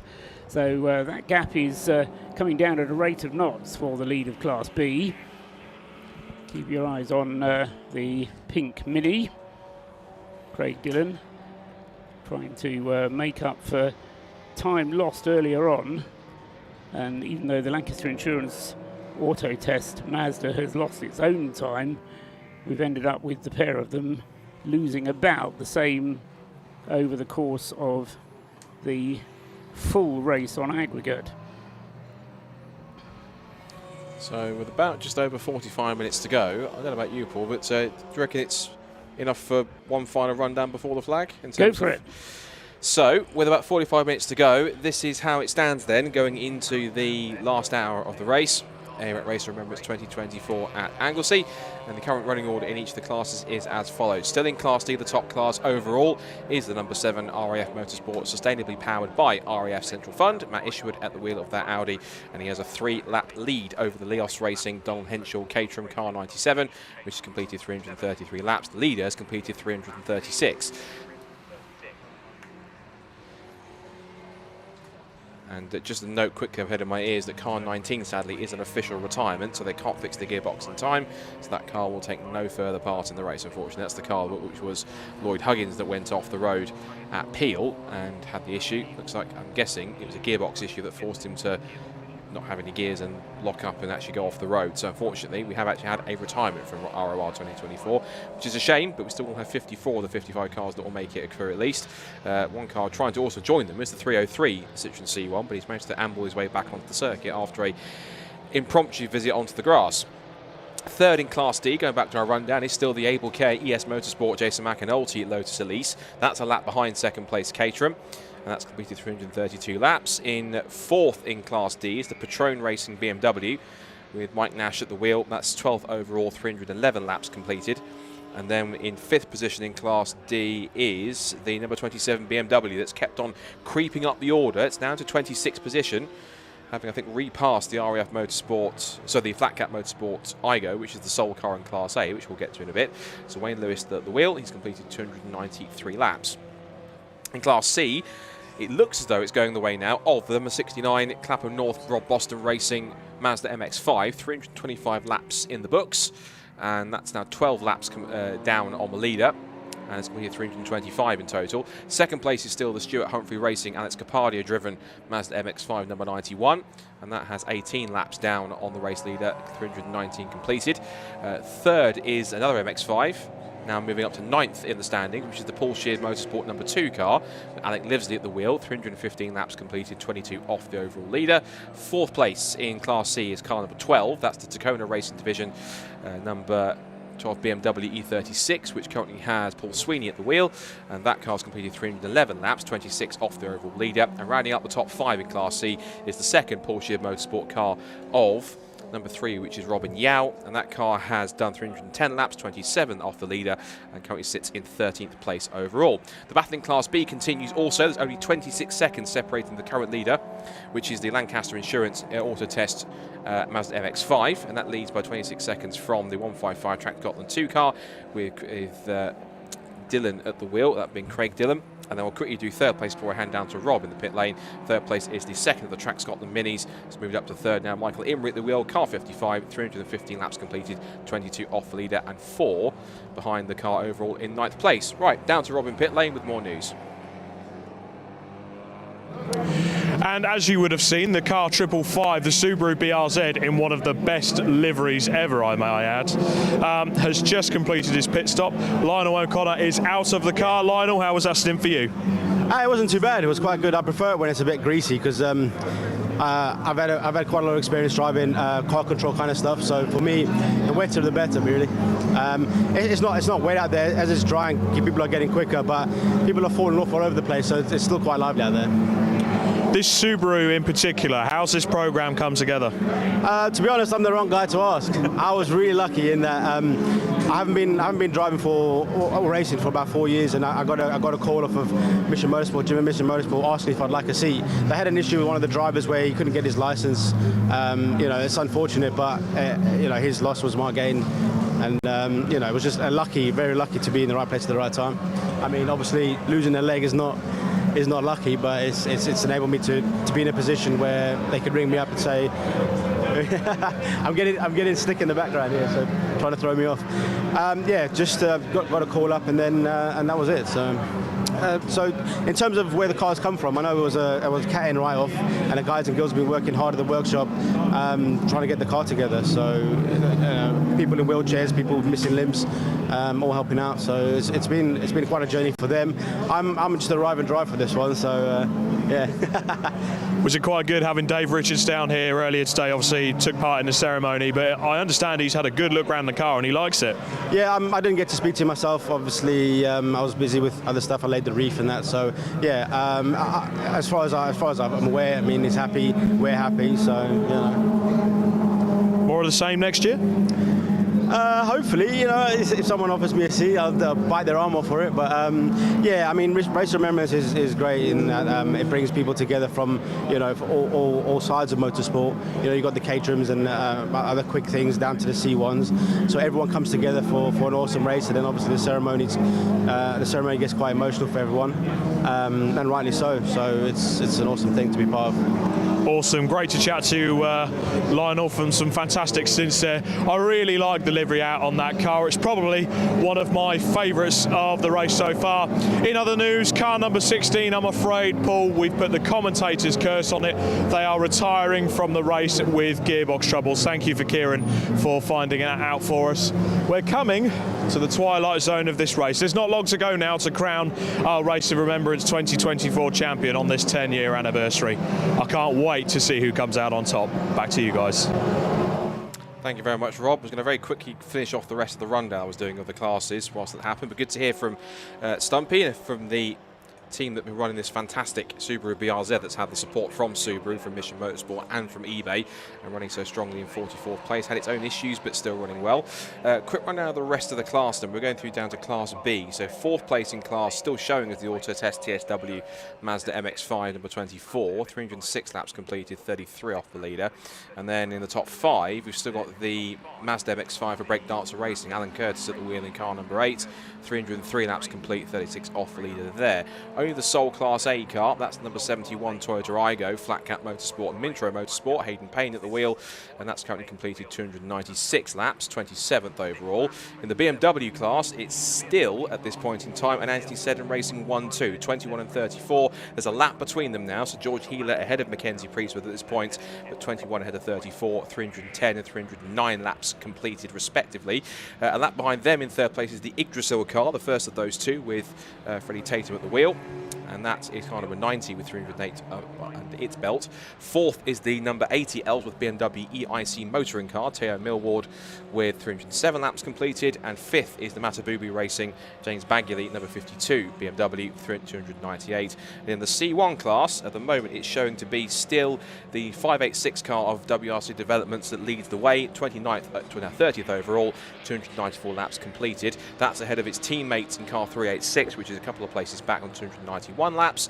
And then third is Scuderia Polo Rosso with Graham Wilkins at the wheel in car 310. Then it's the third WRC Developments car in car 408 and car in 36th position with Matt Shears. And then Silver Lake 2, which has been climbing up through the order after its dramas last night with 2 ECU problems. And that has now got to 5th place with George Davis, former Fiesta Junior racer, at the wheel, 287 completed. And the only other car we have is the Invitation Class car, which is the Chrysler Tech Rouge 2CV Hybrid. Nick Crispin at the wheel, just going through shot here, 49th position at the moment, 269 laps completed, 38 minutes and 20 seconds plus 1 lap left of ROR 2024. Excellent, thanks very much indeed. Scott Woodward with the rundown, and as he's been giving you the positions, I was slightly concerned earlier on with the pace of Matt Isherwood's Audi TT, but I think really it is just being stroked home to the finish. It's not going as quickly as Don Henschel's Caterham, but it's not going slowly enough to be worried at all by that, and the overall pace is still pretty good. The overall pace of Jason McAnulty with the purple Lotus just going through there is very good, and he's lapping in the 1 minute 40s compared to a 1 minute 43 for Matt Isherwood, and 1 minute 42s for the Caterham of Don Henschel. So the top three lapping as quickly as anybody, and certainly fast enough to keep their position in the top three. Whether or not George Grant is going to be able to maintain that 4th place overall, I think he probably will actually. He's ahead of the relay team, which is the number 77 team of Caterhams, which Wes Payne is currently representing in the number 77 car. And that car is 2 laps, no it's not, it's only 1 lap behind George Grant and the Clapham North Mazda, which is turning through now. So yes, it's 1 lap and a lot, because the Mazda goes through not that far behind Wes Payne. But in terms of laps completed, it's 330 laps now completed by George Grant. Wes Payne will come through and complete his 329th lap, so it's 1 lap and quite a lot separating them.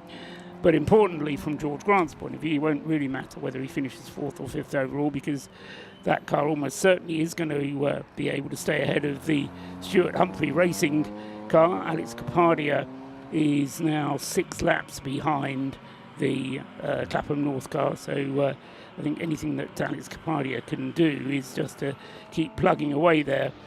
Say that car had to do an extra pit stop for refueling purposes in order to get it to the end of this race.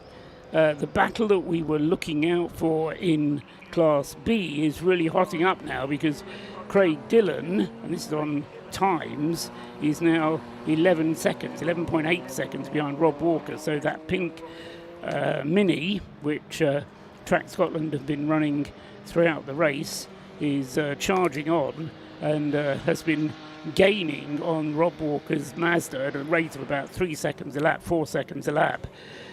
So the 14 Mazda has just gone through, and the pink Mini, which is closing on it, I think actually in physical terms is actually way ahead of it, but is trying to extend its margin ahead of it in order to overcome the deficit that it had as a result of the end of part 1.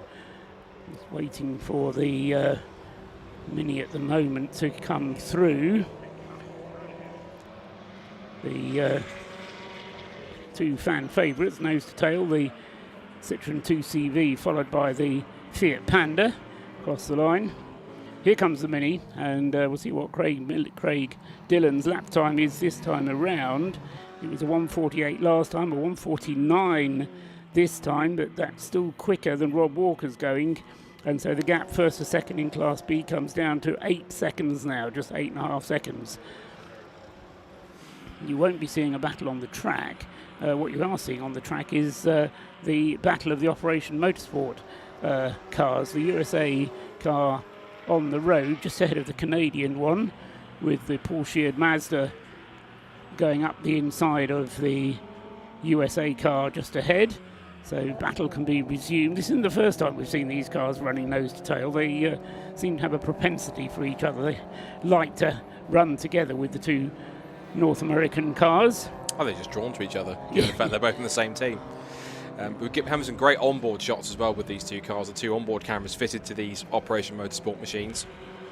And it'd be a shame if we don't see them next year, because of course they are looking to run their own essential Race of Remembrance over at Virginia International Raceway next year on the same weekend.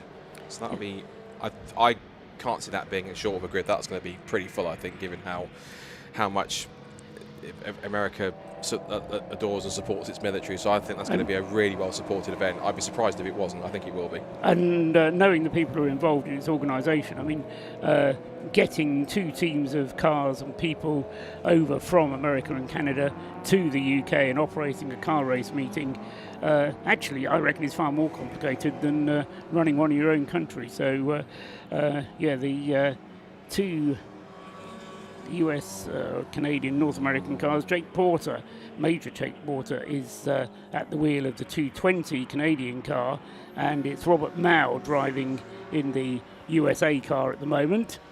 As we've had a spinner on the circuit, once again the Metabubu Racing BMW seems to have been in the wars. Yeah, it was up at Rocket, that was at the complex, just looping it around. 52 car in the hands of James Bagley, 25th position at the moment. And that in turn has actually benefited the RAF Motorsport BMW that's charging back up the order, now up to 24th place overall on aggregate. That's the pack coming through. Let's cover more of the BMW 116s, two cars that have been in the wars a little bit throughout the weekend. They go steaming past the 555 Subaru. The Royal Engineers car certainly had the brunt of its troubles throughout the weekend, as has the Royal Navy Motorsport car. Just the one car from the Royal Navy this year.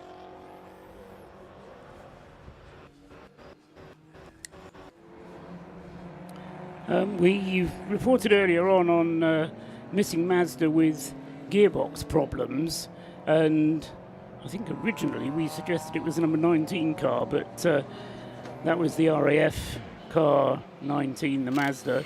But then Rob put us right on the fact that it is the Tequila Racing car number 16, which is the retirement. Anis Sutawala was driving it, and it finally gave up with its gearbox issues. But so it's the number 16 Mazda, which is the gearbox retirement. The car number 19 is still circulating, I'm pleased to say. So we did have some doubts about the RAF's car, but that is going strongly still. The only other car which we have a question mark as to whether it's going to manage to make the finish is Oliver Graham with the number 24 Auto Test TSW Mazda, which hasn't been through now for something over half an hour, so quite where that car is we never quite established.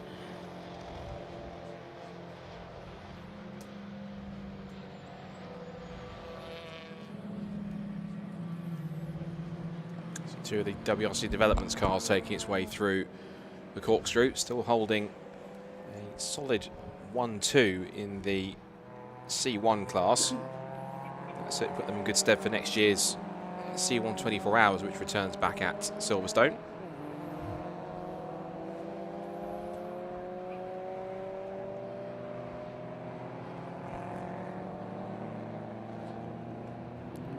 Just we've been joined up here for quite a little while by John Hindhoff, trying to persuade John, but as anybody who knows John, he's very backward in coming forward.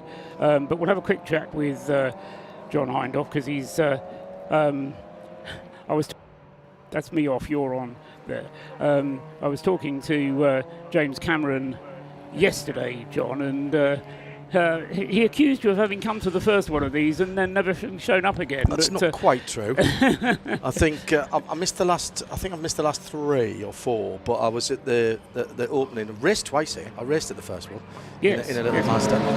You said you'd done that, but and then I came back and raced in a Rover, front-wheel drive MG, and that was fun as well. And we did a few broadcasts, you and me, together from here, early days, and it's clashed with other things in recent years. But other than having to be in Wigan last night for my aunt's 80th birthday, I felt it was beholding on me to get here I got up early this morning and whizzed up and was here well in time for the service. And I mean, as a race itself, I've been here for quite a few years now, it's expanded hugely over the years, but when you see it kind of 1 year after the next, you don't notice these things. But we've got a support race now involved, we've got the biathlon, the foolishness involved. Do you feel somehow that the whole event has grown in stature? Have you noticed that? It's incredible, actually, how far it's come in what in motorsport terms is still a very short time. A decade is a short time in motorsport, particularly when you've been around as long as you and I, Paul. And it has the feel now of a properly established event. It's always on the same weekend, which helps. Date equity is something that a lot of series and events talk about a lot, and because you know when it's going to be, you plan for it. And everybody out here who's in the pit lane, or everybody who's watching and listening and says, I'd quite like to go for this next year. Well, you know when it's going to be already. So that really helps. And the absolute dedication to this from Jim Cameron, from Mission, from Brscc, from everybody involved in all the teams, they take it very seriously, and so they should. I've just been saying, multi-class racing at this level in our country is quite unusual. And multi-class racing, the only way to learn multi-class racing is to do multi-class racing. And it's brilliant. And we need more races like this, actually, not to take anything away from the Race of Remembrance, but the Race of Remembrance is a brilliantly executed multi-class race, motor race. It's so much more than that. But if you're watching and listening now, you're watching and listening because of the motor racing, probably. This morning, we do the thing that's terribly important, which is the service of remembrance. But the racing is great here. And this is some people's Le Mans, isn't it? That's as close as I'm ever going to get a racing at Le Mans, probably. I think there's a couple of things there. One is that it represents very good value for money because you get an awful lot of track time. Yes, you do have the support race, but once that's out of the way, the Club Sport Trophy race is done and dusted, then you get a lot of track time for your money here. It's at the end of the season, so if you've had a car which you've raced all year and it's still in a fit state to go racing, it's a sensible way to round out the season. Totally. And as you say, you know when it's going to be, but it's a good way to round out the season. The thing that I find very difficult, I said to you off air, I love the Saturday. It's a great race. We go into the night.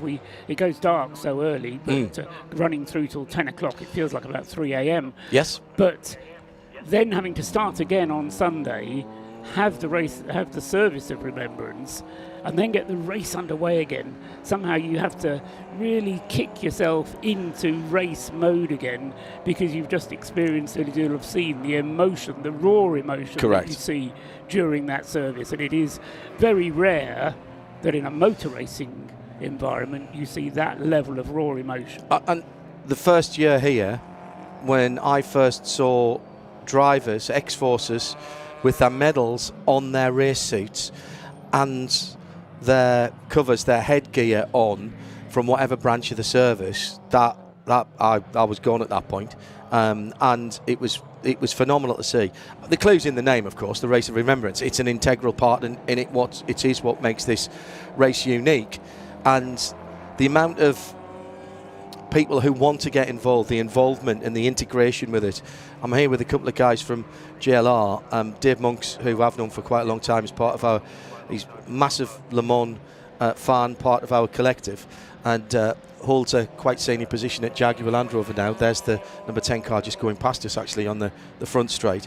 And Dave and I went for a cup of coffee at Bicester when this was a nascent idea. He had an idea, he thought he'd got the XF, and basically we sat down and had a cup of coffee. And for me now to see this car running around here, and I know for Dave to see this car running around here, he's a guy who's engineered all kinds of terribly prestigious premium products in the automotive arena for pretty much every major premier motor manufacturer, and is now at JLR, and he's in his element here. I'm not sure he's going to be able to go back to his day job. I think we might have lost him. JLR might have lost him to motor racing altogether. And to see the motorsport community, the ex-Forces community and the automotive community all come together to get this XF on the track, and it's just been in the wall, and from being recovered to back out again, it was 9 minutes. The pit stop times have come down. Didn't quite crack the 4 minutes, 4 minute and 1 seconds, which Dave's very disappointed about. We'll be reviewing the video of that later for that. But to see how everybody's come together, that's why this race, this event, is so special, because it's not just the race, it's not even just the remembrance service, which is obviously so important, but it's about the community, it's about the passion, it's about the involvement of people from various different parts of the community. What you just described as the story behind that Jaguar can be repeated 54 times behind all the other cars. 100%. Particularly with regard to the Subaru BRZ, which is out there, between the Operation Motorsport cars from North America. They all have their stories to tell. They're all providing a means for ex-servicemen to get back on their feet. And as I was saying to Jim Cameron last night, it's not just the servicemen themselves, but it's their families who respond to all of a sudden getting their dad back or their husband back in working order again, when they may well have been broken or written off, as some of the cars have been. 10 years ago, when I first sat down up at Stoneleigh with Jim Cameron, when there was this little idea about Mission Motorsport and potentially a motor race, to do a 15-minute interview with them to go on Midweek Motorsport that turned into an hour and 15 minutes about the broader issues of the covenant that we have with our armed forces as civilians, where we send them off to do the things that we don't want to think about, and sometimes they're not very nice, and sometimes they don't come back the same way that we went. It is beholding on us who don't go to make sure that when they come back, in whatever state they are, good, bad or indifferent, that they get looked after and get looked after properly. And that, to me, is an absolute key part of what we all do, and we all should do. And that's why this bridge between motorsport, automotive, but it's gone beyond that now with Mission Motorsport, with the Armed Forces Covenant, with the amount of people who Mission Motorsport have put into real cash money paying jobs down through the years. This is what started it. This is what began the ball rolling. And motorsport is literally, as the Padre said at the Service of Remembrance, this is the vehicle that gets people to engage again from that side of things. But it's also exciting. When we do the transition day at Silverstone in February, we get people to come and get involved, and we're dangling a chance to go and drive around the Grand Prix circuit at Silverstone. And it's a hook, but there's so much goes on behind it, Paul. And that's why it's so important. And that's why 10 years on, it's brilliant to see how the race has grown and how the movement has grown. Absolutely. Great to have you here, John. Lovely to be here. It's only a slightly role reversal somehow, where I seem to be interviewing you rather That's than you interviewing me. I've got to go back down and see if the car's gone in a minute. We've been working together for so long now. We kind and of take on. I heard you guys talking about Operation Motorsport and VIR for next year. We've been talking to those guys for a little while, Tiff and Diesel. We've known for ages, obviously, with the American Le Mans Series and now IMSA around the world, around the States and Canada, North American continent. That's a very, very exciting project. Their local representative, Greer, I know he'll be tuned in. Hello, Greer. He'll be making sure that the political side of things is right behind them in that part of the world. And VIR is a great track. And with the time zones, we might be able to do a dual broadcast, I reckon, with that, because they're going to be 5 hours behind at this time of the year next year. I'm not going to think about that at this stage. We'll worry about that when we get to it. I've just scrambled everybody's brain in production going, oh my God, how are we going to do that? Anyway, great to have you up here. Thanks, Thank Paul. you for bringing Dave Monks up here as well with the Aston from Subaru, sorry, Yeah. Aston. Mine went blank and it began with an A. But thanks for coming up here. The other point that we must mention, because we'll give Scott the microphone back, because he has a vested interest in that Jaguar as well, because he is driving the Jaguar safety car back home this evening, provided they put it back together again after the replacement track wheel, which was stolen from his car, loaned from his car yesterday. So, purloined. So anyway, it's enabled the Jaguar to keep going, and it may just take a little while to get the car back before it's in a fit state for Scott to drive it home at the end of the race, which is not that far away now, because whilst we've been rabbiting on with Hindhoff, as always, the race just disappears. 19 minutes to go. The situation at the front hasn't changed, although the gap first to second has come down.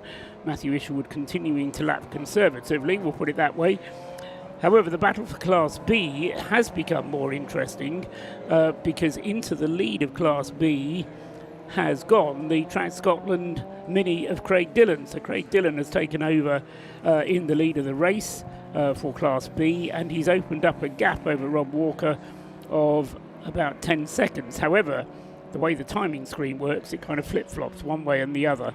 But by my reading of the timing, the way that the race will finish is that the Craig Dillon Track Scotland 2 Mini, the pink 155 car, just crossed the line now, and as it does so, completes 332 laps and is 14 seconds clear of Rob Walker's Lancaster Insurance Auto Test Mazda. Right, while all that was going on, Scott was taking a back seat for the moment at least. Observations from your side, Scott? One observation was I wasn't expecting doing a rundown, almost the Le Mans 24-hour style of the run order. Pause to hand over to Rob, turn around and see Mr. Hindhoff stood behind me, because that was a bit of a oh cripes moment. but no, it's great to have John in the box. Met him for the first time today, and Eve as well. I've spoken to her a couple of times on the phone, so I'm sure they're listening around the circuit. So John, Eve, thanks for your time earlier on, and yeah, it's great to have them here, and it's just observing pretty much the race has just been ticking over as it should do, really. We've got 17 and a half minutes plus a lap to go. No real change in any orders at all. It looks that we're kind of getting to that point, we whisper very, very cautiously, where we're getting to the point where positions are starting to become just about settled. Of course, it's never settled to the checkered flag totally, but everything is pretty much settling into the orders in which we feel it should be, although looking at some of the class battles, one of the closest ones is still looking at it. This scrap between the Track Scotland 2 Mini, you mentioned the Craig Dillon, and Rob Walker in the Lancaster Insurance Auto Test Mazda. That's 14.17 seconds on aggregate. Yeah, I think Craig Dillon, having got ahead in the Mini, is going to be able to stay ahead unless the car is running short on fuel. I'm sure Rob Lewis is down there in the pits wandering around, but he may be able to. They won't give him any information because this race isn't like that, but there may be a little bit of worry on fuel consumption. But so otherwise, all other things being equal, the Craig Dillon Track Scotland 2 Mini should just about be able to pull away from Rob Walker. They've been lapping now for the last 40 minutes or so, with Craig Dillon lapping 2, 3 and sometimes 4 seconds a lap quicker than the Mazda. Behind, the other Track Scotland Mini has asserted itself in third place in the class. That's Michael Imrie currently at the wheel of the number 55 car. He started it back yesterday afternoon and is now back in the car for the final stint.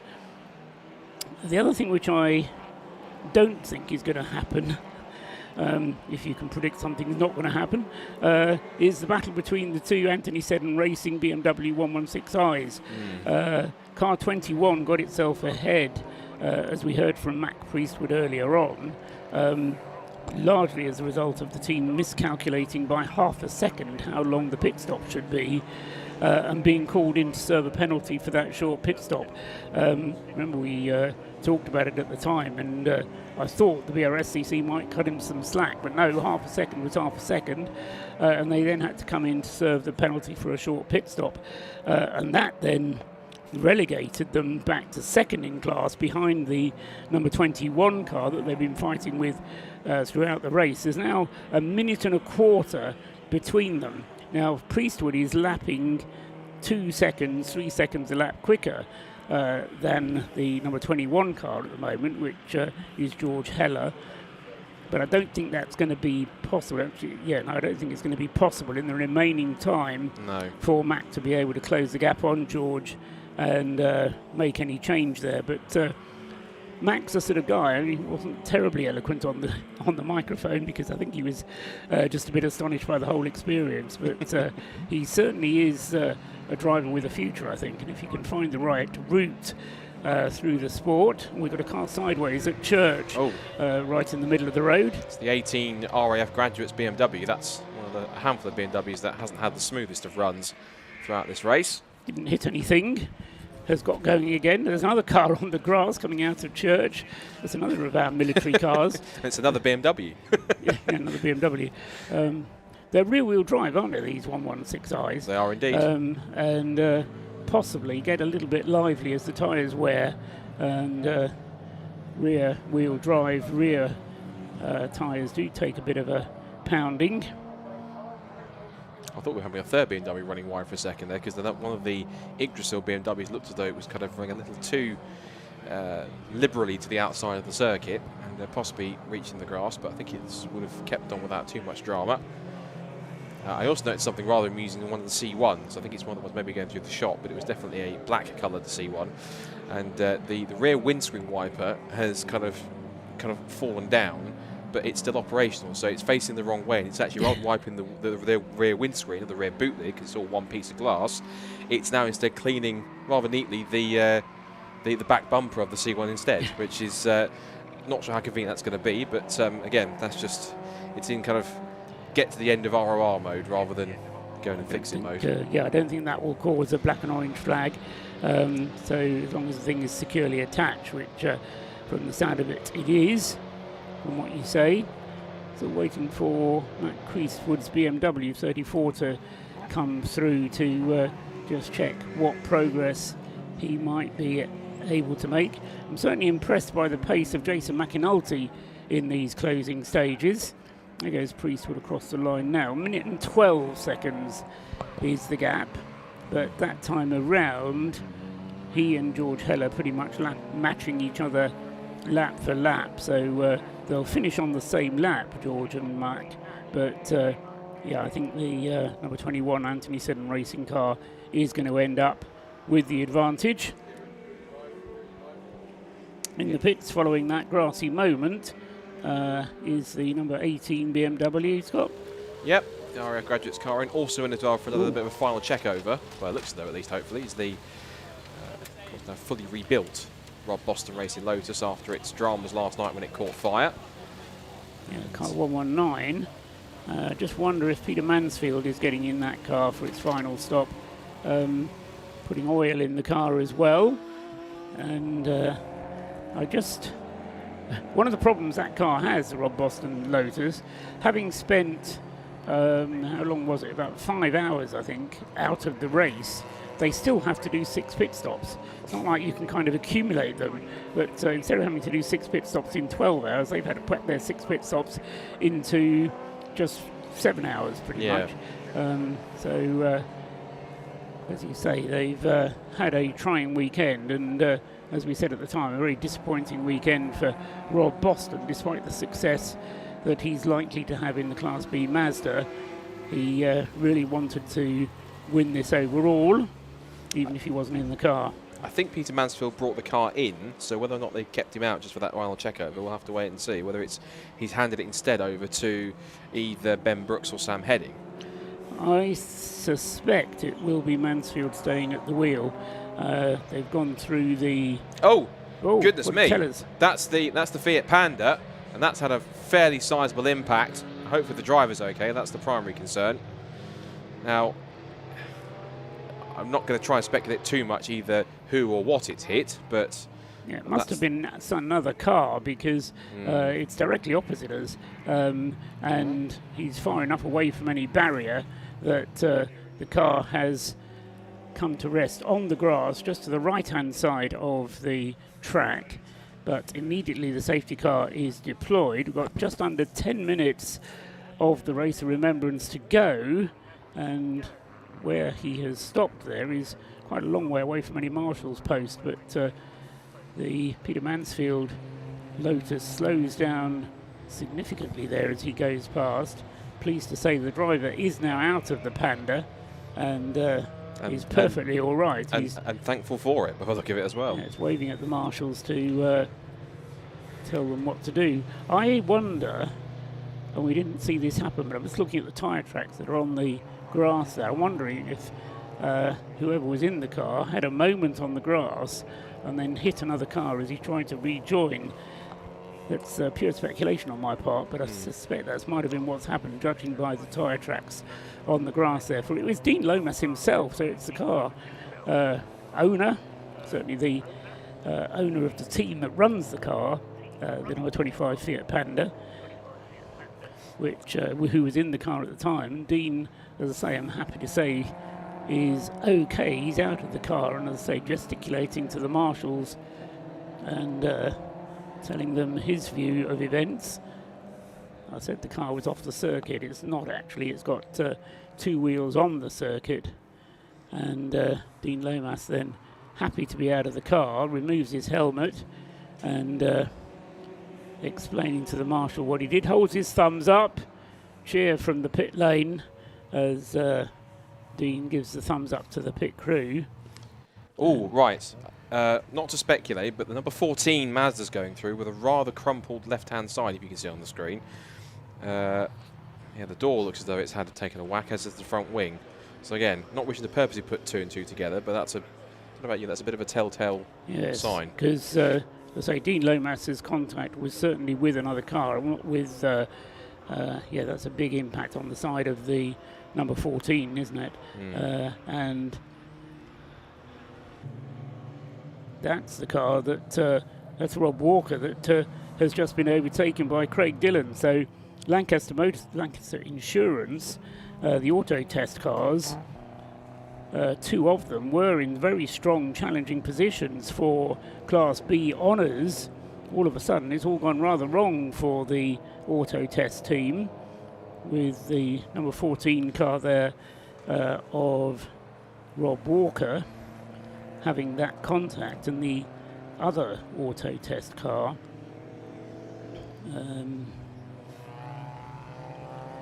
is the number 24 car, Oliver Graham, who is, we think, stopped out of the race. So all of a sudden the last part of the Race of Remembrance hasn't gone at all well for the auto test team.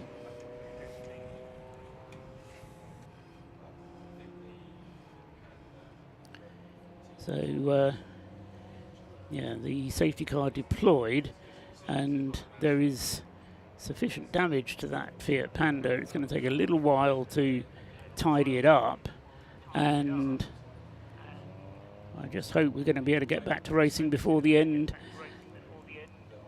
of the race, because it's never good to end a race behind the safety car. But the rescue unit, Brscc marshals quickly on the scene. The rescue unit is on the scene as well now, but they've only got a little over 6 minutes to recover this Panda. The auto test Mazda, undeterred by that stoved-in passenger door. Lucky it's on the passenger door. It's a right-hand drive car, of course, and is continuing anyway. I mean, he can continue. I suppose that's the good news for that car. Yeah, they did see that the tyre was rubbing against the now slightly damaged wheel arch on the left-hand side, and actually just giving a bit of a thumbs up to the right now. Instead of actually trying to get it on the low loader, it will still roll under its own wheels. Remarkably. So they are going to pull it away. So I think actually, again, solid work by the marshals and the recovery crews. I suspicious they're going to possibly recover it. Well, I think they'll try and recover it to as safe a place as they can get it in this point. No, they'll run it down the service road, the link road that's used for the short circuit, and then return it to the assembly area. So fingers crossed. And then it's just a matter of getting the marshals from Target back to their target, the marshal's post there, from whence they've had to run quite a long way.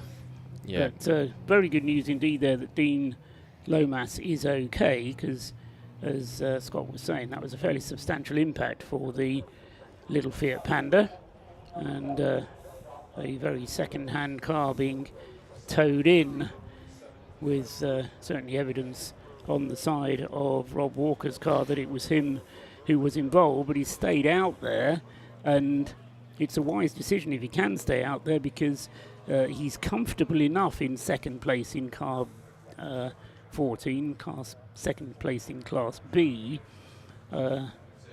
It's the other Track Scotland car, which is third in the class, but he is 2 laps behind. So particularly when the safety car is out, however slow everybody is, they're all going at the same speed. Safety car lights are out already. So they've cleared the Panda, it's out of the way. And so in quick fashion, the marshals just getting back to their post. So I think thankfully, touchwood, all being well, with the last 4 minutes plus 1 lap, it looks like we are set to get a finish under green flag. Although one thing I'm noticing here, but it's just a late day, but it's getting a bit misty here at Anglesey, particularly around the top of the circuit, up at Peel and down this sort of section of track. But it's giving a nice sort of atmosphere to end off ROR24. It's been a very memorable race for so many reasons, and I think this is going to be a fine way to finish it off. But now it's down to the Audi to pull the pin, get racing back underway, and finish this race in fine style with a flourish. Yeah, we'll get 2 laps of the race under green flag, and then the extra lap, as you say, it being 12 hours plus 1 lap.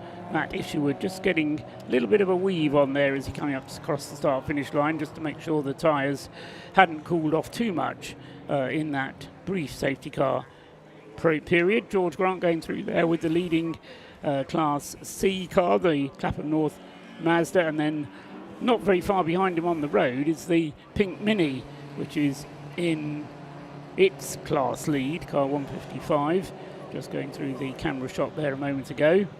There's the Audi. Out of the pits goes one or other of the Operation Motorsport North America cars. It was number 22, Robert Mao, making a late pit stop. And he is now back on the circuit. That's the Operation Motorsport USA car. Robert Mao having, I think, his first go at the Race of Remembrance. Yes, he is. A well-respected and experienced race driver, it says here. Competed in IMSA, SRO and NASA race series. I didn't even realise that NASA held race series. But he's raced BMWs, actually raced LMP3 in America, and has also raced in the GT4 America series. So one of the very quick Rookie of the Years is Robert Mao, a US Navy veteran. So we've had representation from the Air Force, we've had obviously Army folk and Navy as well, slightly in the minority here at Anglesey, but still well represented both from across the sea and here in the UK. Across the line goes Matt Isherwood again, completing his 360th lap, and this will be the penultimate lap. It would be the last lap, but for the extra lap that's tagged on the end. The Race of Remembrance always does things a little bit differently. Rather than running to 12 hours, it runs 12 hours plus a lap and disappears through target, goes up towards the banking, turns nice late apex as he goes through the banking. The rest of the field coming out of the bus stop and crossing the start-finish line. There goes that Mazda with the stoved-in door. And the rest of the field, including the Rob Boston Lotus there in the mix, the blue Lotus Elise. And there's the rear shot of one of the Toyota GT86s, along with the Citroen 2CV just turning into the left-hander at target. Meanwhile, the pack funnels its way through the banking, named for obvious purposes. Rob Walker holding his hand up there and waving cars past him, knowing that he's very much in let's just get this car to the end mode. And so I don't think he need worry about being overtaken for second place in Class B. So Rob Walker, having had a rather dramatic end to the race, don't know quite whether anybody will be held at fault for the collision between the two of them, but it was a certainly substantial impact between the two of them, but fortunately without injury to either driver, and fortunately cleared up relatively quickly as well. Across the line to start his last lap goes Matthew Isherwood in the RAF Motorsport Audi TT, running on sustainable diesel fuel. They're going to load the car up into the truck, and the same fuel that brought that car through 12 hours of racing is going to go in the truck to take the car back to RAF Motorsport headquarters. He turns through the banking, heads back down into Church for the final time. It's been an absolutely faultless run from this car from the very start. Matthew Isherwood sharing the car with Ryan Parkin, who was quick yesterday. I don't think Ryan has actually driven the car today.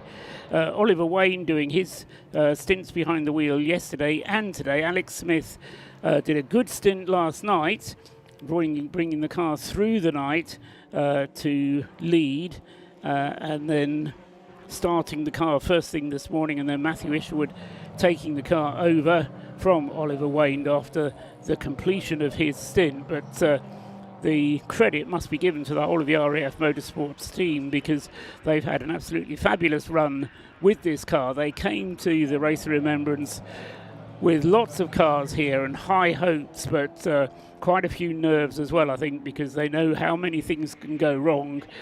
Chris Slater from the RAF team was very nervous about the car's propensity to use up its front tyres, but the weather has probably helped the car on that score. So he turns through the hairpin for the last time, comes past the old pits and down into the bus stop for the last time. Here he comes then, Matthew Isherwood in the number 7 Audi TT.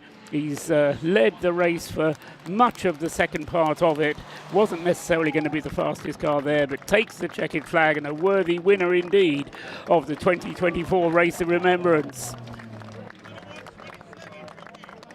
A lot of joy on the pit wall, but after a race like that, there's joy tinged with relief as well that the car's made it to the finish. Finishing in third place, Jason McAnulty coming across the line there, and he can be happy with that. Finishing in third place, albeit a lap behind the Caterham that Don Henschel has shared with Steve McCulley, and a great result as well for the Leos Racing Caterham team. Car number 97 coming in with just two drivers, Steve McCulley and Don Henschel. Then Don doing a great stint at the end of the race to hold off the challenge represented by Jason and David McAnulty, and but for that one lap penalty that Jason and David received for exceeding the drive time limit, as the number 90 BMW almost finishes the race off the circuit, but just manages to drag the thing back onto the track across the finish line. There goes in the number 14, Rob Walker, finishing second in Class B. We've already had the Class C winner across the line, George Grant. Absolutely magical result for George, sharing the driving with Will Blackwell Chambers and Rob Boston, the three drivers of the number 69 Clapham North MOT Mazda MX-5, finishing in fourth place overall. That's a remarkable performance from a Class C car. 12 laps behind the overall winner, but still great result there for George and his co-drivers. Finishing in fifth place was the relay team. We kind of overlooked them, but they had a pretty uneventful run in the number 77 team of Caterhams. Wes Payne sharing the driving with Paul Herndon, Darrell Questwell, Tim Steele, Alan Curtis and Harry Eyre, all having their turn carrying the baton for Caterhams, and finishing in fifth place overall. In sixth place and second in Class C, the Stuart Humphrey Racing Mazda MX-5. Stuart Humphrey being joined by experienced drivers Martin Rich and Alex Capadia, and they finished second in class, but a very creditable sixth place overall. And in seventh place, one could argue even more creditable result for Craig Dillon and the Track Scotland team car 155, car that didn't even participate in qualifying due to having various issues with its engine, but great work from the Trac Scotland team, and having started the race in 55th place at the very back of the grid for the Trac Scotland team 24 hours ago, they come home as class winners. So all credit to Trac Scotland. You can see a Saltire there being wrapped around one of the teams, who's absolutely delighted with that result. That's a great result for Trac Scotland, winning their Class B, thanks to the driving efforts of Craig Dillon, who was sharing with Adam Kindness, Adam Morrison and Lowell Forsyth, who all did their share of driving. But Craig very rapid towards the end there and getting ahead of Rob Walker's Lancaster Insurance Auto Test Mazda, which, despite having that coming together with the Fiat Panda towards the end of the race, managed to hang on to second place in Class B and 8th place overall. In 9th place overall and 3rd in Class C was the Paul Sheard Motorsport Mazda. Number 2 had a relatively unscathed run of it, did number 2, with Nick Duggill, Alex Livesey and Adam Zieber, and they finished in 9th place overall. And then in 10th place was the other Trac Scotland Mini, finishing in 3rd place in its class. In the BMW class, a win in the end for the number 21 Anthony Seddon racing car. George Heller bringing the car to the flag first, finishing in the end 1 lap ahead of Mac Priestwood, who did his best to recover the lost time, but in the end the extra pit stop was more than they could deal with. So a win for Anthony Seddon racing in the BMW class. Down in the pit lane is Rob Lewis. Rob. What a race, what a fantastic Race of Remembrance in 2024, and its results with the RAF taking home the victory on sustainable diesel. They really have proven that sustainable fuel can be the way forward in motorsport. Let's have a wander around and have a chat to the team and to some of the drivers now. The team are just debriefing in here now. That's not quite the trophy these guys are looking for. What's going on here? That's a nice job, That was one of the many jobs you guys had to fix last night. Right, and I'll come to you first as part of Dark Side. Phenomenal effort. A car racing to victory with the RAF on sustainable fuel. Yep. It's a good story all round, I think. The race as it unfolded, you had lots of little bits to fix overnight. What were those issues? Oh, you're better off asking mechanics, really. I went and got some sleep thinking I were driving today, and then all the drivers had got their heads together and said that they didn't want me to drive this morning. No, in all seriousness, it didn't work out that way. That we didn't want to do an extra stop so I could get a go. But yeah, they did a lot of stuff. They had to radiator change. A wheel bearing had failed early on in the race on the first day for some strange reason. Brake pads all round, full spanner check, loads of other little bits and bats. More than I'm listing, I'm sure. But yeah, 4 o'clock in the morning was the time I was told. So yeah, a big effort from the guys, and yeah, the drivers. It's worked out perfect. I think the RAF couldn't have chosen a better set of drivers to jump in. Everybody jumped in the car and we in a couple of laps were comfortable in there.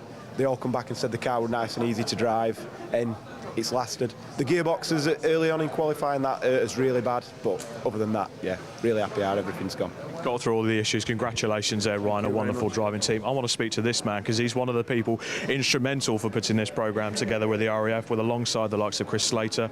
You must be absolutely thrilled. Absolutely. About 3 weeks ago, that fuel has been used to test our green fleet, our large trucks, whether we can use biodiesel. And here we are winning a race in the same car, using the same fuel in a car supplied by Darkside and supported by Central Fund. Our sponsors who believe the fact that we should be doing sustainable motorsport sponsors us to get this car out here, and here we are with a car that's a first to get something done like that. It's quite impressive. It's always a team effort, as you know.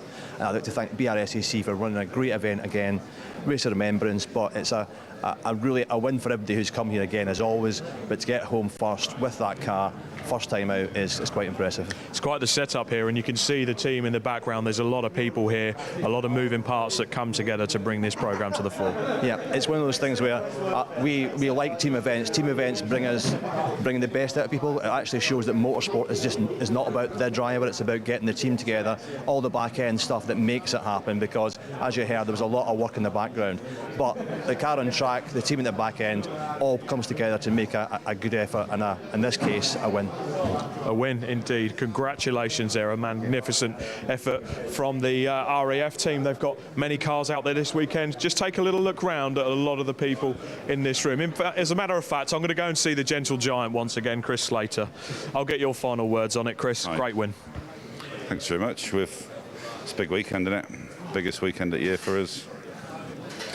I think we got pipped by about 23 seconds by the Navy and the 116s out of the military teams, because that's obviously pretty competitive for us. But for a group of novices, that 2 of them have never driven before, and the first race is at night in Wales in November, they've done really well. We've obviously all worked really well together, and just Team Buzzing Garage has been really good all weekend. Everybody's done a great job. Same job again next year? Possibly. That'll be the plan. Thanks very much. Fantastic, Chris. Fantastic. Let's have a little walk around now. Let's see who we've got buzzing around these garages, because a formidable effort from the RAF Motorsport team. We've spoken to them several times. I want to speak to Operation Motorsport. It's going to be their last time here in the UK at this event, because of course they're going to Virginia. So once again, I want to grab a word with some of the Operation Motorsport people behind the scenes. 2 of the people that I would have aimed for anyway. Mike's still working on Matt. Straight away, I'll aim for you 2. We've got driver, team manager. Guys, how was that race for you? Okay. Oh, that was a great race. Like, outstanding. Like, the amount of work the crew put in, like, hurting, limping, just keep pushing. And, you know, like, our partners like CrowdStrike, they really came forward, and they're what helped make these veterans give the opportunity to succeed. And they, like, just the opportunity to show that they can keep doing it and they can keep going at it, it's just impressive to watch. Very impressive to watch. And Mike, your job behind the wheel is done. How was your race? It was outstanding, really. This crew is unbelievable. What they were able to pull off last night when we lost all our brakes. We literally had nothing left. Almost put the car on a ball. But I think with 28 minutes and a full brake change, calipers, rotors, pads, everything, it was outstanding. I thoroughly enjoyed sitting there in the car, watching it happen. And every once in a while, I got a sneak peek at the TV behind me while I was sitting in the car, and it was being broadcast.